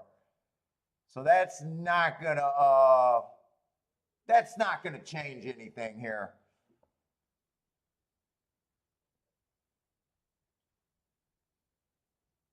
You had great workouts? Yeah. I don't even look at workouts, but you know the spot that you're betting him. You know, if they did a great job with them, I tend to say they hard to do a great job with a horse off a long layoff, but they do. They do every now and then.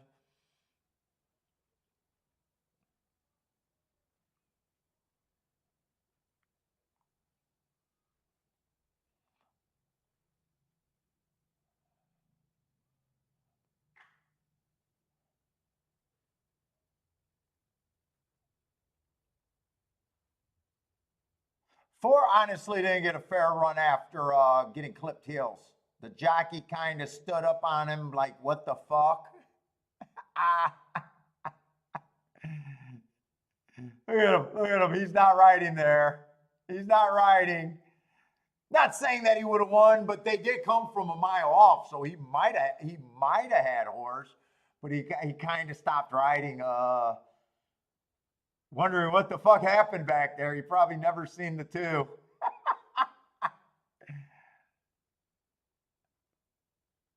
Let's see, Paul, you care? No, I don't even look at weight. I don't even look at weight. To me, weight's not an issue for horses.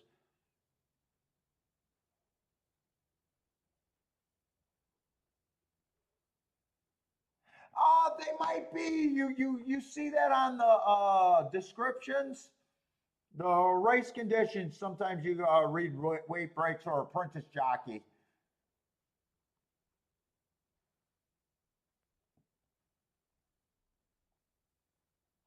Like this one right here, 3 and 4 year olds and upwards, which never won races. 3 year olds are 120. Older are 123, so that's the first thing. So if you're 4, you got 123, that's your starting point.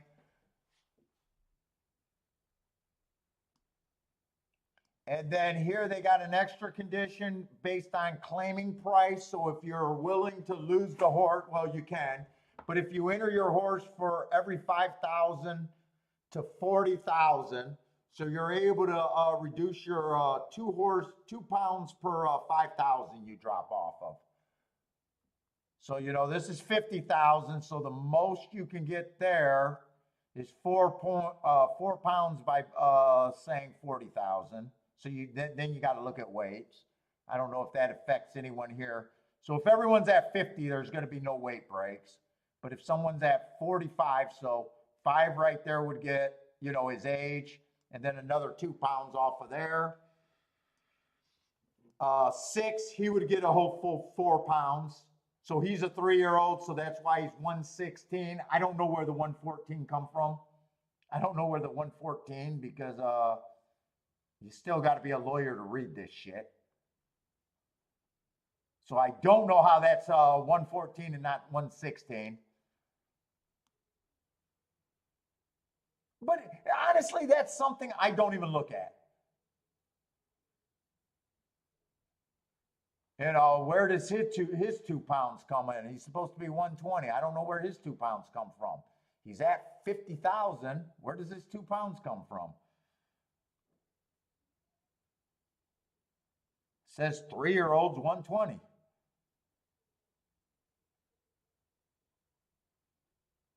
So even when you read the conditions, I'm like scratching my head.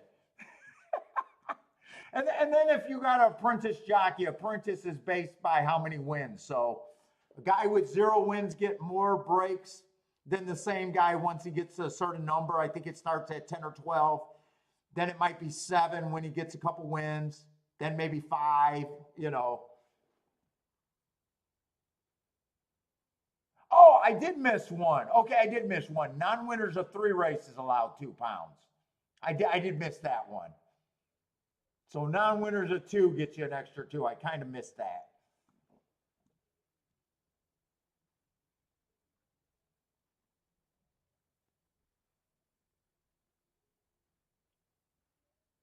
But I'm a guy that don't look at poundage. I don't. To me, I don't.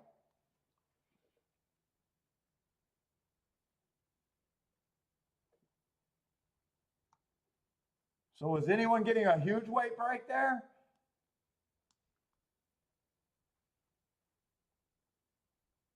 Three was an older horse. He was only getting 2 pounds, so that's probably for never winning 2 races. That's where his 121 comes from, I guess. Who's getting a 9 pound? What are you guys talking about a 9 pound weight? Did someone get a 9 pound weight?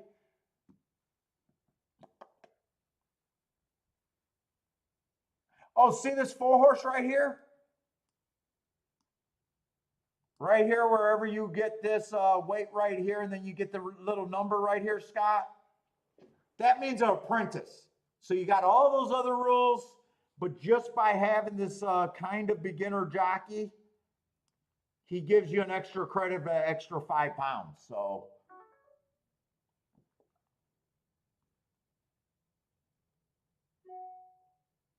this guy, I don't know where his is. This would be a 3-year-old. There's the 4 pounds, and then the non-winners of 2. There's the 6 pounds. So yeah, that makes sense on him.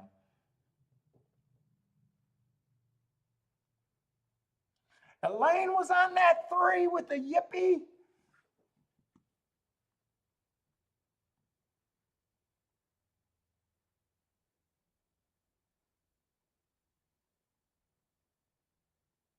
Weight confuses me, but you don't have an opinion if they matter or not. I got a feeling this track might be a little bit backing up here at golf. That's not normally how they uh, win on the Tapeta there. They normally don't come from that far behind.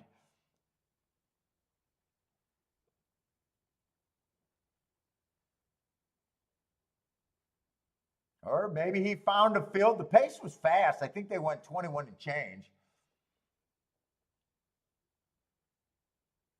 Yeah, 21 and 4. So it was a fairly fast pace with some horses dueling. What's up, Louise?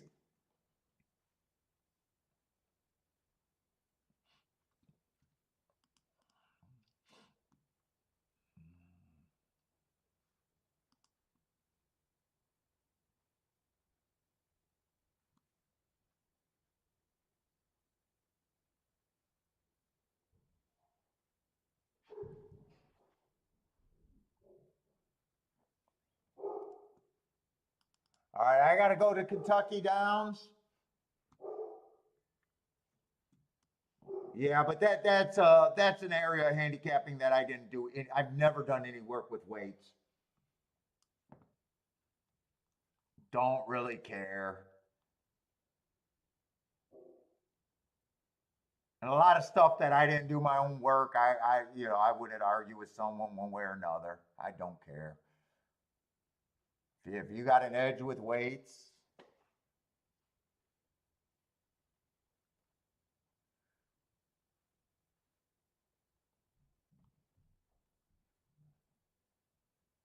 yeah. So speed's been okay, I guess. We've seen a horse go wire to wire. Actually, we've seen them do everything on the sprints at the we've seen inside, middle, and outside. We've seen a wire, a stalk, and a close. I don't like might just be a fair track over there at Kentucky Downs. And I don't like playing on fair tracks. Or what I perceive that could be a fair track. I'm not good enough.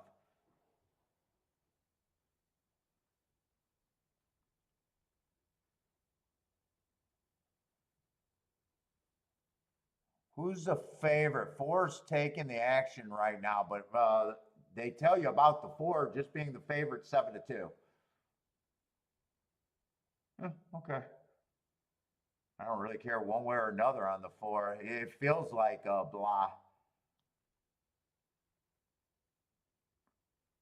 Five got some nice marks. Those are my best marks going too fast to win. Those were at routes. Kentucky Downs, I normally don't like route to sprint. I will say Kentucky Downs probably a little different of a beast. With that, those up and down hills and stuff, I'm at a big enough price, I might be willing to go there.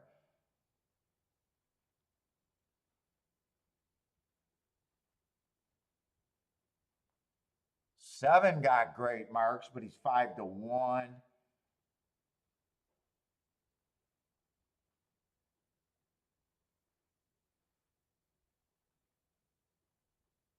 I just right now I have no direction where I want to go thinking there's any advantages.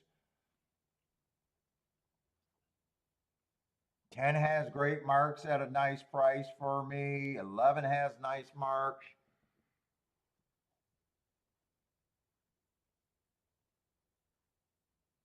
They've done a little bit of everything. I have no real. So I mean, the way I'm talking, I'm also, even though I'm not sure if I'm playing this race or not, but even just my thought process of I don't have much of an opinion here. The race is harder. I don't know. That's also guiding me to where I need to be if I do decide to be in here. If I'm saying all sorts of comments like that, there's no way I'm looking at low price horses. The more competitive as a better race you are as a better, the more competitive it is, the more the ticket's got to be worth playing. So five still fits the bill. Like I don't even have to like them. I just know it's right if I want to play it. Because the nature of the race to me is tough. So for Christ's sake, if I'm right, I don't want a $20, $30 exacta. just knowing shit like that about betting and shit should make you better automatically. It's not necessarily a right or wrong sitting out a race where you got no opinion. It's just as long as the race, the bet,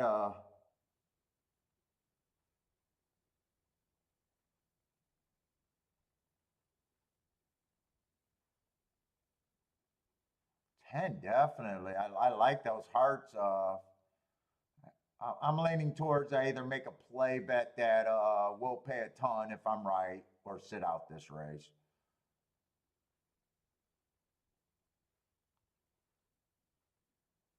There's a lot of heart horses, which could be a sign of a lot of speed, but a lot of them earned them at routes.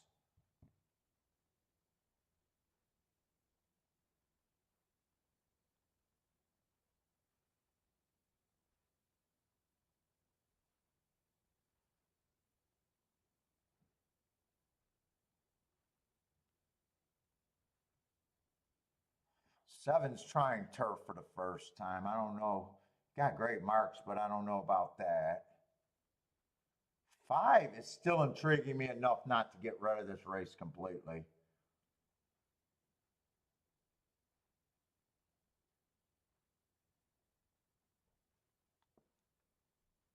Can five rate? Five can possibly rate here too.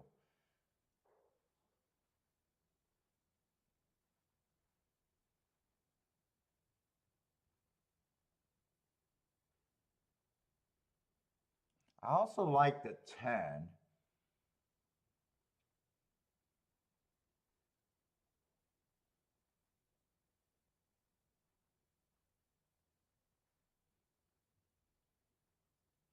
I'm going to poke a little bit here, but it will be a race where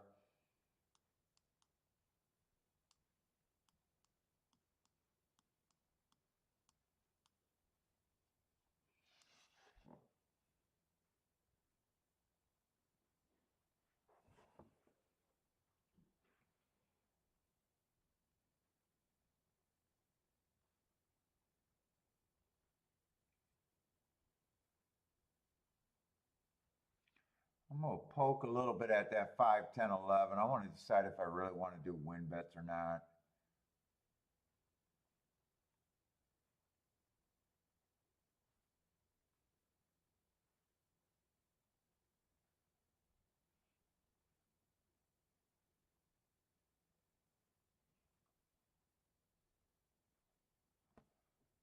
I think that's all I want to do in the exact.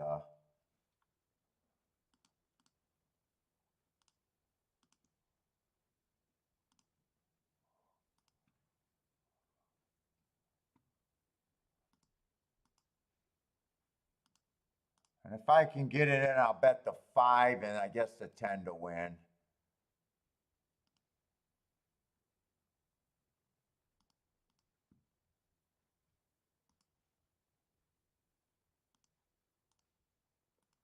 I don't think I can really justify doing much more than that.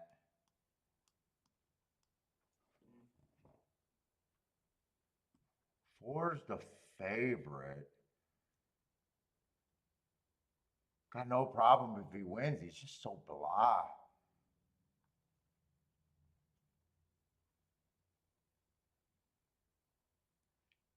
And I really don't like last race. Maybe I should have looked up some of the other races, but well, this would have been going back a year.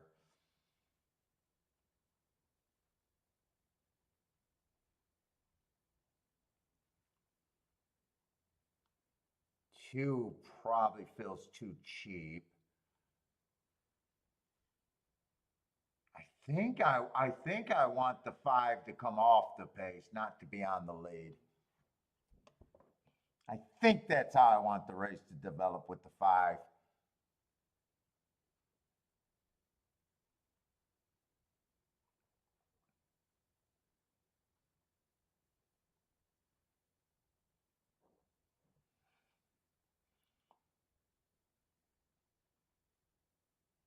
12 got the 12 and 1. I knew 1 would probably go.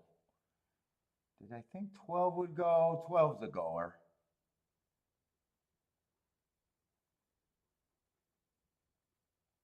I was kind of trying to find horses that I think could stalk that had nice marks and excuses.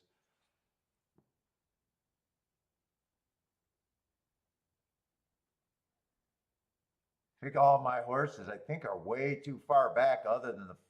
I hate the way they do that, but is that the 5? No, that's the 2. Where's the 5? They got the 5 up there. And I think 5 might be on the rail, and he's going worst of all. 5, get through on the rail! Get through on the rail! Get through on the rail! Get through on the rail!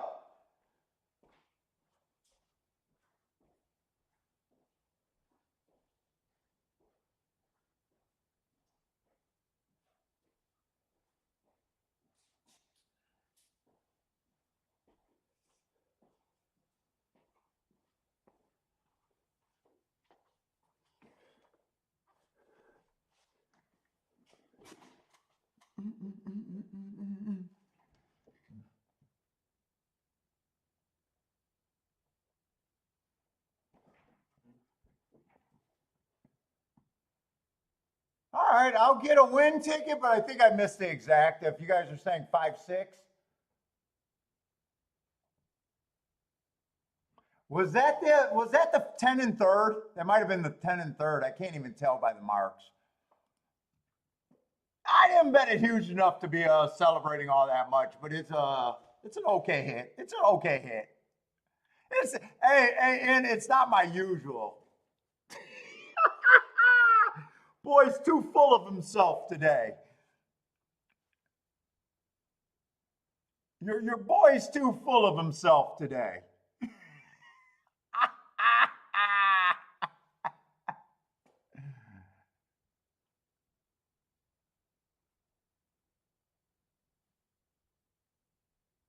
Oh, I should have just bet one horse and just pushed it all to the 5. 5 was always the horse that I was going to bet.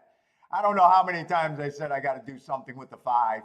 And then I dutched between 2 horses. I should have did this bet. I'm okay with this bet. I don't mind that bet at all. But this bet, as many times as I said 5, I should have just probably forgot about the 10 and just went bloop. Same amount of money. Just same amount of money.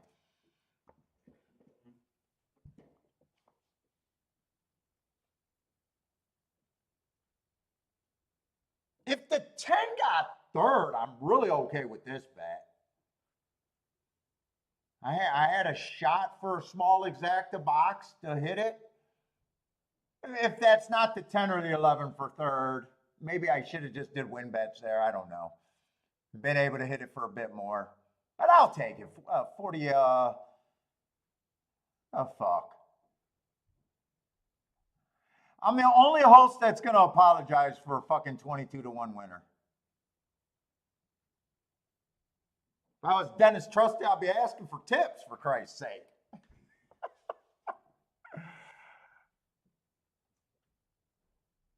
Oh, don't tell me how bad these exactas are paying. Oh my, you guys aren't going to believe it if I said I'm not going to say nothing. I'm not going to say nothing. I'm not going to say nothing because 6, honestly, I was looking at the 6.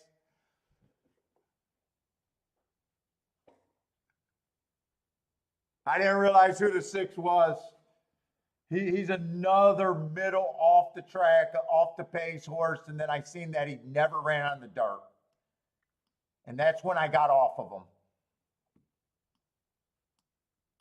I know I didn't say nothing about him. I seen the excuses and then I glanced and said, oh, he never ran on the turf. Play the tape. I did say that out loud, and that's when but I know I never mentioned him other than that. Judge, I'm dipping my toes in shit right now anyways. But I can't believe it was a 6. Did the 10 get third? 10 or 11 get third?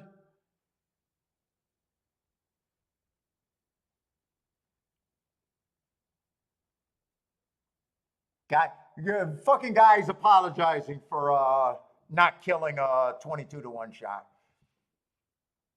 Oh, it was the 3 and the 2 they got. Okay, so the exacta never had a chance. That 3 probably looked like purple to me. The blue. All right, I'll take that win ticket. It's actually okay. Pretty. I'm a multi-hundredaire. I'm a multi-hundredaire with that bet.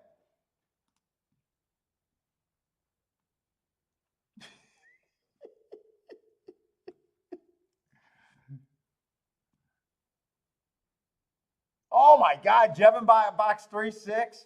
And dude, I don't have to try to make myself sound like I was close to a big hit. I honestly was considering that 6 for a fairly long time there.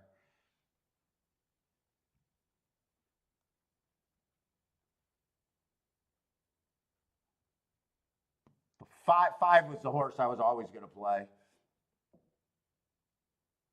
Yeah, John. So I build a profile every day. So at the end of the day, every day I build a winning profile.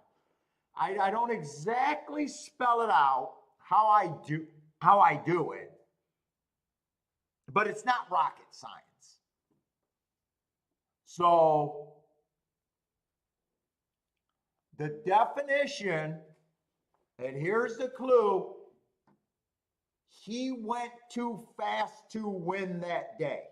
So if I build a profile that basically is saying that whenever you earned a heart, it's impossible to be a winner because the definition was you went too fast to win. So I'm judging it off of a profile that I build for each day at a whole bunch of tracks, and I got to look these up.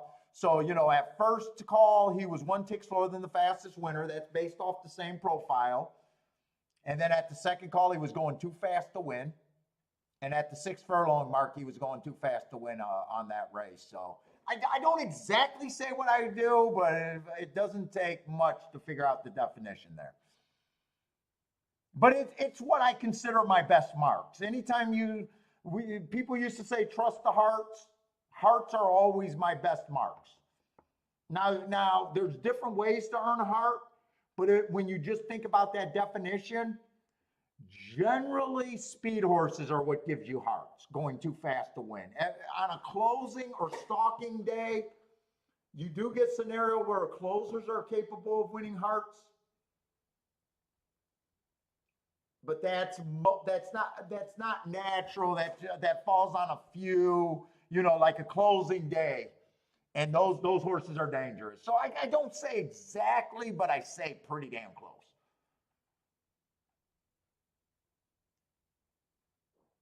So it's my best marks, and at the same time, one earned them.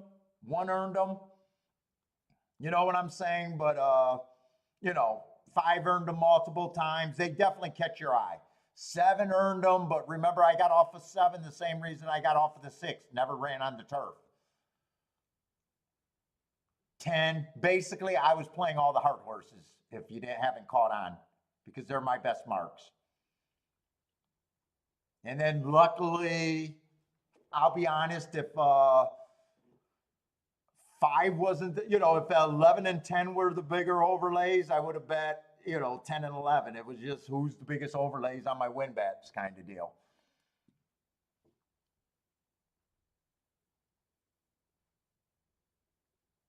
Yeah, so basically, I'm going to give away too much again, and my wife's going to kill me because my wife understands the par mutual pool. But I've said this before. Another big clue about my philosophy. I start at a point where I don't believe you can compare times on different days. So a lot of my focus is building a track profile and just saying, was that a good race that day? I don't really do I don't compare like the 7 hearts to. I don't believe you can compare times on different days. So a lot of times when I'm looking at a race, so many handicappers, in the par mutual pool, they're trying to do averages or speed figures or pars, trying to compare, trying to normalize times. I gave up on that a long time ago. I just want to know if a race was good, if there was excuses, and that's all I want to know. And I'm able to do pretty good pricing based on that.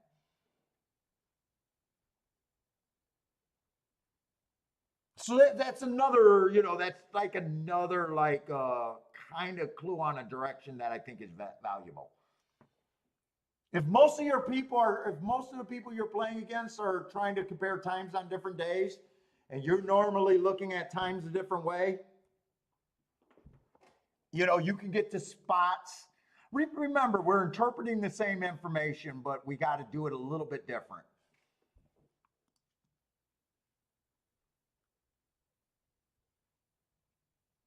That's why, it's almost like whenever I make the joke, we all read the same 15, 20 books. You got a whole bunch of old dummies that go to a track think that they should be a winner because they read, 15 or 20 books. Well, you got to read 15 or 20 books to get an idea of the game. And then you got to say, if everybody else is reading this, how can I interpret, the same kind of chapters different? It's par mutual. We can't do the same thing kind of deal. Yeah, you gotta think a little bit about your philosophy.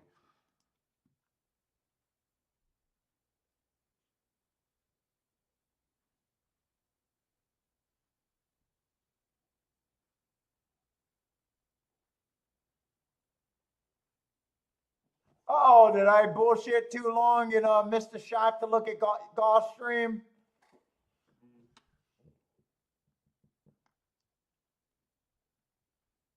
It might be an okay.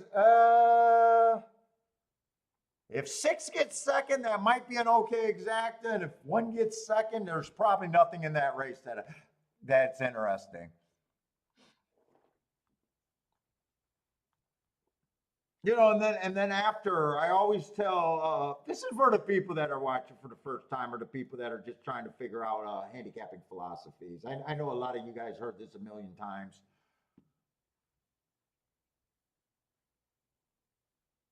Then after you get to a certain level of handicapping, I suggest people to stop worrying about handicapping once you get efficient. Think of the game as pricing. Think of the game as betting after that.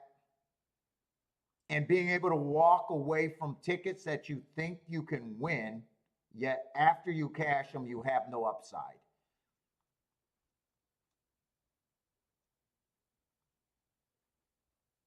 That's the highest level of sitting out. It's easy to sit out when you have no clue. A lot of people can do that. Too many people can't sit out when they look at their ticket and say it's crap. That's the highest, that's getting closer to a higher level of playing. Just knowing that is a higher level of playing and so many people don't understand that.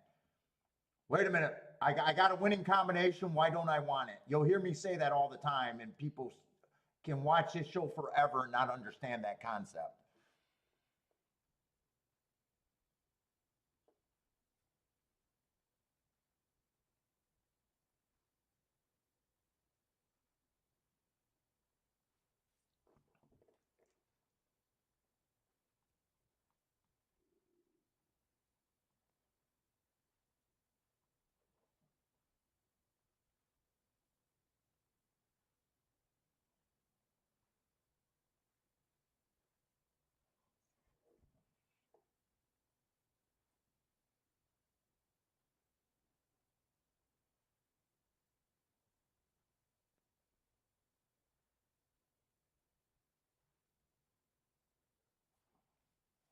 Let's see. I'm just curious because we got one more race after that 3-1 and doing the tic-tac-toe board. I'm really curious at the very least to see how this 4 just won at a race that I didn't get to look at. Because I've now, late in the day, I'm also, for the people that care, I'm also gathering still information all day, whether I'm in races or not, to see how I'm labeling tracks going forward for that profile that we were, kind of talking about.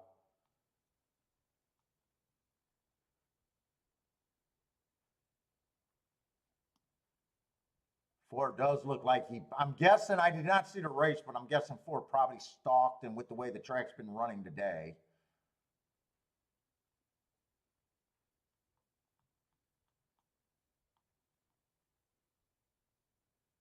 Guessing 6 probably had the lead, but there was already a warning with that 3 winning that I might not wanted the lead.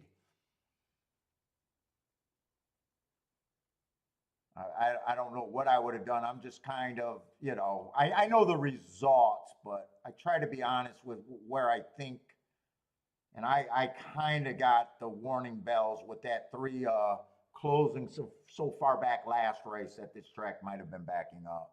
I really want to watch this replay.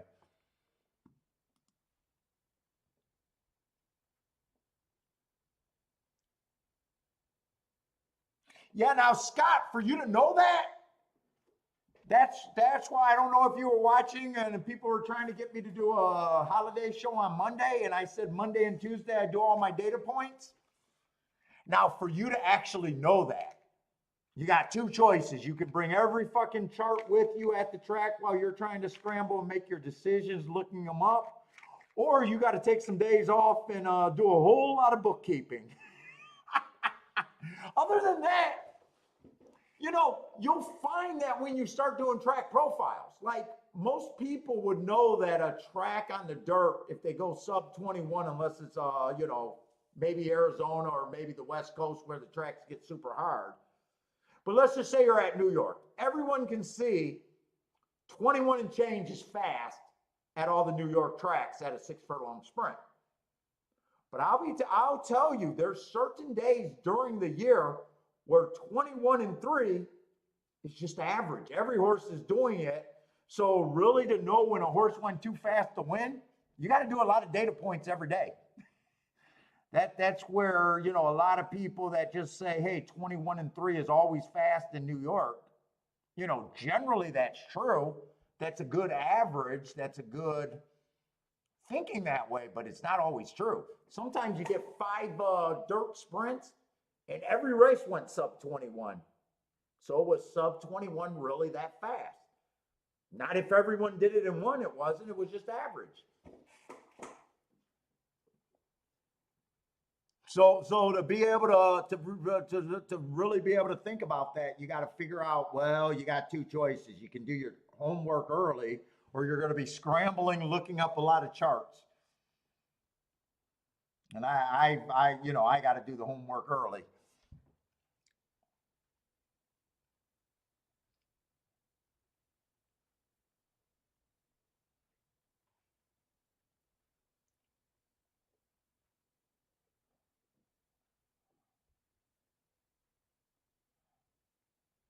I kind of come to that conclusion when you just see, well, how could this same horse win going 109 last week and today he's fucking up the field and they went 114? Well, he can go 109. Yeah, he can go 109, but you'll find out that track plays fast and slow and oh, Jesus Christ. Jesus, here.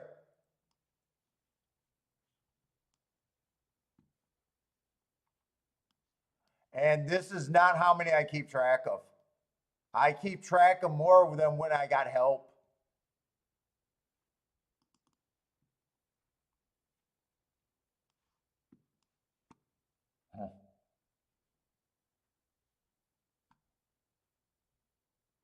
I mean, right now I'm not able to do Presto. I even got a Timoleon or whatever that shit is.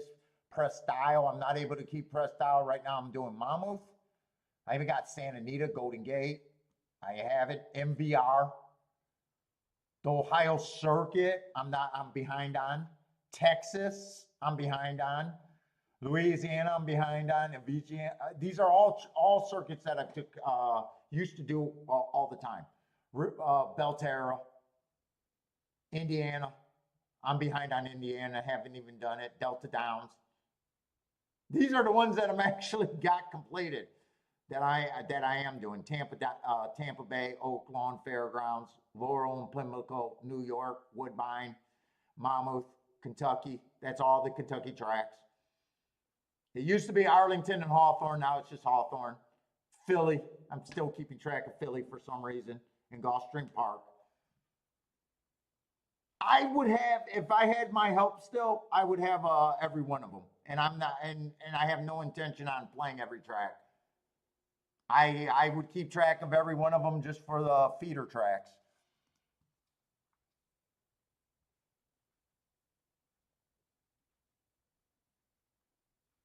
So I do a lot of wasting time, a lot of wasting time.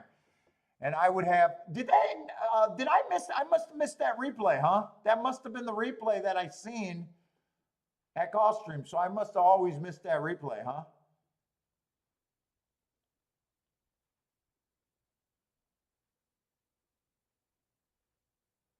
Unless they're getting ready to do it now. It's, oh, here it is right now. Okay.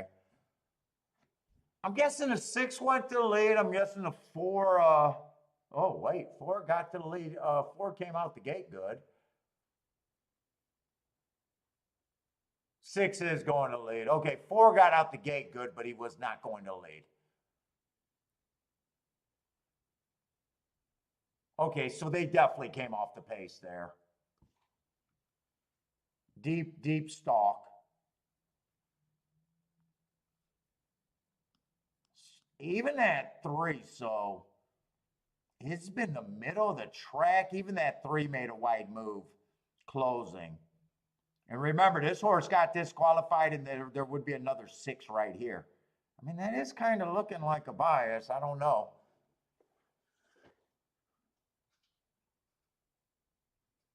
The problem is I don't think the last race is all that, well, the last race I think got a lot of first-time starters. And lightly raced horses, I'm not sure that's going to be completely playable for me.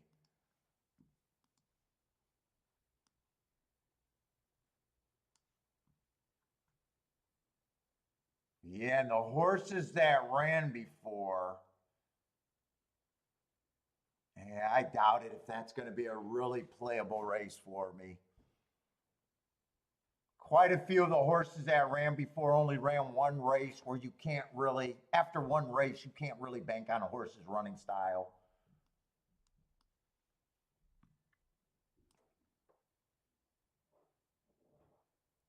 One, I mean, you can't bank on his running style, but he got a nice mark, ran against the inside bias, went too fast to win. But right now, I'm questioning if anything's going to go wire to wire today. At 3 to 1, I'd probably say that's not that's a price that I'd probably try to beat.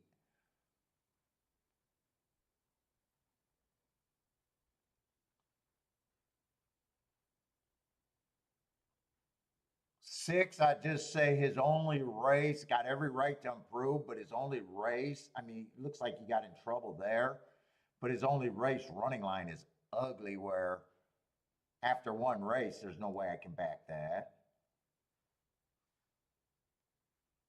8, there's, even though I think 8 might not show speed, made a little move here, ran against the early pressing day, there's no way that adds up to 2 to 1 to me. Like, if that's where I got to get money at, I'd rather just sit out a race.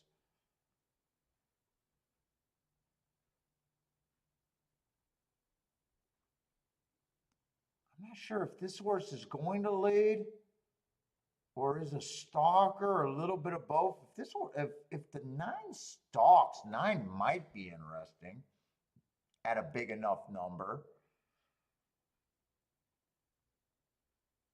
10 might be interesting, but I don't think I can honestly bet this race with any confidence there. Oh shit! Is anyone on this Saratoga race? I seen you guys say boxcars, and I had to flip over. 16 to 1 over 32 to 1, or 31 to 1 over 52 to 1.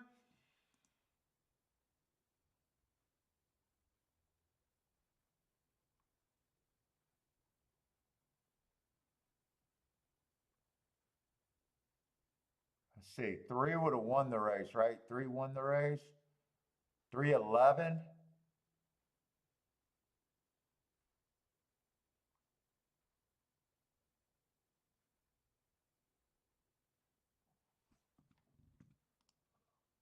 All right, I don't think I can take Gulfstream seriously. I might as well go back over to Kentucky Downs.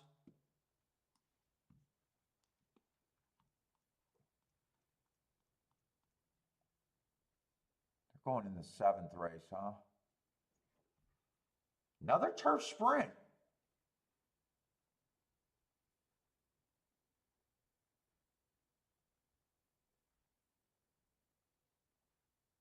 One's going to be the lead on the inside, or one's going to be the favorite on the inside. I don't know about lukewarm favorite. That already tells you about the field, kind of. 4 races to go, stalking closing day. One tick slower than the fastest winner. Match strides with the fastest winner average. I'd say that's not a bad race. Comes back, runs against inside bias. If I'm right about the inside bias, the marks get even better. Average match strides with the fastest winner of the day before being slow. That's a race that all matters about if I'm right about the inside excuse. He then comes back, improves speed figure, so I take that as being right. He missed by 4 3/4, so that's not a bad race on a stalking day. He was trying to go wire to wire, and he was going match his strides with the fastest winner of the day, so the pace was good. I'd say there's some things to like about him, but he is a lukewarm favorite.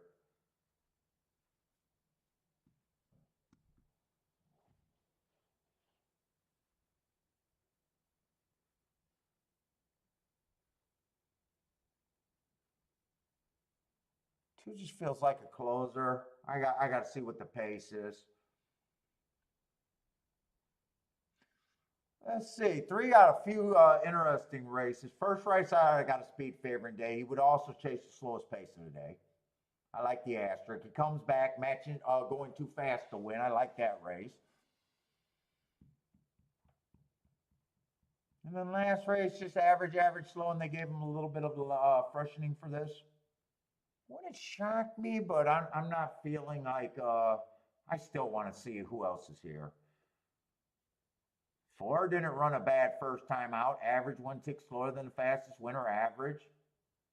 He can definitely make a move forward from that.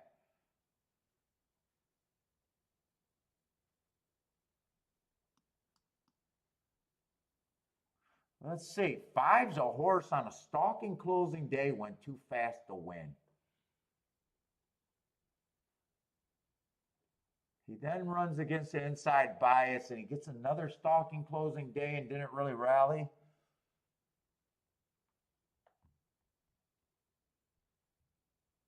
Man, he's kind of interesting to me. I mean, last race could be, well, this is last race. He might not have liked that. Could be a sign of he didn't like the turf, or he might not have liked the route. He earned that heart. He then runs against the inside bias, and then he does something, 2 things completely new. Well, 75 to 1, I can get to him. It might not be good, but I can get to him.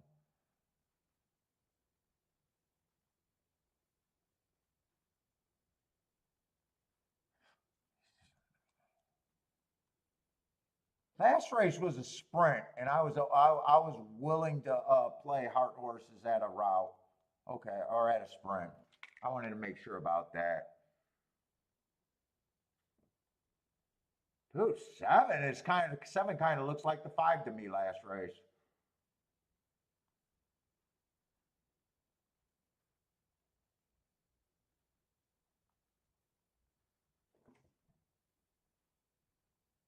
I'm going to take a poke here again. Just 7 and 5 to win. I don't have time to wrap around the exactas, and I don't have time to see the other horses. They're loading in the gate. That is 7-5 to win.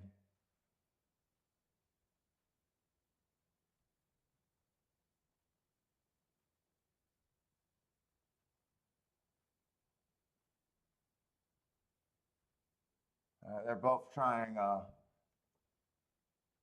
They both might not be turf horses. Trying to see if I can make some combinations real quick.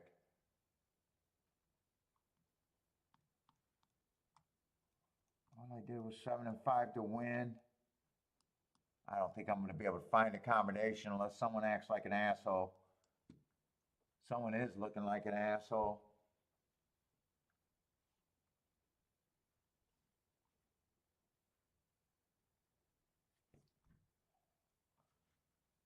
Give me 7 and 5, first and second with a few horses that they're betting if I can get that in. I don't think I'm going to get any of that in. Oh, someone's acting up. Get out the gate. No. I was going to bet a little. Oh, 5 completely missed the break, though.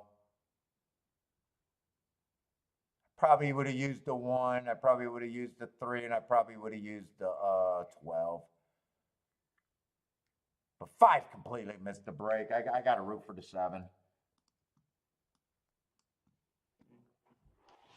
7 and 5 are dead last.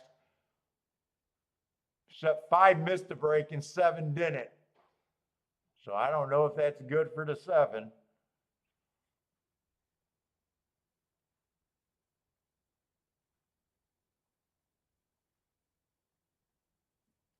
So who got the lead? The 1 got the 3 and 1 got the lead.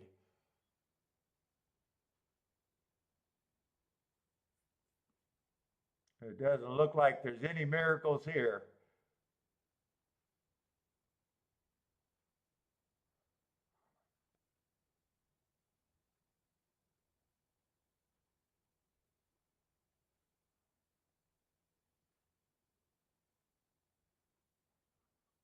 I think this is this just the 2 favorites up there?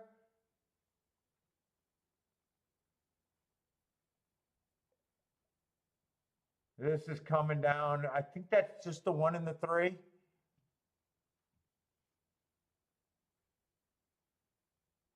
Oh, 3's not a favorite. 1 was one of the favorites, and 12 was a favorite. Oh, wait, I'm looking at the numbers wrong. That might have been 1 and 12, actually. That could be the 2 favorites. Longshot Louis, what's up, man?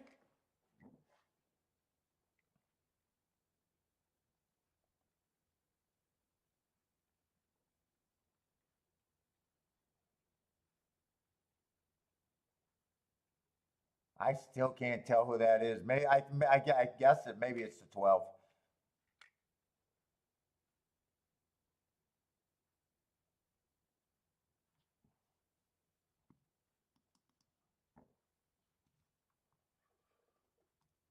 Well, I was going to bet a little bit more, so I would have lost just a little bit more.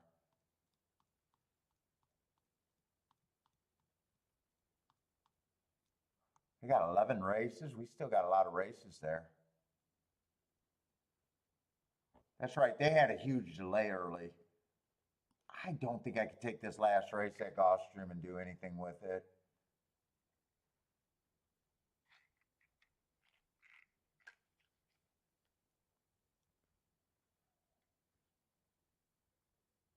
I just don't think I can.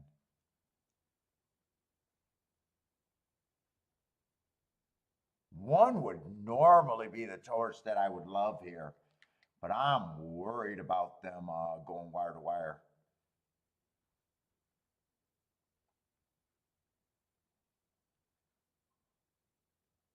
And at 7 to 2, it's like, okay, I can walk away from that.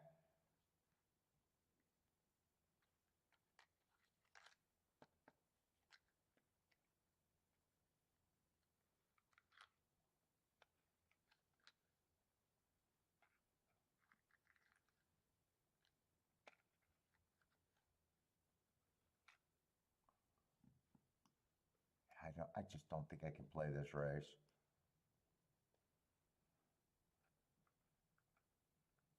Got a little bit of interest in the 9.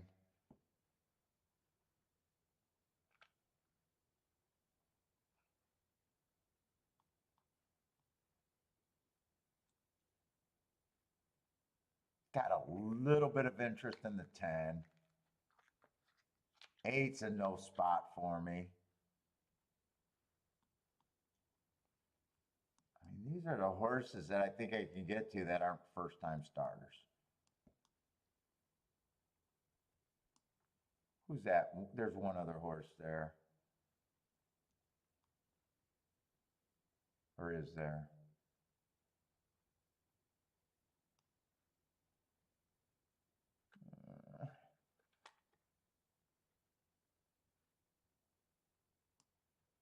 This is going to be a Tapeta. I think the Tapeta's backing up. And really, I don't think there's many combinations there that are good. Let's see what they're paying. I'm trying to talk myself into possible nothing.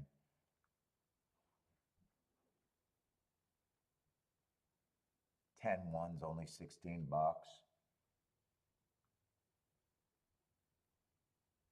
It really, I think the only bet there is 9 first and second with that group.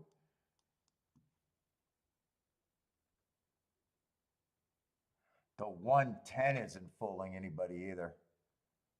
No, 110's not even fooling anybody. Right now it's like 16-1.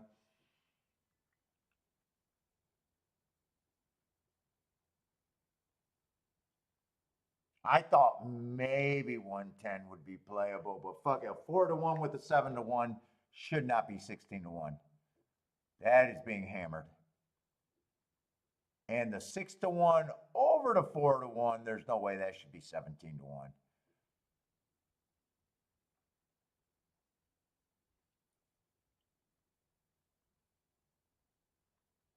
And 8 with those horses is trash. 8-1's $11. 8-10's $9. 8-9 would be the only one.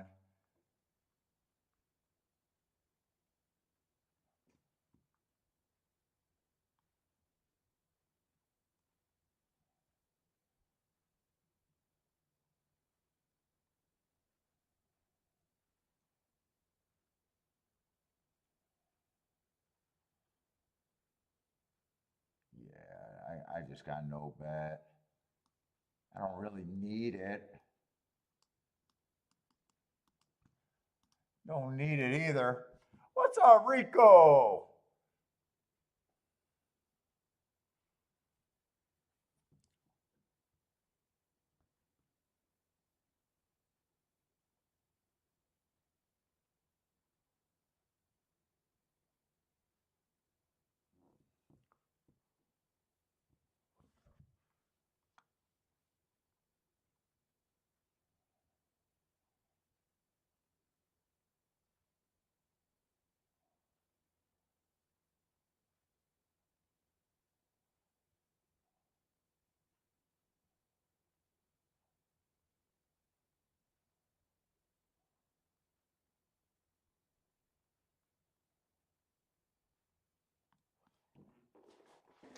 Oh, I didn't even see. Is a viewership up on Saturday, or am I competing with shows? I don't even know today. Viewership is never up in the shakeup. We never got up viewership.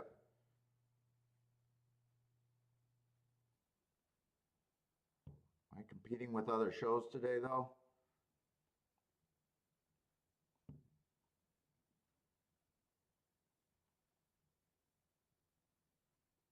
Doesn't look like it. John, you like the 9?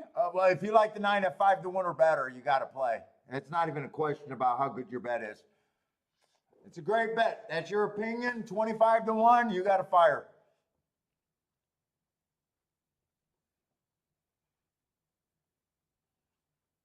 Win, lose, or draw, you're making a great bet on that opinion. That's all I can say.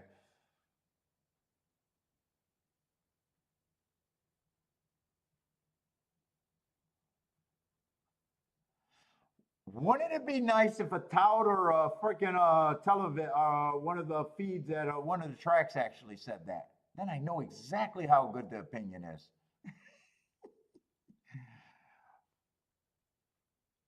So, John, with that big of an overlay, not only are you supposed to bet without thinking, you're probably supposed to bet more.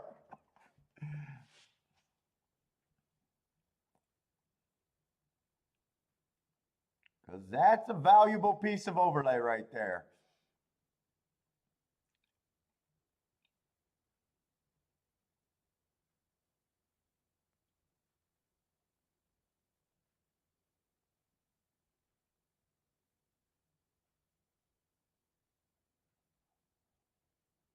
I got twin spirers up here. And I just say that because I show them all the time, or used to. Wherever you can bet, it's different in every state, if that's what you're talking about. Websites, if you're talking about YouTube stations, I just watch whoever does YouTube when I'm off. I watch all the content out there. But if you're talking about betting ADW, it's, you know, some states something's good, in other states something's not good. You know, they're not, every ADW is not available everywhere, so.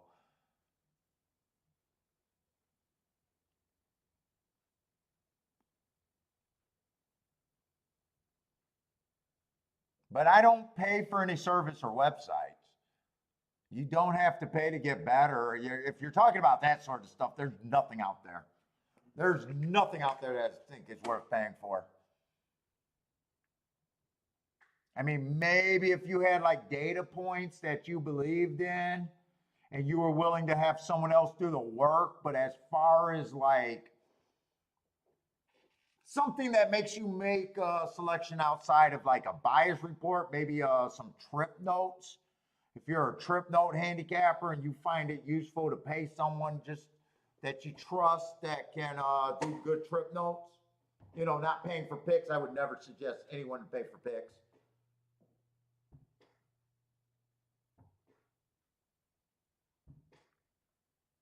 Most even bad handicappers can get to an area where if they just bet their bad opinions better, they'll be automatically better.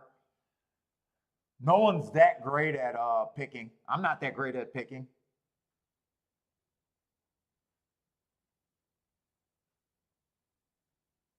I think Daily Racing Form is available in Michigan. I'm pretty sure I had them on. I'm pretty sure I had them with Bill.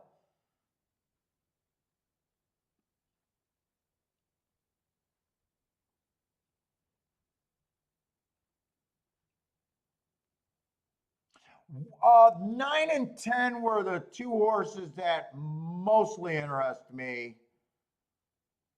10 winning or running second, even with the one, is not going to be a good, wasn't a good payoff when I checked it.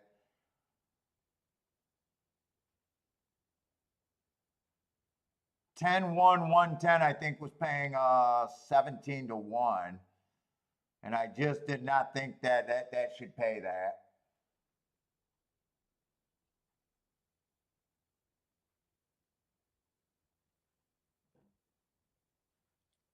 Highest level of sitting out when you handicap the shit and say it's not worth playing. That's where I fell in there. Unless that went up from 17 to 1, but I did check it fairly late. So if it went up and pays over 20 to 1, maybe maybe I should have looked one more time. It went up to 27 to 1. I checked it and talked about it, but it was 17 to 1 definitely when I checked it. 27 to 1, maybe I do that.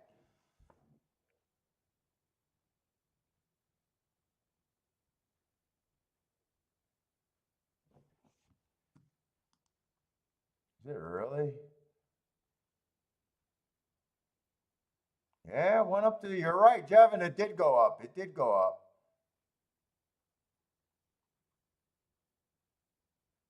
So what happened? They must have started hammering the 8 on top again. Is 8 the favorite? Yeah, because 8-10 went down to 10 to 1 and 8-1 was at 10 to 1. Jevin, were you watching that payoff? Did you see it go up before the race, or is that something that might have been 100% late money?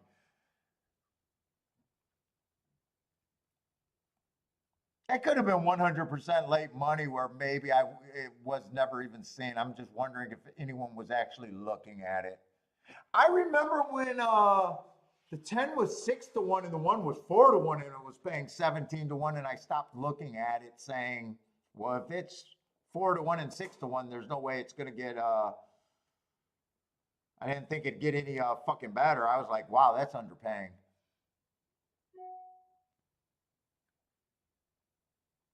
Oh, you just seen it when it, okay, yeah. So it could have happened. It could have happened in the gate. Now that's still not a big enough payout where, because I've been talking to Joshua that I'm even thinking anything under $30, 30-1, I'm starting to get even less and less interested. I know I hit a one today that was 20 some to 1, but I'm even thinking that I might be deciding to walk away from those even.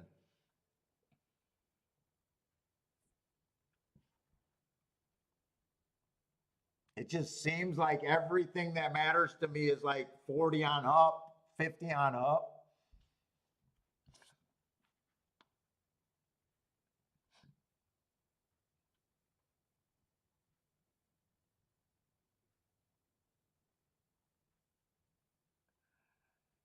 Oh, yeah, I don't know if he's asking. I think he's asking if the daily racing form betting thing is available. Not that we can get the racing. Yeah, we can definitely get the racing form, but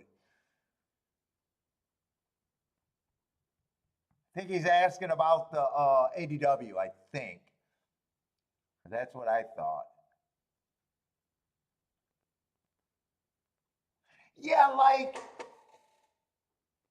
they 20, like everything 30-1 and under almost feels like free money.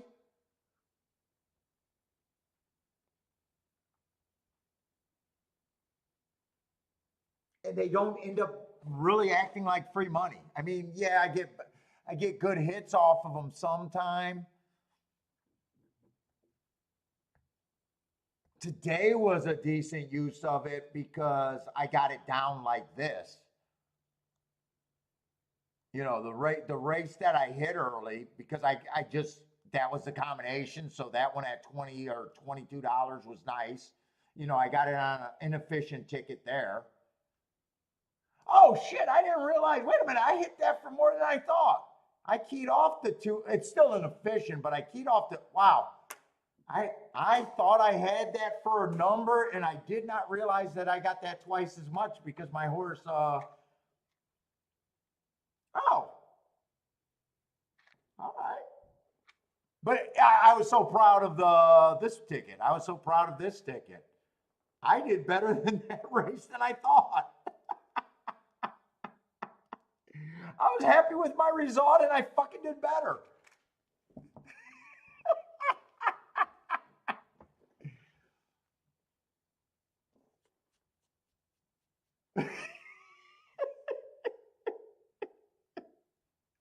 So if I played this for whatever number because my two horses keyed, even though it's not that efficient, since both of my horses were keyed in both spots, say I did it for $10, I ended up with it for $20, and I never realized that. Because I'm thinking nothing that I was like, oh, I got a two outer there and I nailed it. Okay, I did a little bit better than I thought. Let's go.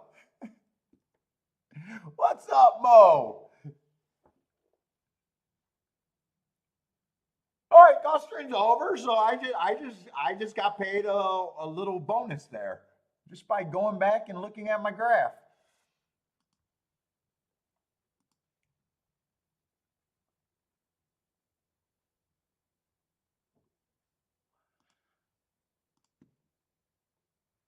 But Gulfstream's over. It's just Keelan, or not Keelan, Kentucky Downs from here out for me.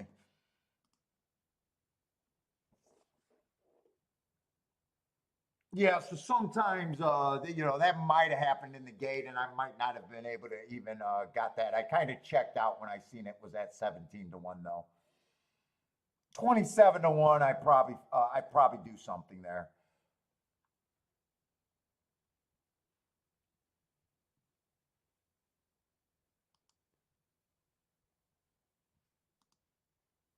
I'm gonna go to the restroom real quick.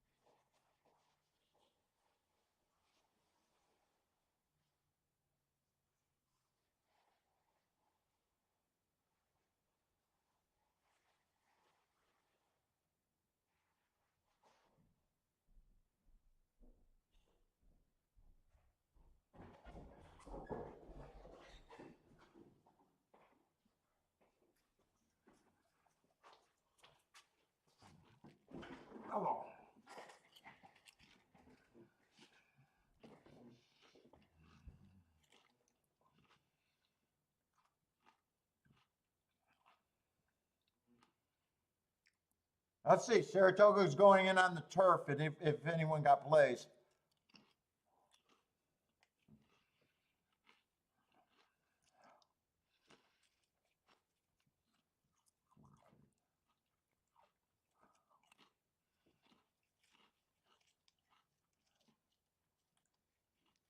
Well, I don't know what they'd be doing. I don't know what they're doing today, but I think I'd be interested on the inside though.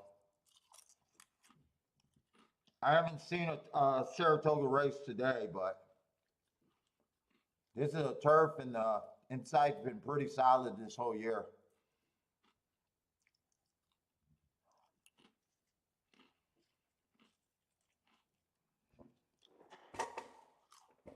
Let's see. 1A is going to be on the outside, so the 2, 3, 4, and 6 will be the inside horses. Or 2, 3, 4, and 5, I think. 2, 3, 4, and 5. I'll say 2, 3, 4. No, 2, 3, 4, and 5. 1A is on the outside, I think I've seen.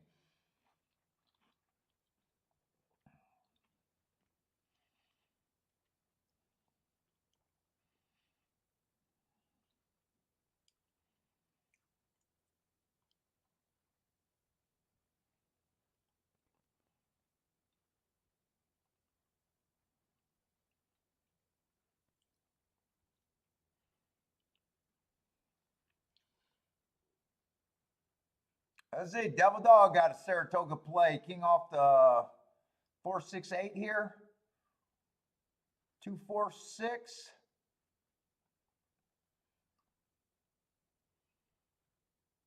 Two looks, I don't know if that's a fast pace. 4's up there in position.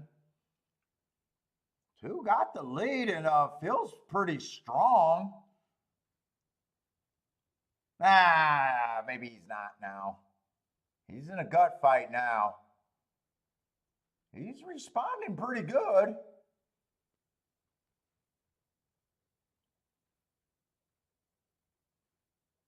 My speaker thing, I don't know who got the nose down. It's either 2 or 13.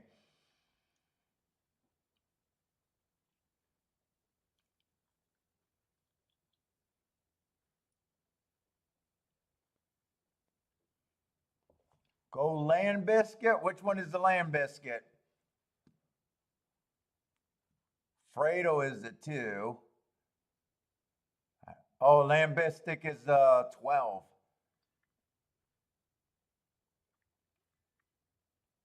$13 won the race. Yeah, my little mute button was in the way. That 2 ran good. You guys are saying 13. It's in the way again. I didn't see it either time, but it's close. I can't tell. I couldn't really tell who got third, but I got to go over to golf. Elaine bet the 13. You know what? There's no more Gulfstream. I just got Keelan and Kentucky Downs. I just got Kentucky Downs and nothing else. All right, but I had a nice one at Kentucky Downs.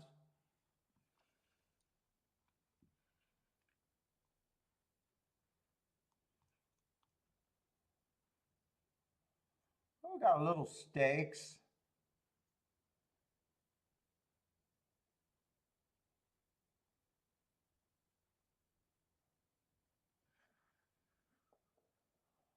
I might have to do a tic-tac-toe board there. I got one started. Is this 6 furlongs? This is a mile. I just don't like where the one's coming from. 8's out.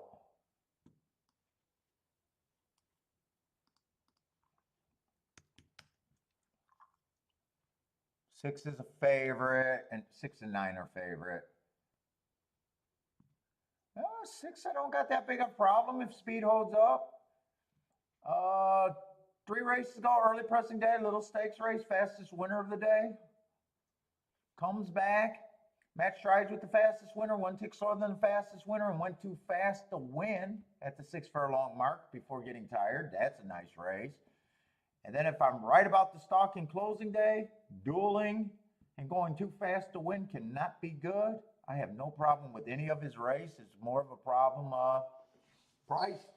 I have no problem with him, whether if he wins. Let's say 9 on the other. So 6 looks like he's either going to be a front end or a fast stalker. And the other favorite is on the other side of the spectrum there, being more of a stalker to possibly even a closer, I'd say. Let's see, 4 races ago in the Jack Ruby, or whatever it is. Bad rail stalking closing day. He was nowhere near the rail right running style. He did go too fast to win, so that's the excuse. Comes back, goes to Indiana, ran second. So he did win some races off of that heart. I got no problem with him either. It's just price and is there better spots?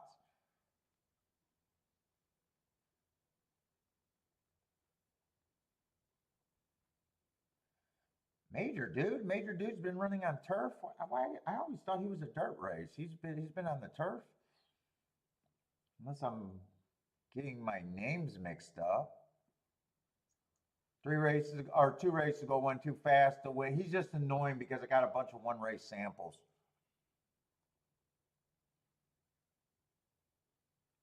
And I don't, or not even 1-race samples. He ran at Colonial, which I'm not sure about, and he ran against at Penn, and I'm not sure about. I guess I do like the hearts. Here in the heart stalking. He'll probably be a stalker here, which I don't think will be bad. I have no idea what to do with the West Coast shipper, the 5.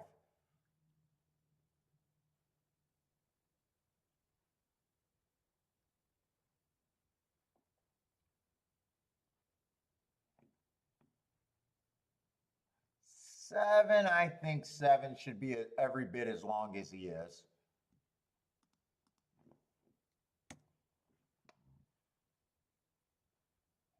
Seven to me feels like a reach too far for me.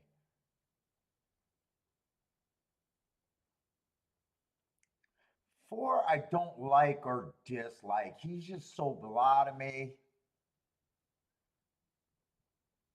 He's just so blah to me. I don't hate him, don't like him. He's just a horse in a race. I can make cases for him. I can make cases against him. He just feels like he's a little bit of value, but nothing that I'm excited about.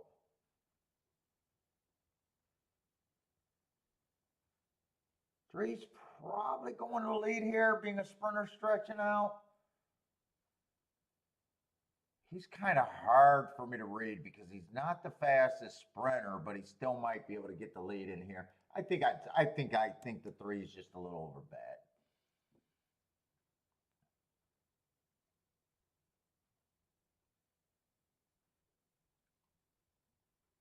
I'm gonna really hold it against him that he ran at Indiana.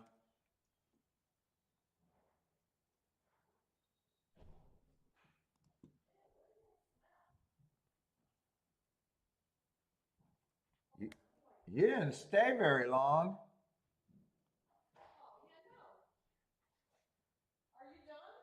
No. What do you think I'm doing? Jerking off? Petting damn horses. Oh shit, I didn't realize how late it is. Yeah, they had a big delay at Kentucky Downs. Oh, one just got scratched here.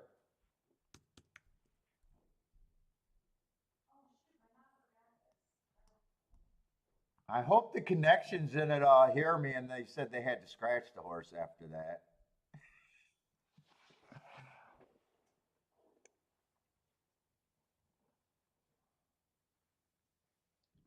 Let's see.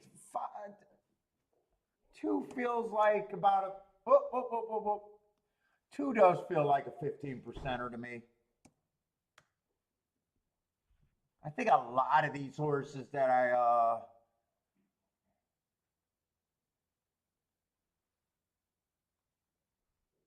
so does the 5. I think a lot of these horses are. 6, I probably give a few more points to. I'm gonna leave Major Dude around. I just don't see. It looks like the best combinations I can get to are like a couple 5-to-1s. I just don't think this race is. I don't think it's bad. I just don't think.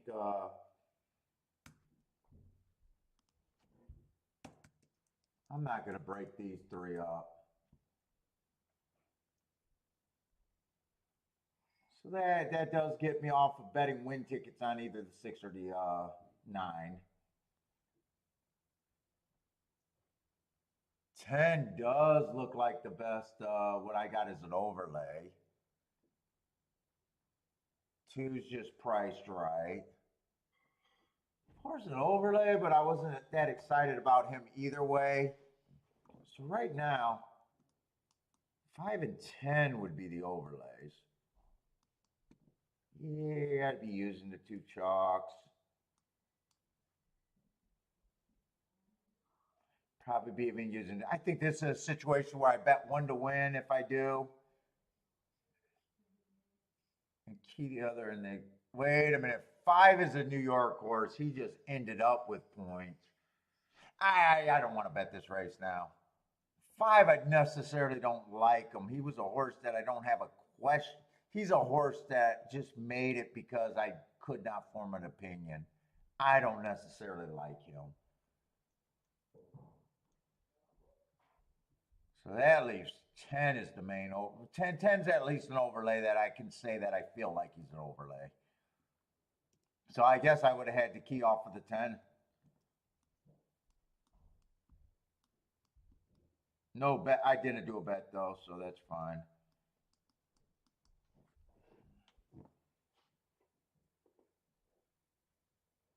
If I'm only keying off the 5 or the 10 in that race, 4 probably does get put on the ticket being 14-1 when I think 9 was fair value though. If I'm keying off of 2, I don't think I use the 4. 2 different horses, I don't use the 4. But if I did come up with 1 horse, kind of ran out of time and then realized that, wait a minute, I don't know if I really like the 5 at all. Let's see, Scott taking a shot on the 7. Ooh, you taking a shot on the 7. I could not get to the 7 here.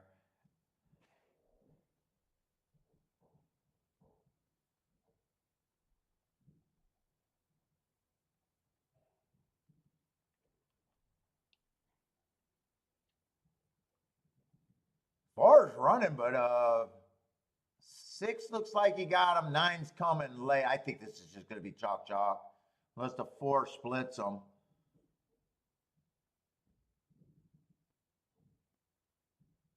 4 ran a really good race. He just wasn't good enough. There's no shame in that race. Yeah, I'm glad I realized that I really didn't like or didn't know if I really liked the 5, and I was wrong about Major Dude. But I think this is the 6 and the 9, 9 or 6. That's a combination that I don't want. And I think 3 got third. Or 3 got third or fourth. I think 4 held on for fourth, actually.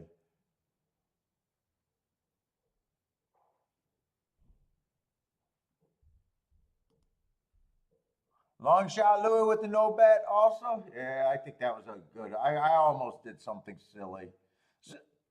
As soon as I realized why 5 ended up with making it to the end, I was like, I think I'm done.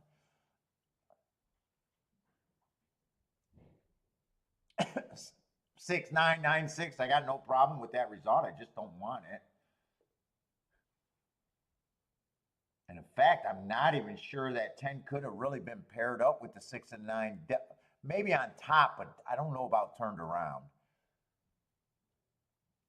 I would have had to check that because that might not have been good enough. Yeah. Well, 10-9 was No. 910 would have paid 20.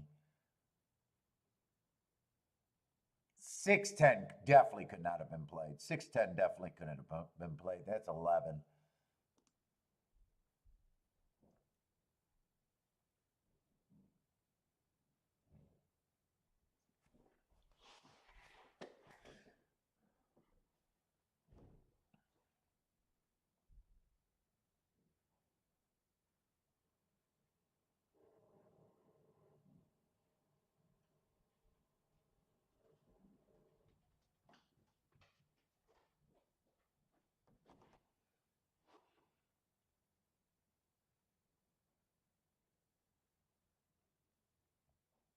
Who was that for? Definitely thought it was an overlay.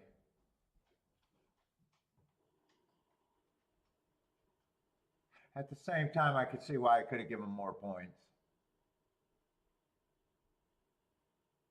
I didn't really like the two Indiana races, and he just broke his maiden.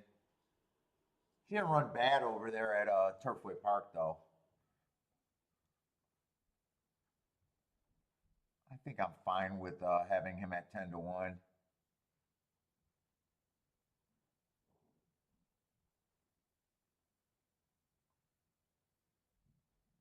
Three I just thought was a little. Three I gave 10-1 too. Two I gave a few more points. I don't think two ran. Oh, two got what, fifth, fourth? He didn't really. He was never threatening.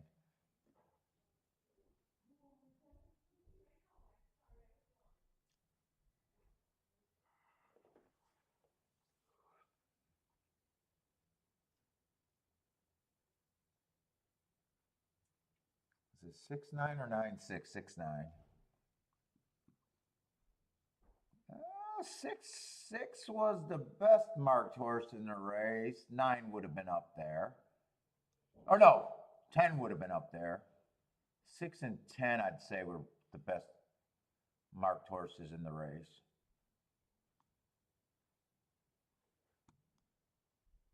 But still at a price that I'm not interested in.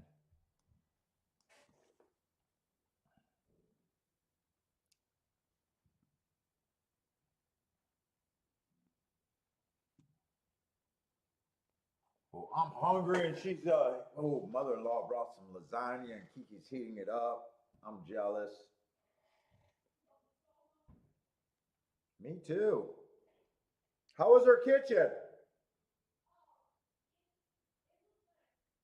Okay, I hear it. Oh, really?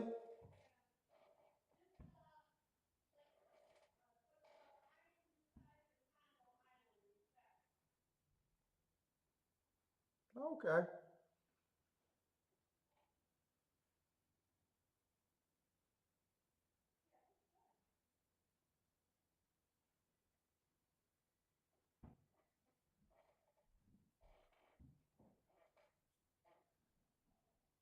That's black and white then, right? Black and white cabinets?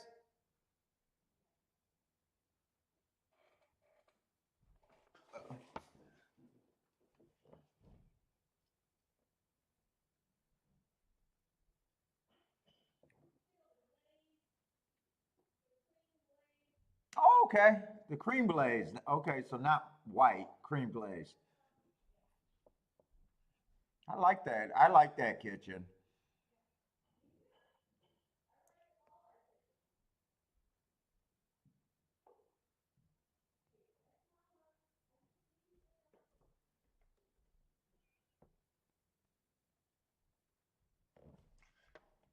Let's see. Saratoga's going on last. I gotta decide if I want to be on for all the Kentucky Downs. I made my. How many races we got left? 9. Yeah, we got 3 races. But I don't. That delay felt pretty long. We'll see. I'll be on for at least the next one. Let's get the tic-tac-toe board going for the others.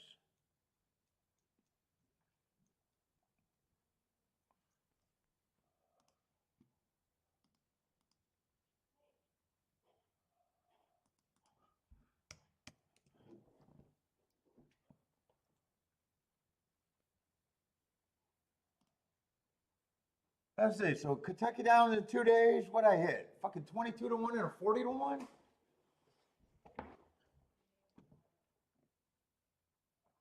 People calling me out. Do I hit 5 of them in a month, Joshua? Fuck off, Joshua. Do you really hit 5 of them in a month? Yes, I do.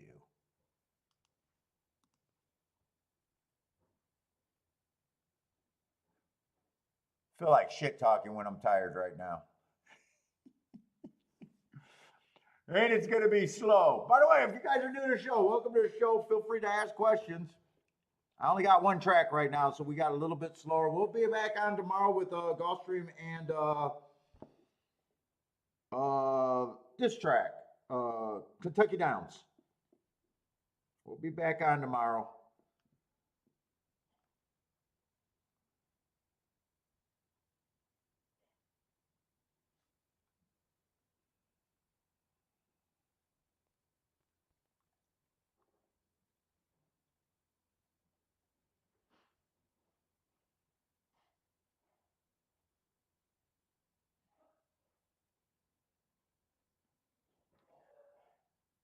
Oh shit! My Mo knows shake him up.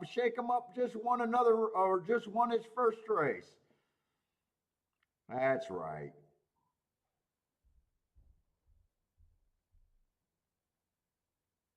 Can't name a horse after this show and he doesn't produce on the track. Give me a fucking break. I think he ran 3 races already.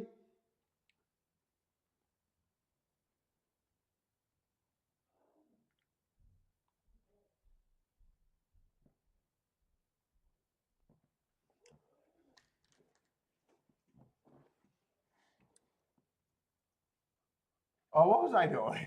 I'm so distracted. I'm like a kid. Let's see. That was the 3 that closed.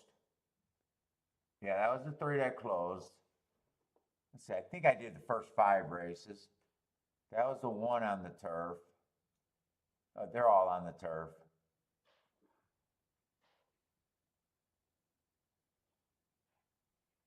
That was the 5 that went wire to wire.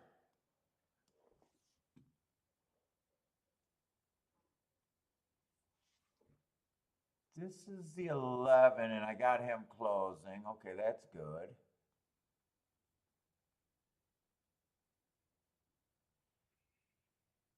Five stalk. That was the 5 that I had. Well, actually, I had both of these 5. I just didn't complete it exact, so I wasted that one. But and you guys are that exact did pay 644 to 1. Wow.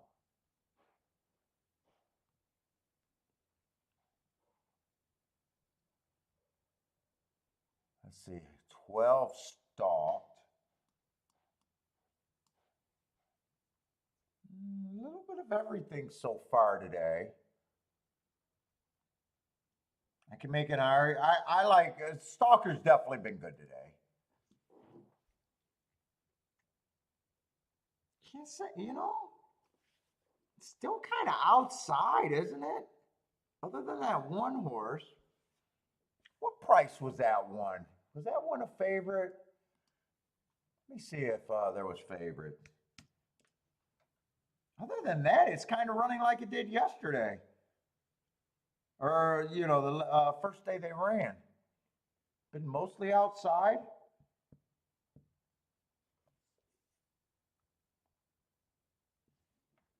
Let me see the prices of those inside horses today. Were they favorite? I think I don't think there's been any real favorites. No, that one I remember was 18 to 1 and he won at 13 to 1. That's right. This horse was like 5 to 2. This one was definitely long. That's right. Someone liked him in the chat. And I remember saying I thought he had a shot at 18 to 1. He took a little bit of money. That's right. He was 13 to 1, almost 14. That's right.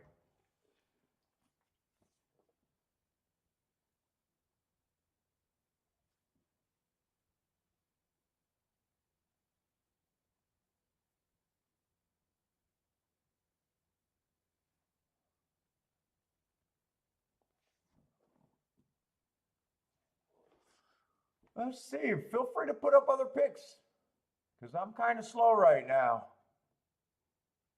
Let's see. Wow, Delmar's already in the fifth race. What tracks are running right now?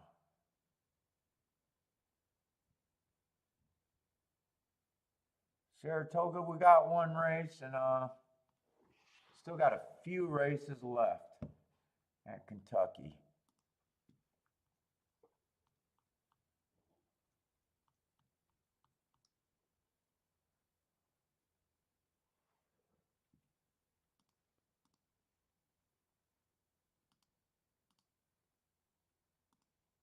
We got 20 minutes for that race.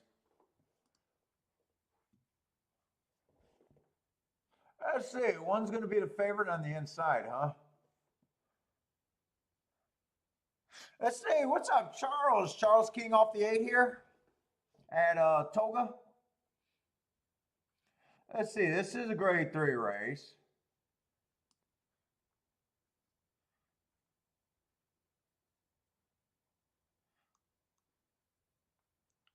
And other than one horse winning on the inside, actually for the sprints, this is a sprint, right?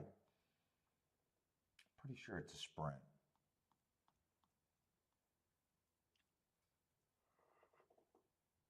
Yeah, this is a sprint. So other than one race in 2 days of racing, there's only been one inside winner on the sprints.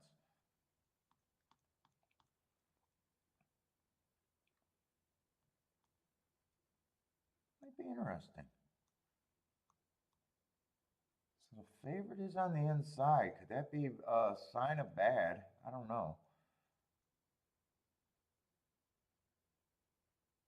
Other than that, he fits. I got 3 races to go. Inside stalking day, would have ran with the track that day. Just missed. But that was a grade 3 race, and he obviously belonged. He ran third by 11. Comes back, wins the grade 3 right off of that. Matt Strides with the slowest winner for the first 2 calls, so it wasn't a crazy pace. Average at the 6 furlong mark and was able to hold him off. Then last race was a 1 race sample. He reversed and beat a horse that beat him 3 races ago. So yeah, okay, they're close together.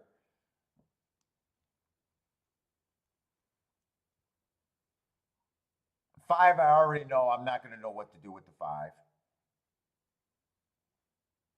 So this is the horse that's been, is that the horse, American Apple? It looks like the American Apple is who one's been running against.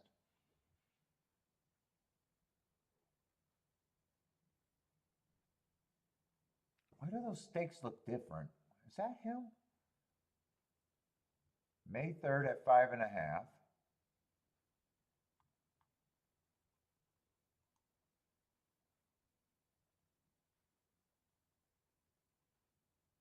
Oh, here it is way back here. He beat him. Okay, so that's when they ran together.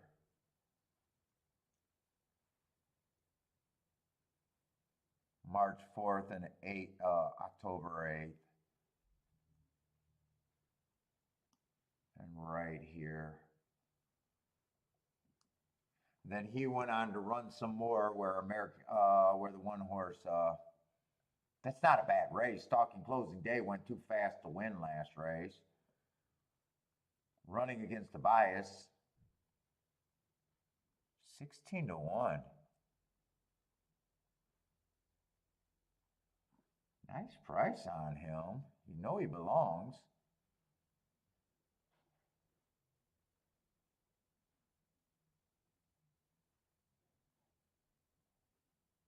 This July 16th race is going to come up a lot.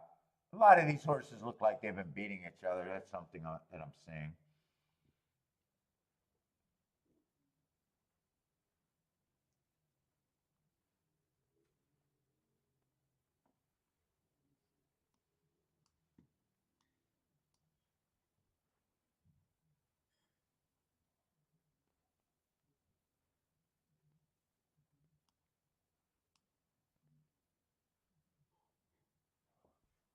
Okay. Two, I'm not sure what I think of the two coming from Press Style.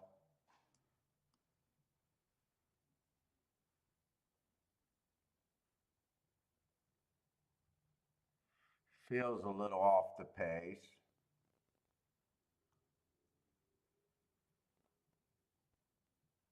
Three's obviously a nice horse and done nothing wrong. Last race lost on a one race sample. Before that, he's undefeated being average. I don't have a real problem with him, and he should be taking money.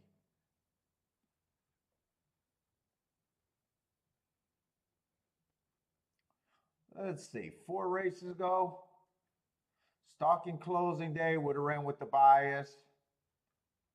Went too fast to win. He didn't win within three, won within 5. But he did run a top, so he's still.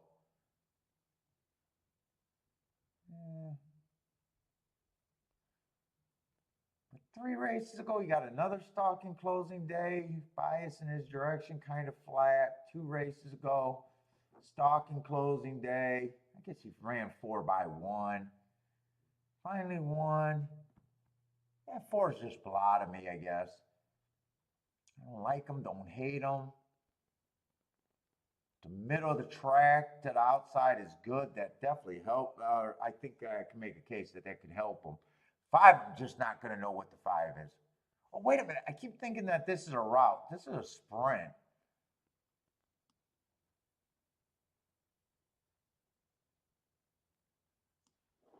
Has anyone came far off the pace? I'm not sure.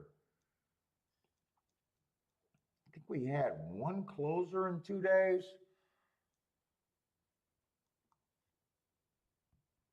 We've had 1 closer today. Mostly, or 1 closer in the last 2 days, mostly stalker closers at a sprint.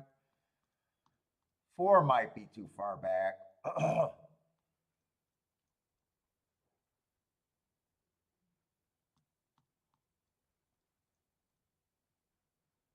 Yeah, he might be too far back. He can get far back. Other than that, he's kind of blah. At the best, I think he's 10 to 1.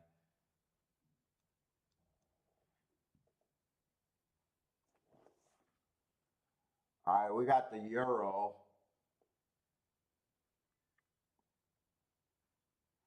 Towards RR pushed along. What the fuck does that mean? Towards RR, maybe rear? Towards rear, I do not know what RR means. Slowly away. Okay, I'm going to take it that that was off the pace. Prompt on outer, I guess maybe prompt means on the pace. I have no idea. I do not know how these guys can handicap.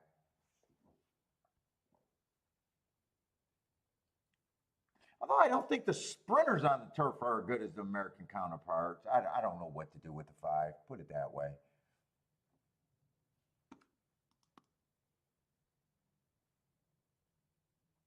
Let's see. Saratoga is off. I got to wake up for a few minutes. I got tired real quick. Charles got to play king off the 8 here.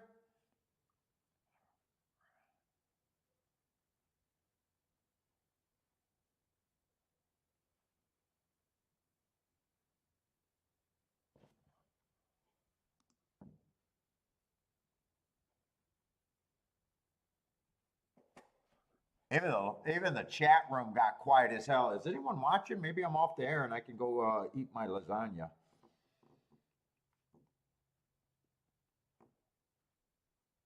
I don't know if I'm going to stay. How much longer, really?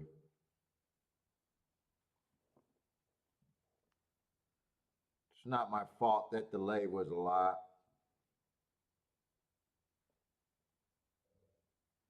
Dude, I heard that burp up there, you fucking pig.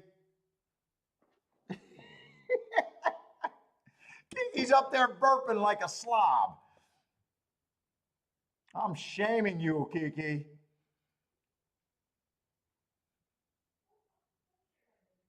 I shared your business. Looks like Charles should have hit the try there. Maybe even the super. Brian, what's up, Brian? You got 8-1. Oh, I didn't see the 5. I didn't see the 6 there. Oh, he got the 6 and the 7. It doesn't matter. Charles looks like he hit everything there. Boom, boom, boom for Charles.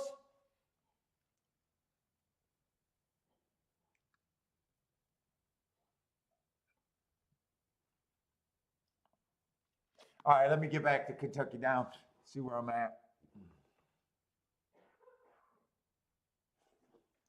Yeah, I'm not sure what to do with the 5. 6, I only got one race marked, and he ran against the inside bias. If I'm right about that, there could be some upside. But other than that, I don't see a lot on him.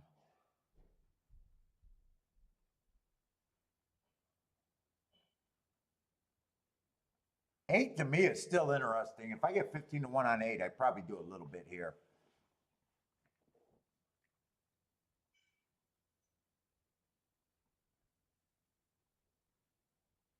No, I do. Well, I'm not sure what to do with the 7.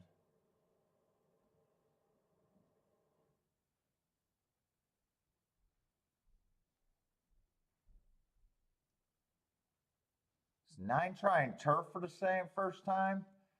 Doing it in a tough level.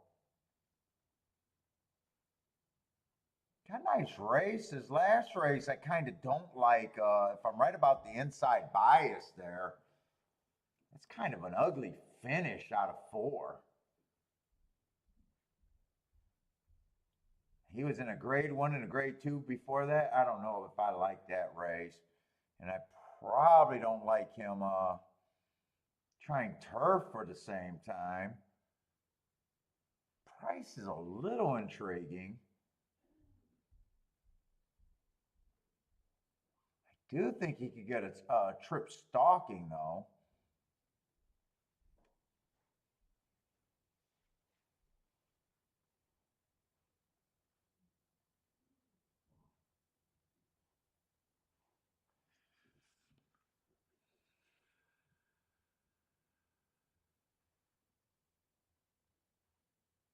There's not much speed in this race, is there?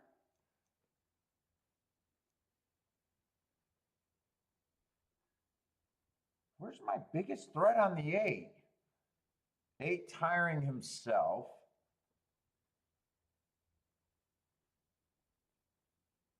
8 doesn't always go to lead, but I like him whether he goes to lead or he rates. He's been able to get beat by some horses in here. Quite a few horses, but 15-1, he still to me is the best spot I could get to.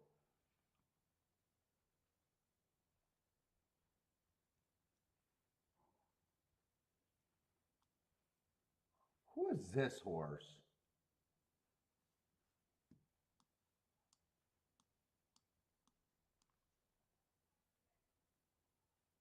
I gotta see who some of these horses are. Kind of hard to figure out because I got a lot of one race samples.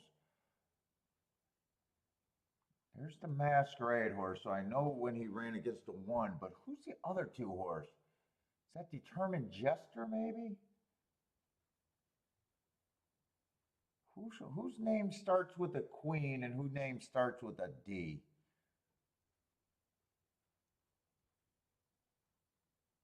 Are they on the scratch list? Here, let me look on here.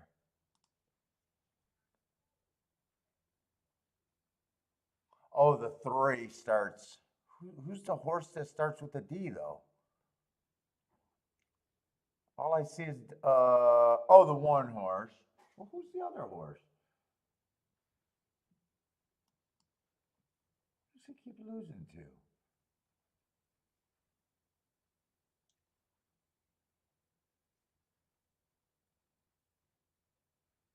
Okay, that's the D horse. Yeah, 3 got speed, but I'm kind of leaning towards maybe I want to try to get away from the inside, and three's not a great price. Eight's still my spot. I do know that. Who is this? Tawny something. I think I'm going to play this a little bit.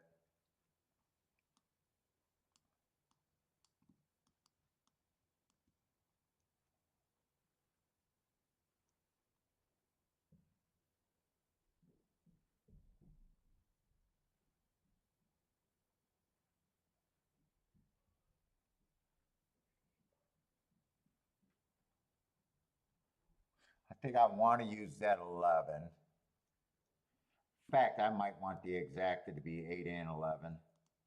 I might want to key and then break it down a little bit from there.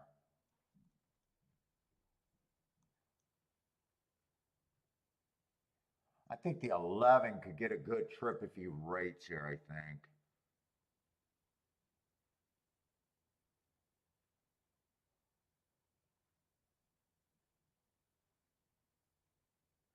I think 10 should be used.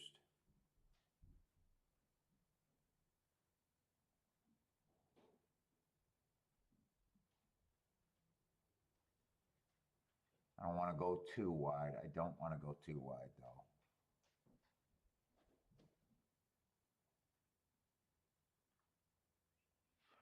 I'm going to leave the 1 off. Did I say I want to use a 10? I can't even. Man, when I get tired, I get tired. No, I definitely want the 10.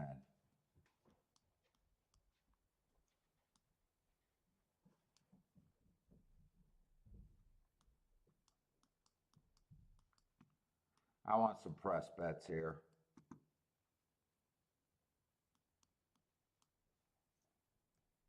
Well, that's just, wait a minute.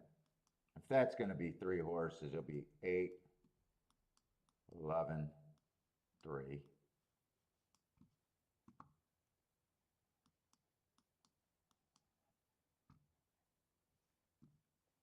I want the 8 with the win bet, but I think I want 11 on the more press tickets.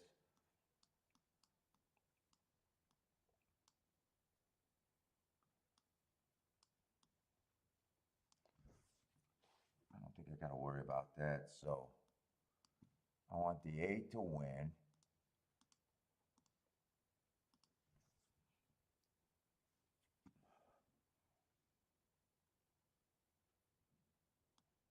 I didn't finish writing this one.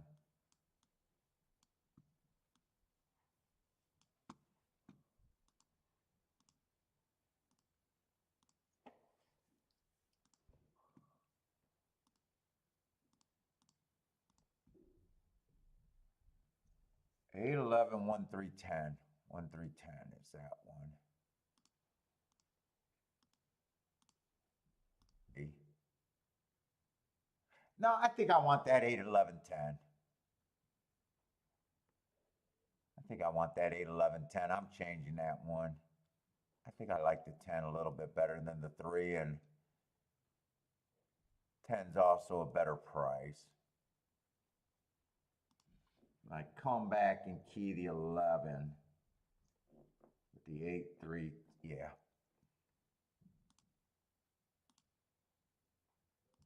And the win ticket was on.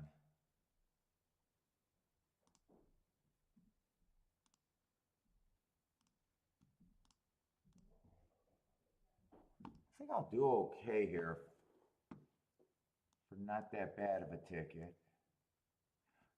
Except I did change this one. Oh, shit, I forgot to put that one in. Well, that's the same ticket. That's the same ticket. I must have just wrote it in 2 different spots. I'm not putting that ticket in twice. Right?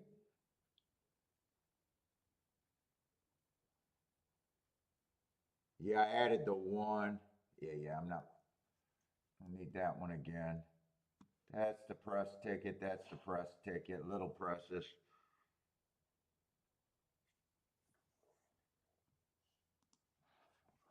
Blair likes the 12 at Kentucky. Rockin' Ray 7, 10, 9. Blair is also king off the 12. 12, 10, 1.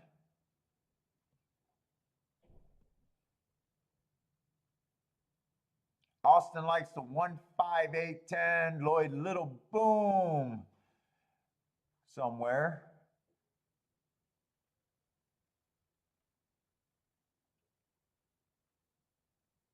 Oh, there's a bunch of horses. 3 completely got taken out. I don't mind 3 getting taken out because I kind of didn't want him. I just hope the 8 and the 11 are getting the trips. 6 got the lead. 8's in a position if he can rate. 10's in good position. Where's the 11? Oh, 11's far back. 11's far back. I don't like how they do the chicklets. 1 got the lead. Come on, 8. I want to be right about the 8. Come on, 8. You can get them. 6 got the lead, huh? Who's the 6? I don't have the 6 anywhere. I thought 8 might have been the fastest early. Who the fuck is the 6? Oh, 6 had speed. He's just coming off of 1 race. Come on, 8. I don't gotta. Oh, no, that's the 1. That's not even the 8. I think that's 7, 1, 7, 1. Oh, I was off there. 7, 1. That's a tough race. 7, 1. 5 to 1 over 3 to 1. I thought that was the 8. Yeah, I thought I liked 8, whether he got the lead or stalked. Let's see. 6 ended up with the lead.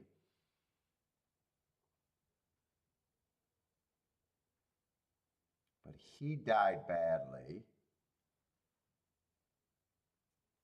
I'm having a hard time watching those races. 3 completely missed the break.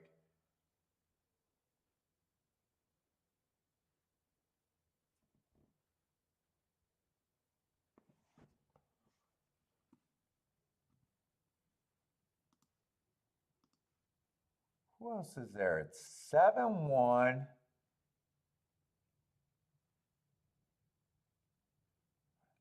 You know what? I did not do that bad. I thought I missed that badly. I just missed the 7. 11 got third.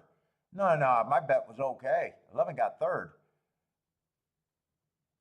I'm pretty sure 11 got third. If 11 ran, I played that okay.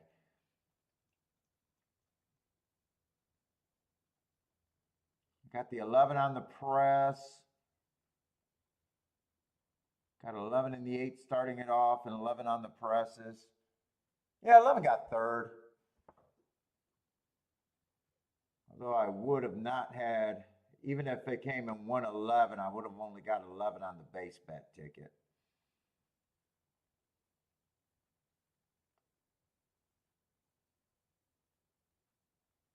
I wanted to got it on either of the press attempts. Probably overplayed the 8 and the 11 a bit.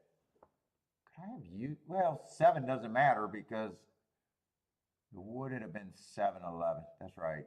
1 split them.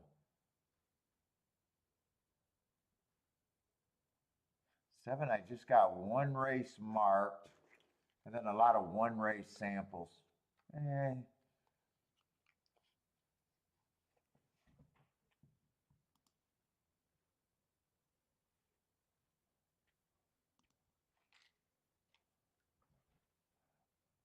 Elaine is booming with the 7.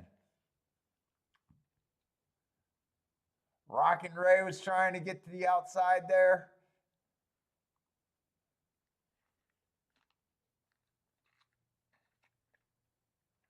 Charles liked the 10. I liked the 10. He didn't run a lick, did he?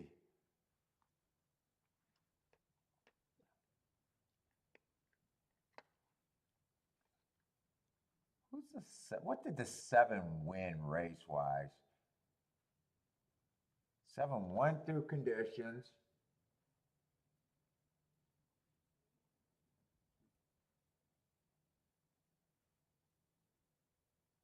Oh, the race that I got him matching strides with the slowest winner of the day, it says he got blocked. And he just fell on a lot of one race samples where it's always hard for me to get a read on a horse like that. His worst race, he got blocked. I'm curious. If I would have seen that and watched the replay, I still wouldn't have had 7-1. I'm just seeing if, let's see, he would have been the 1 horse. That was at Woodbine.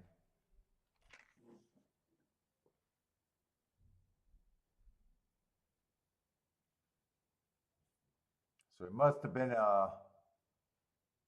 he must have been the 2 horse though in the 1 hole.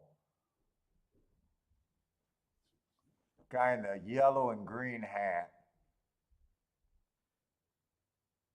He's running up on horses there. Is that where he's blocked? We'll see.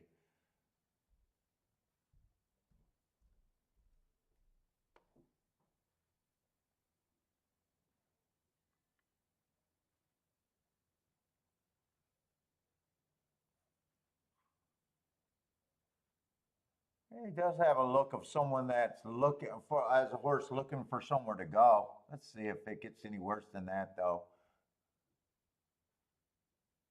Yeah, he doesn't really have anywhere to go there.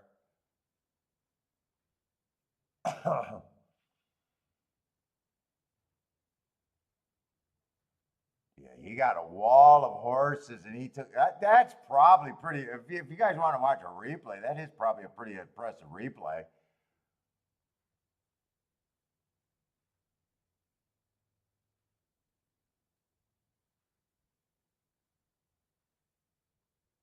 He was down on the inside and like had to angle completely outside.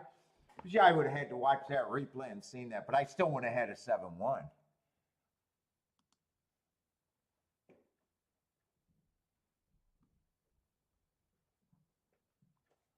I still would have had the 7-1.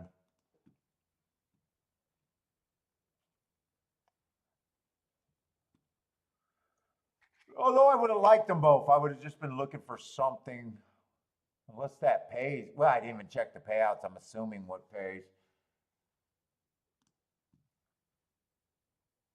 Dude, they got 34 minutes. I'm honestly thinking about I'm done for today. I don't know if I want to be on here much longer. I'm feeling worn out, and I'm already having a 100 air kind of day. Decent day. Multi-100 day. I just feel like this is dragging.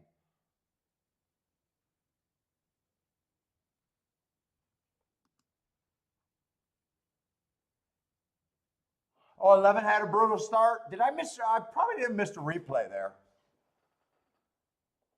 Oh.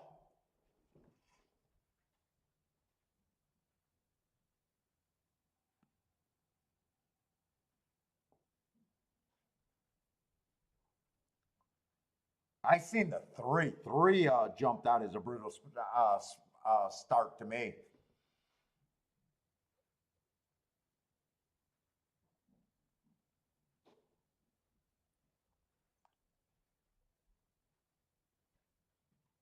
Yes, Joshua, I can do that. I don't know. I'm deciding right now. I'm like, I just feel like I'm dragging and I got 0 energy.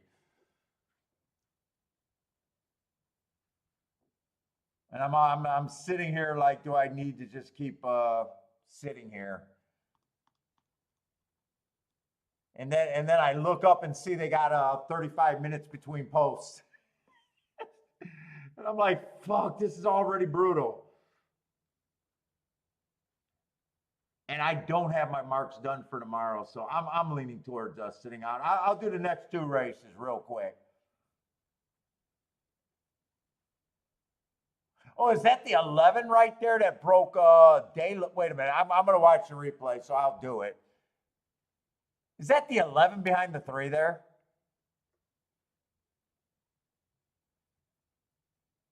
I gotta see if that is the 11. Holy shit.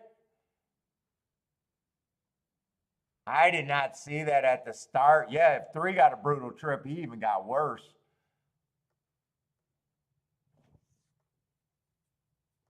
And he managed to finish 3rd. I'm going to have to watch him come out the gate there.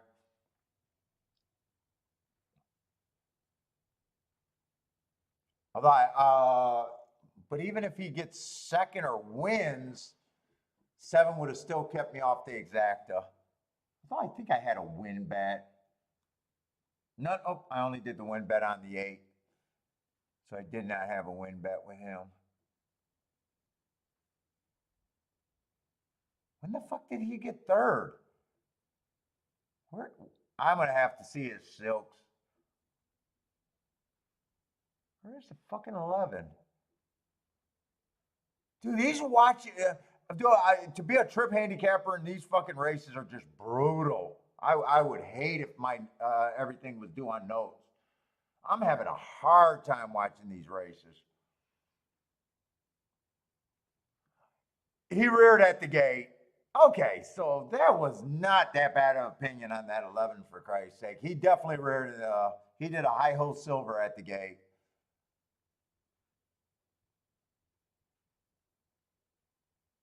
And he was 20-1, so actually that was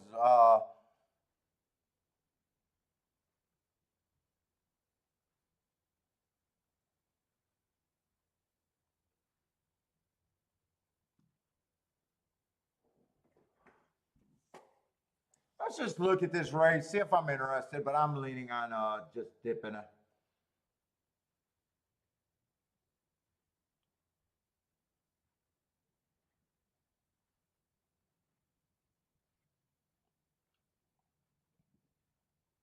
Well, I'll just read them instead of just showing them. If anyone's interested, that's all I'm going to do. I might do the last 2 races and then just dip. Let's see. I got the 3 races ago, stalking closing day. That's what he was. Average, slow, average. And then I got 2 races that I just don't keep track of.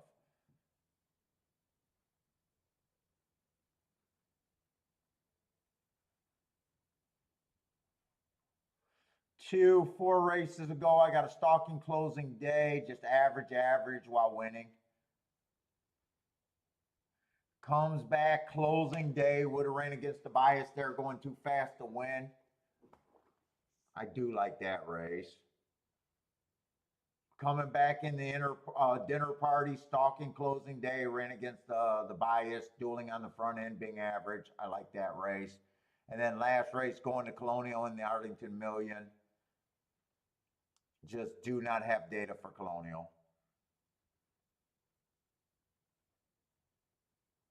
4 races ago, bad rail, early pressing day, match strides with the slowest winner, average.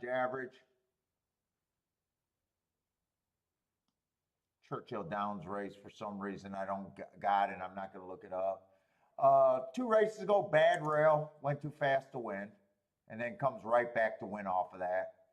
Earning a new top and winning, wow, at 46-1 off of those hearts. That would have been a nice day to trust the hearts.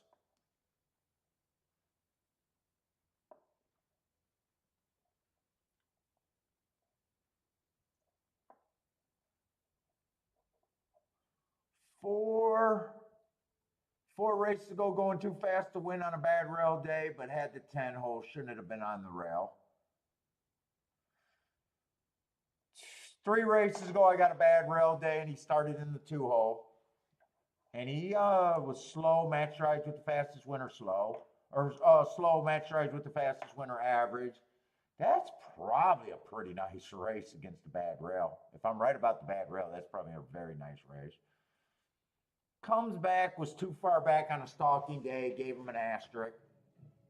Still made a nice close into the pace. And then last race, stalking closing day, slowest winner of the day, but he handled his business. Nice progression on him. That's all I want to see when I see hearts and stuff. You know, win within 3, progressions make sense.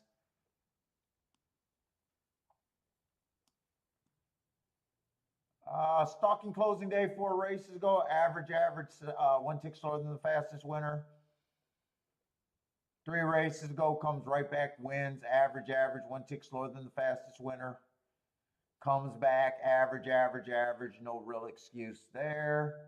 Not a bad race. I'm just saying no bias excuse. And then last race, early pressing day, that's what he was. Average and match strides with the fastest winner of the day, which he was. 6, I just got no marks on the 6.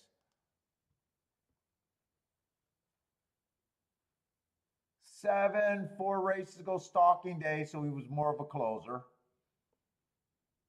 Comes back on a bad rail day. A bad rail didn't hurt him, but that's a nice mark. Slow match strides with the fastest winner and earned a heart as a closer. You honestly don't see that very often without a stalking or closing day to go with that.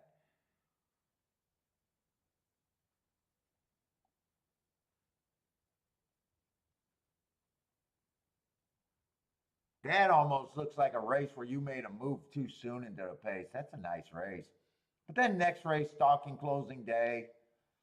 Stalked.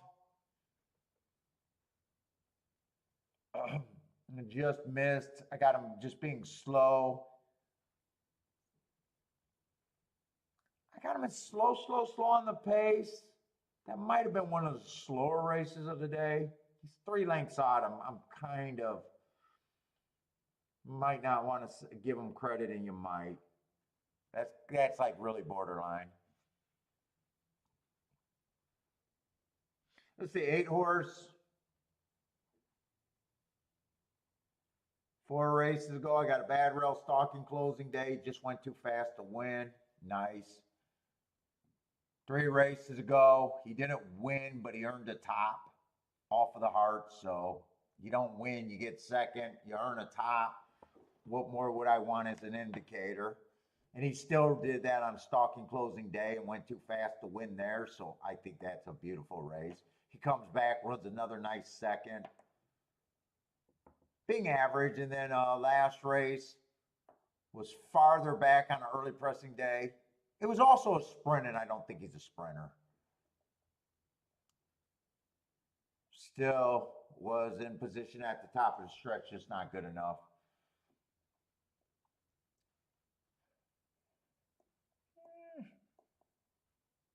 Nothing really sticks out on him. I got him running against the early pressing day, just being slow. Then another average, slow. Then a Del Mar race that I don't have any idea with. Annapolis went too fast to win last race.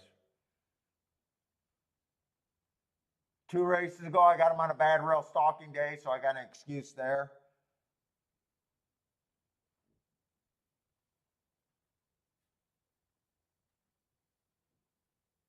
He wins 3 races ago, and I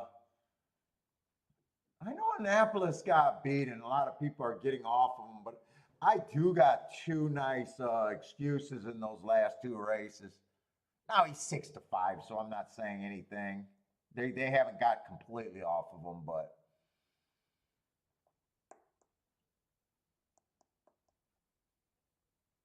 11, I just got slow on a bad rail early pressing day. Oh, Max KO. That horse used to run at Gulfstream.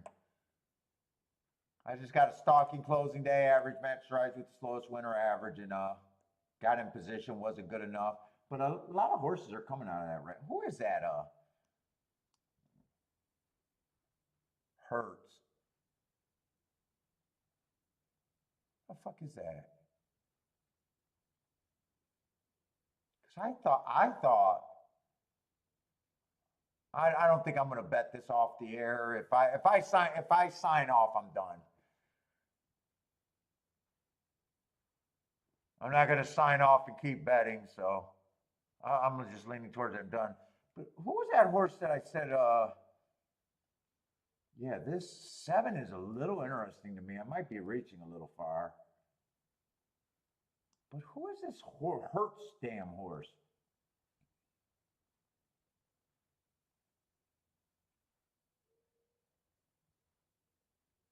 He also ran against the favorite, so that's 7 I'm going to be rooting for here. But who the fuck is that Hertz horse that I keep seeing? Oh, Hauser, the 4 horse.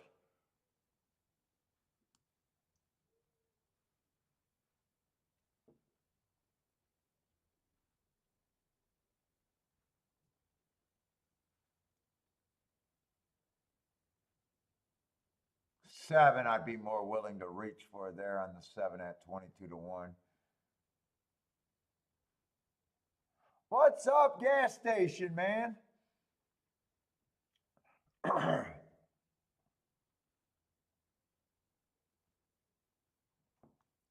think that was everyone there. So those are the notes there. I'll do the 11th race real quick if anyone cares.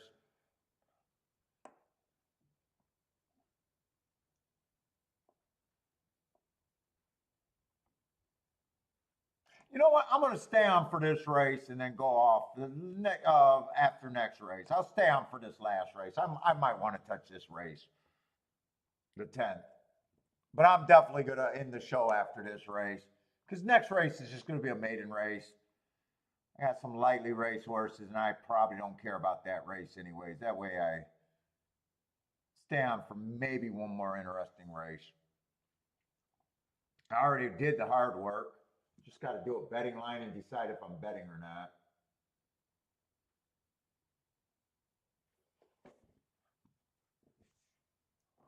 Also, yeah, Mexico, really, he's 2 for 2 over there? I think I do remember him winning last year and didn't play him. I think I do remember that.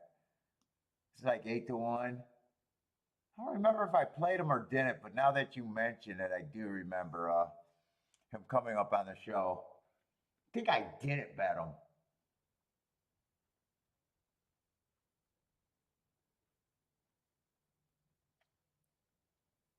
Let's see. 2 ran on, only ran 1 race. I got him on a speed favoring track. I'm going to the 11th race right now. I just got him at slow. I just can't get to him off that running line. 3, I can get to the 3. Ran against the speed favoring track. Next race was much better on a bad rail early pressing day. 1 tick slower than the fastest winner average for the first 2 calls.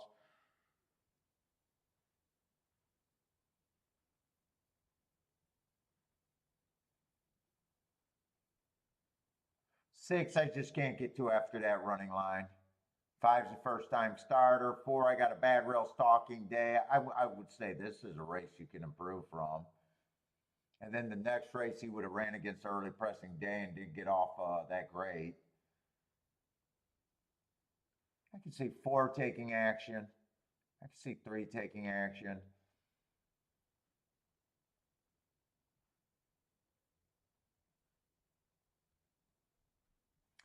That's a nice close on a bad rail early pressing day right there. And the 7. And then the race before that, I know it was a route, but that was a bad rail closing day. He had the bad rail and was going 1 tick slower than the fastest winner.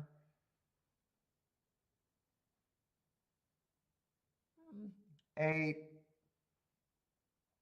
Feels like you got to do better, but I got a speed favoring track and an inside bias. 9, probably going to be the favorite according to the thing. Went too fast to win 2 races ago. Wouldn't shock me.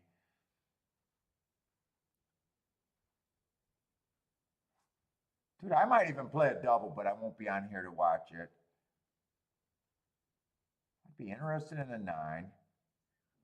Interested in a 7. There was a few horses I think I could be interested there. 9 would be the chalk. 7.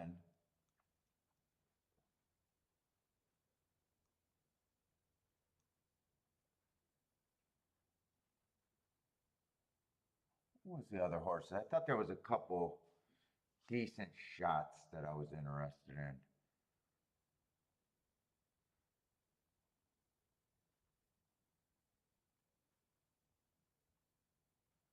Was it just the 3 and the 4? Who's that Hart horse? I thought there. No, the heart horse. Oh, it's not as many horses as I thought.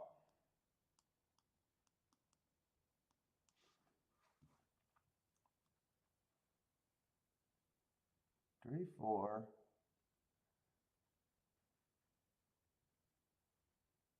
and 9 will 9 should be the favorite there.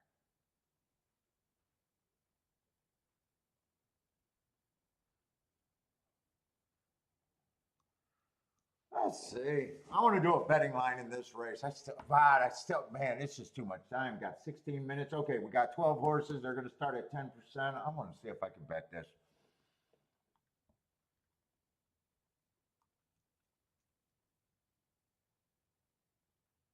This is a route race.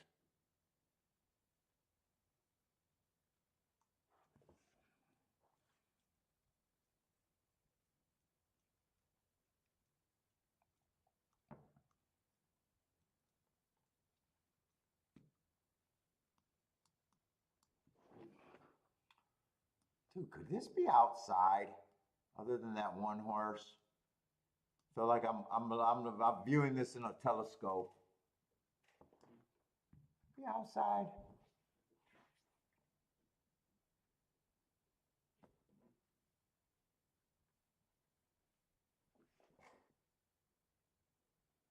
So I'm missing one result, but it probably doesn't matter that much. They only run 2 routes so far.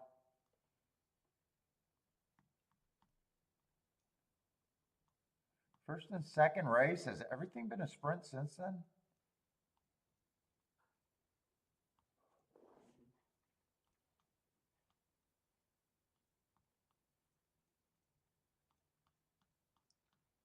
I didn't realize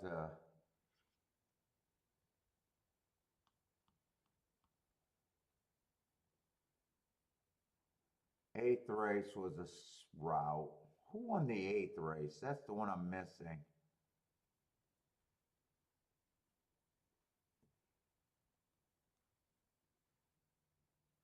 That was a 6-9. That was a 2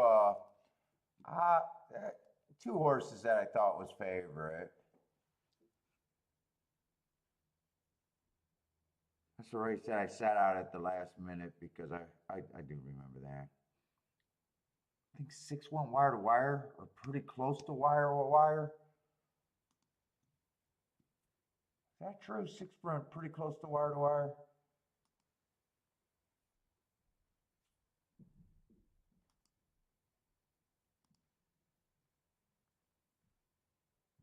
Stalked pretty close to wire to wire. It came from 1 length off.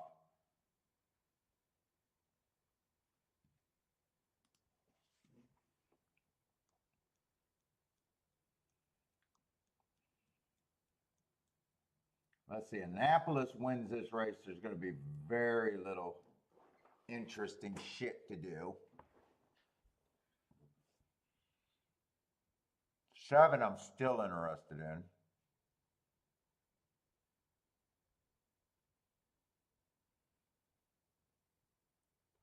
And 10 is the only favorite, and there's definitely pay raises. Let's look at this race.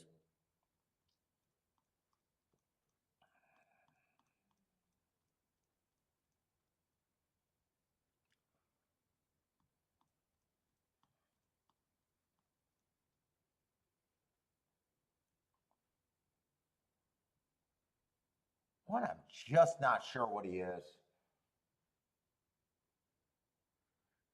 Stalker closer on the inside. Been doing a good job getting in position.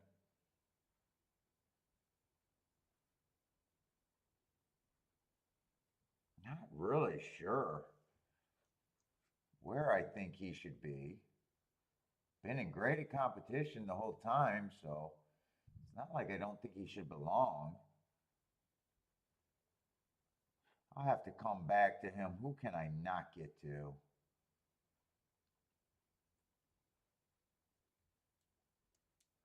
Tone got nice marks. Has speed. Going to be on the inside.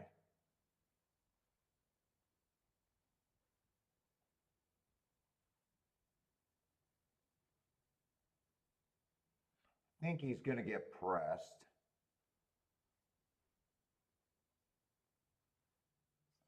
Three has speed right next to him. Four can possibly press. It just depends on if four had speed before, but last couple of races been a little off the pace. Five just feels cheap. Five should stalk. Six, I'm not going to know what to do with the six. Seven, I know I want to do a little something with the seven.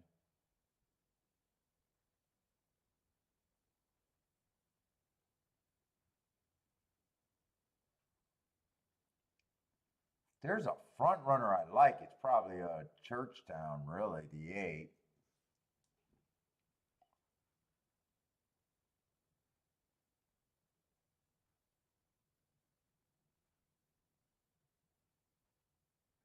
Get her number. I'm probably going to have to be, I got to be hard on someone. And right now I have very few throwouts. Annapolis, I think it's still going to be dangerous.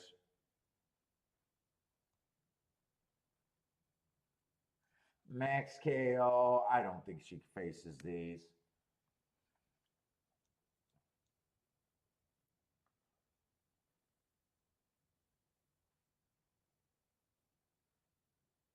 Three, I'm going to have to lean towards I don't like the three. I either like her.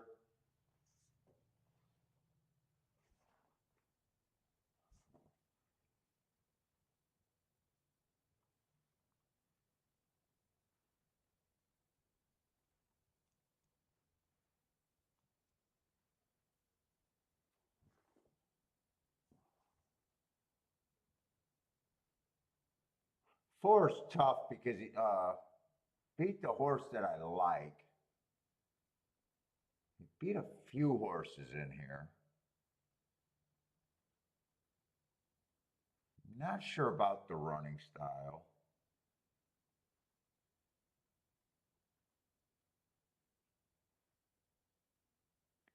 I'm just not sure what I think of him.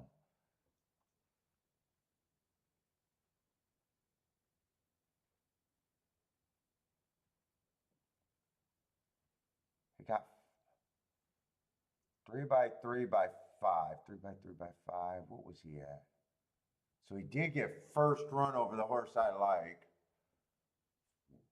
If I'm using a seven, I probably got to use the four no matter what price.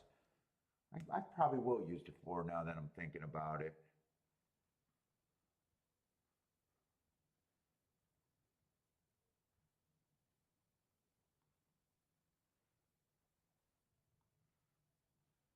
Annapolis, I probably still think deserves to be the favorite, but Jesus, nowhere near that price. Let's just see where this fits in.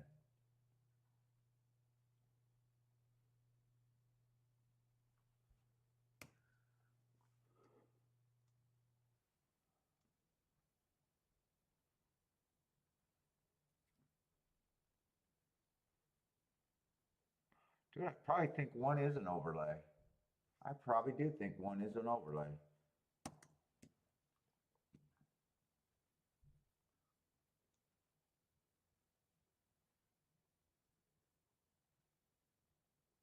Keep forgetting about a tone.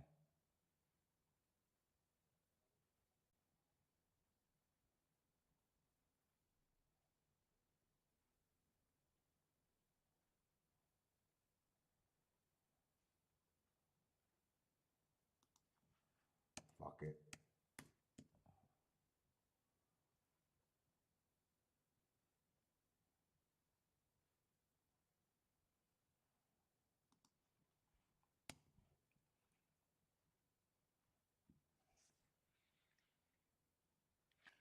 I like Churchtown, but I keep forgetting about fucking a tone. Although a tone is on the inside. Fuck it, I'm taking a stand. The rail's not good for the routes. If I'm wrong about that, I lose with him.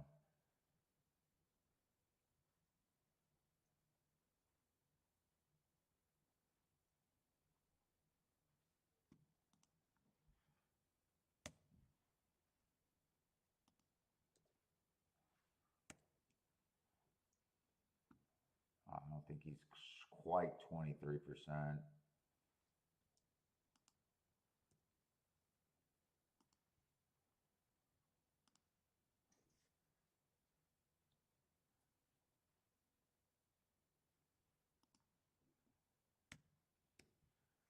There we go.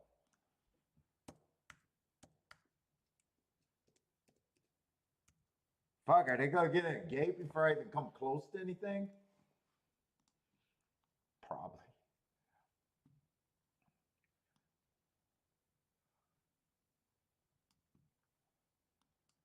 God, I gotta start pricing out some shit for fast.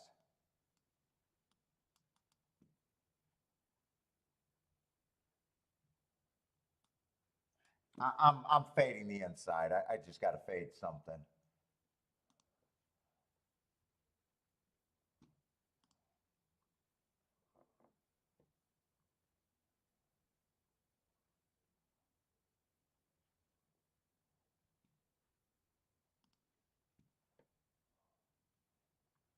Actually, all right, let's see what I can do.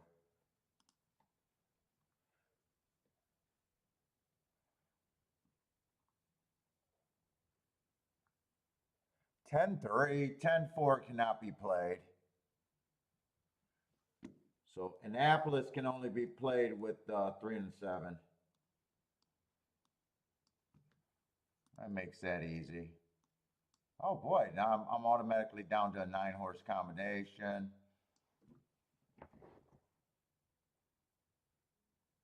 Actually, if 4 or 7 wins here, I don't have to worry about anything fucking paying. I really just got to check. 8. I'm going to have to weigh these because these two are so long that I definitely would still have a big hit.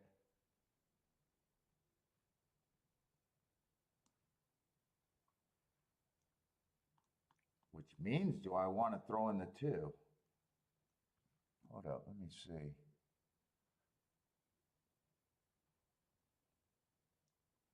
Yeah, because these can be weighed. I can get away with all of them, I think. This would be paid for more.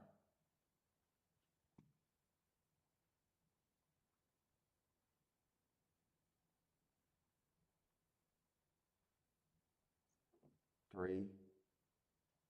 God, man, my brain is not working right now. Yeah.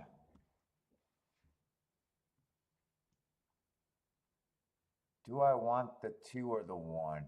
That's the only question. You know what? I'm going to play what I got right here.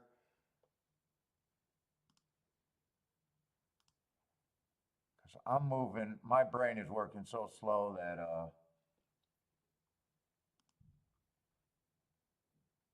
3 and 7 in the last leg. Whoa, not $250 doubles. I promise I am not doing $250 doubles.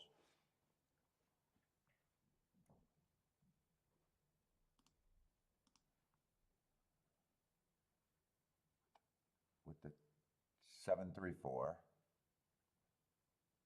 since I can weigh these, I can actually play a few more.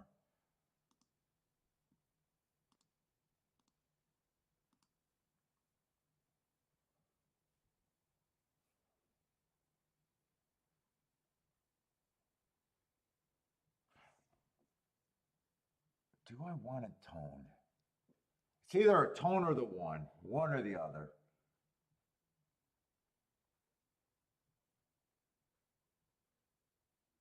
You know what? A tone I know, I understand more. I don't know what I'm getting with the one. Since I'm weighing these, I'm able to do all of this.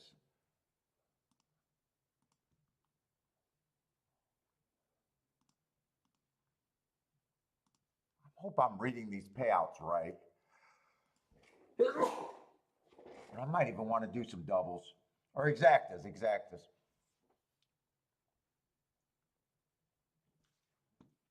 My exactas would be simple. It'd just be king off the 4 and the 7. I do a 4 and a 7 over here in a box, but it'd be the exact same horses I got.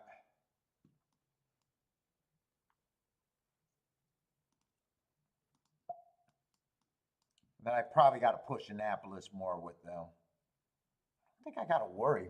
Let me just make sure if Annapolis wins is good.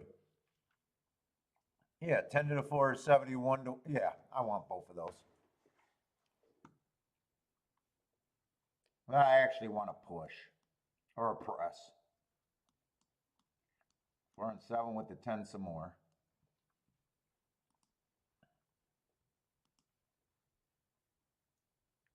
Fuck, I might even press the 7 even a little bit more than that with the same horses.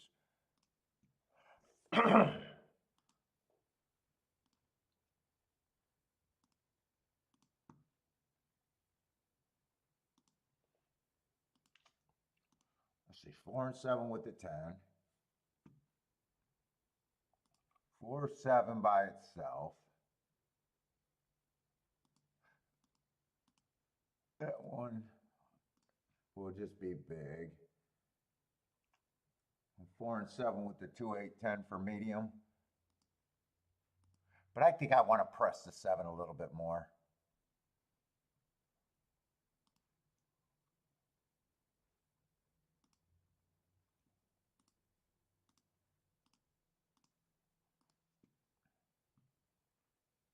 I basically want to get another 7.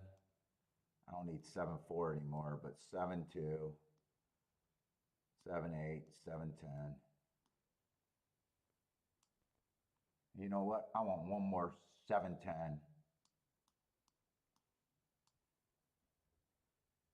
No, I want that straight, so I want 10-7 straight.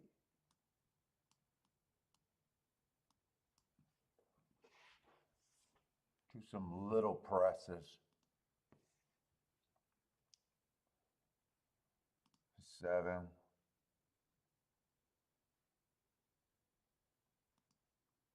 You know that 10 with the 7, that's going to be 10 on top of the 7-4. Straight. That won't be straight.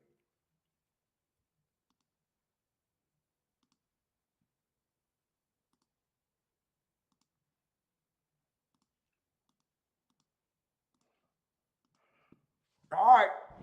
And then I'm going off. If I'm alive in the double, I'm still going off. I'm done. I'm exhausted. I can't even think.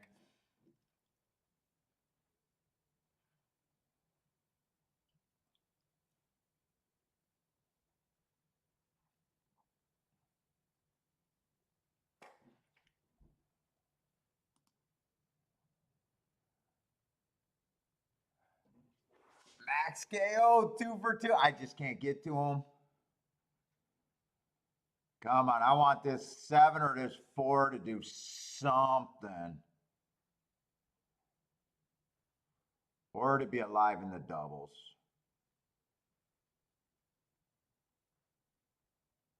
5 got the lead. 5, 2, 3. I thought 8 might have been up there.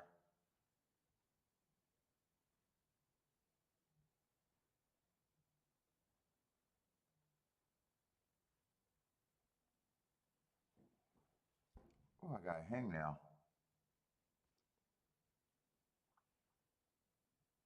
And 10's already up there.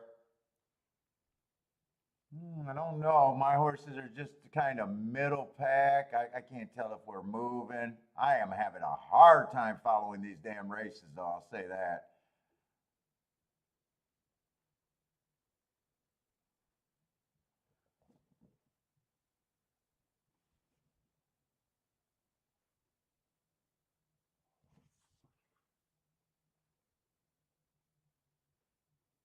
Fuck, do I got a horse that's even running right now?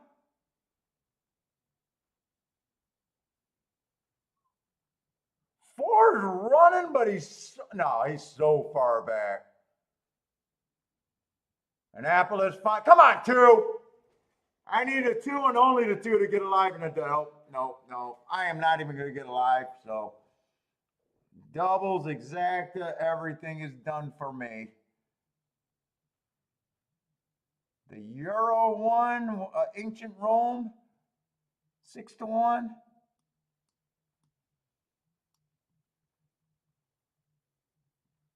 Annapolis got himself in trouble. I seen him kind of rear or whatever to I thought would be. I'm not sure who got second and third there. Let's see. 5 was up there. 5 was definitely up there.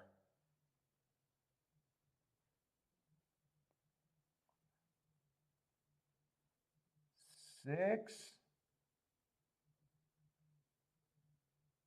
Who's that horse on the rail? I cannot tell who the rail horse was.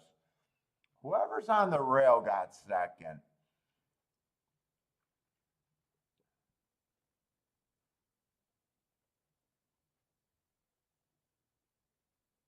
Oh, 6-3? 6-3-5? Oh, three's a nice price. That's going to be nice.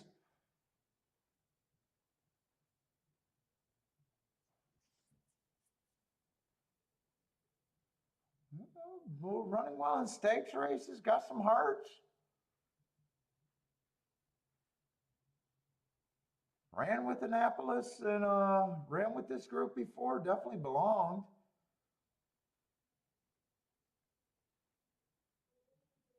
That was a race that I refused to look up. Ah, fuck you. Now that I didn't look it up, now I'm going to look it up. He ran good.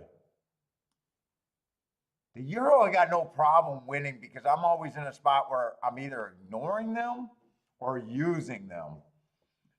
So there's nothing for me to look up. I'm just wondering if there was a little bit more I could have looked up on this 3. I said I'm not going to look that up. I'm just going to assume. Let's see. 5-4. I got a stalker day. He was a stalker. 24-3, that would have just been average.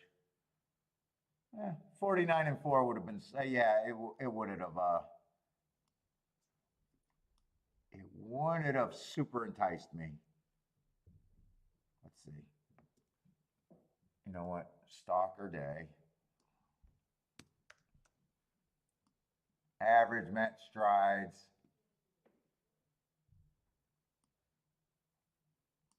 What is that, 73?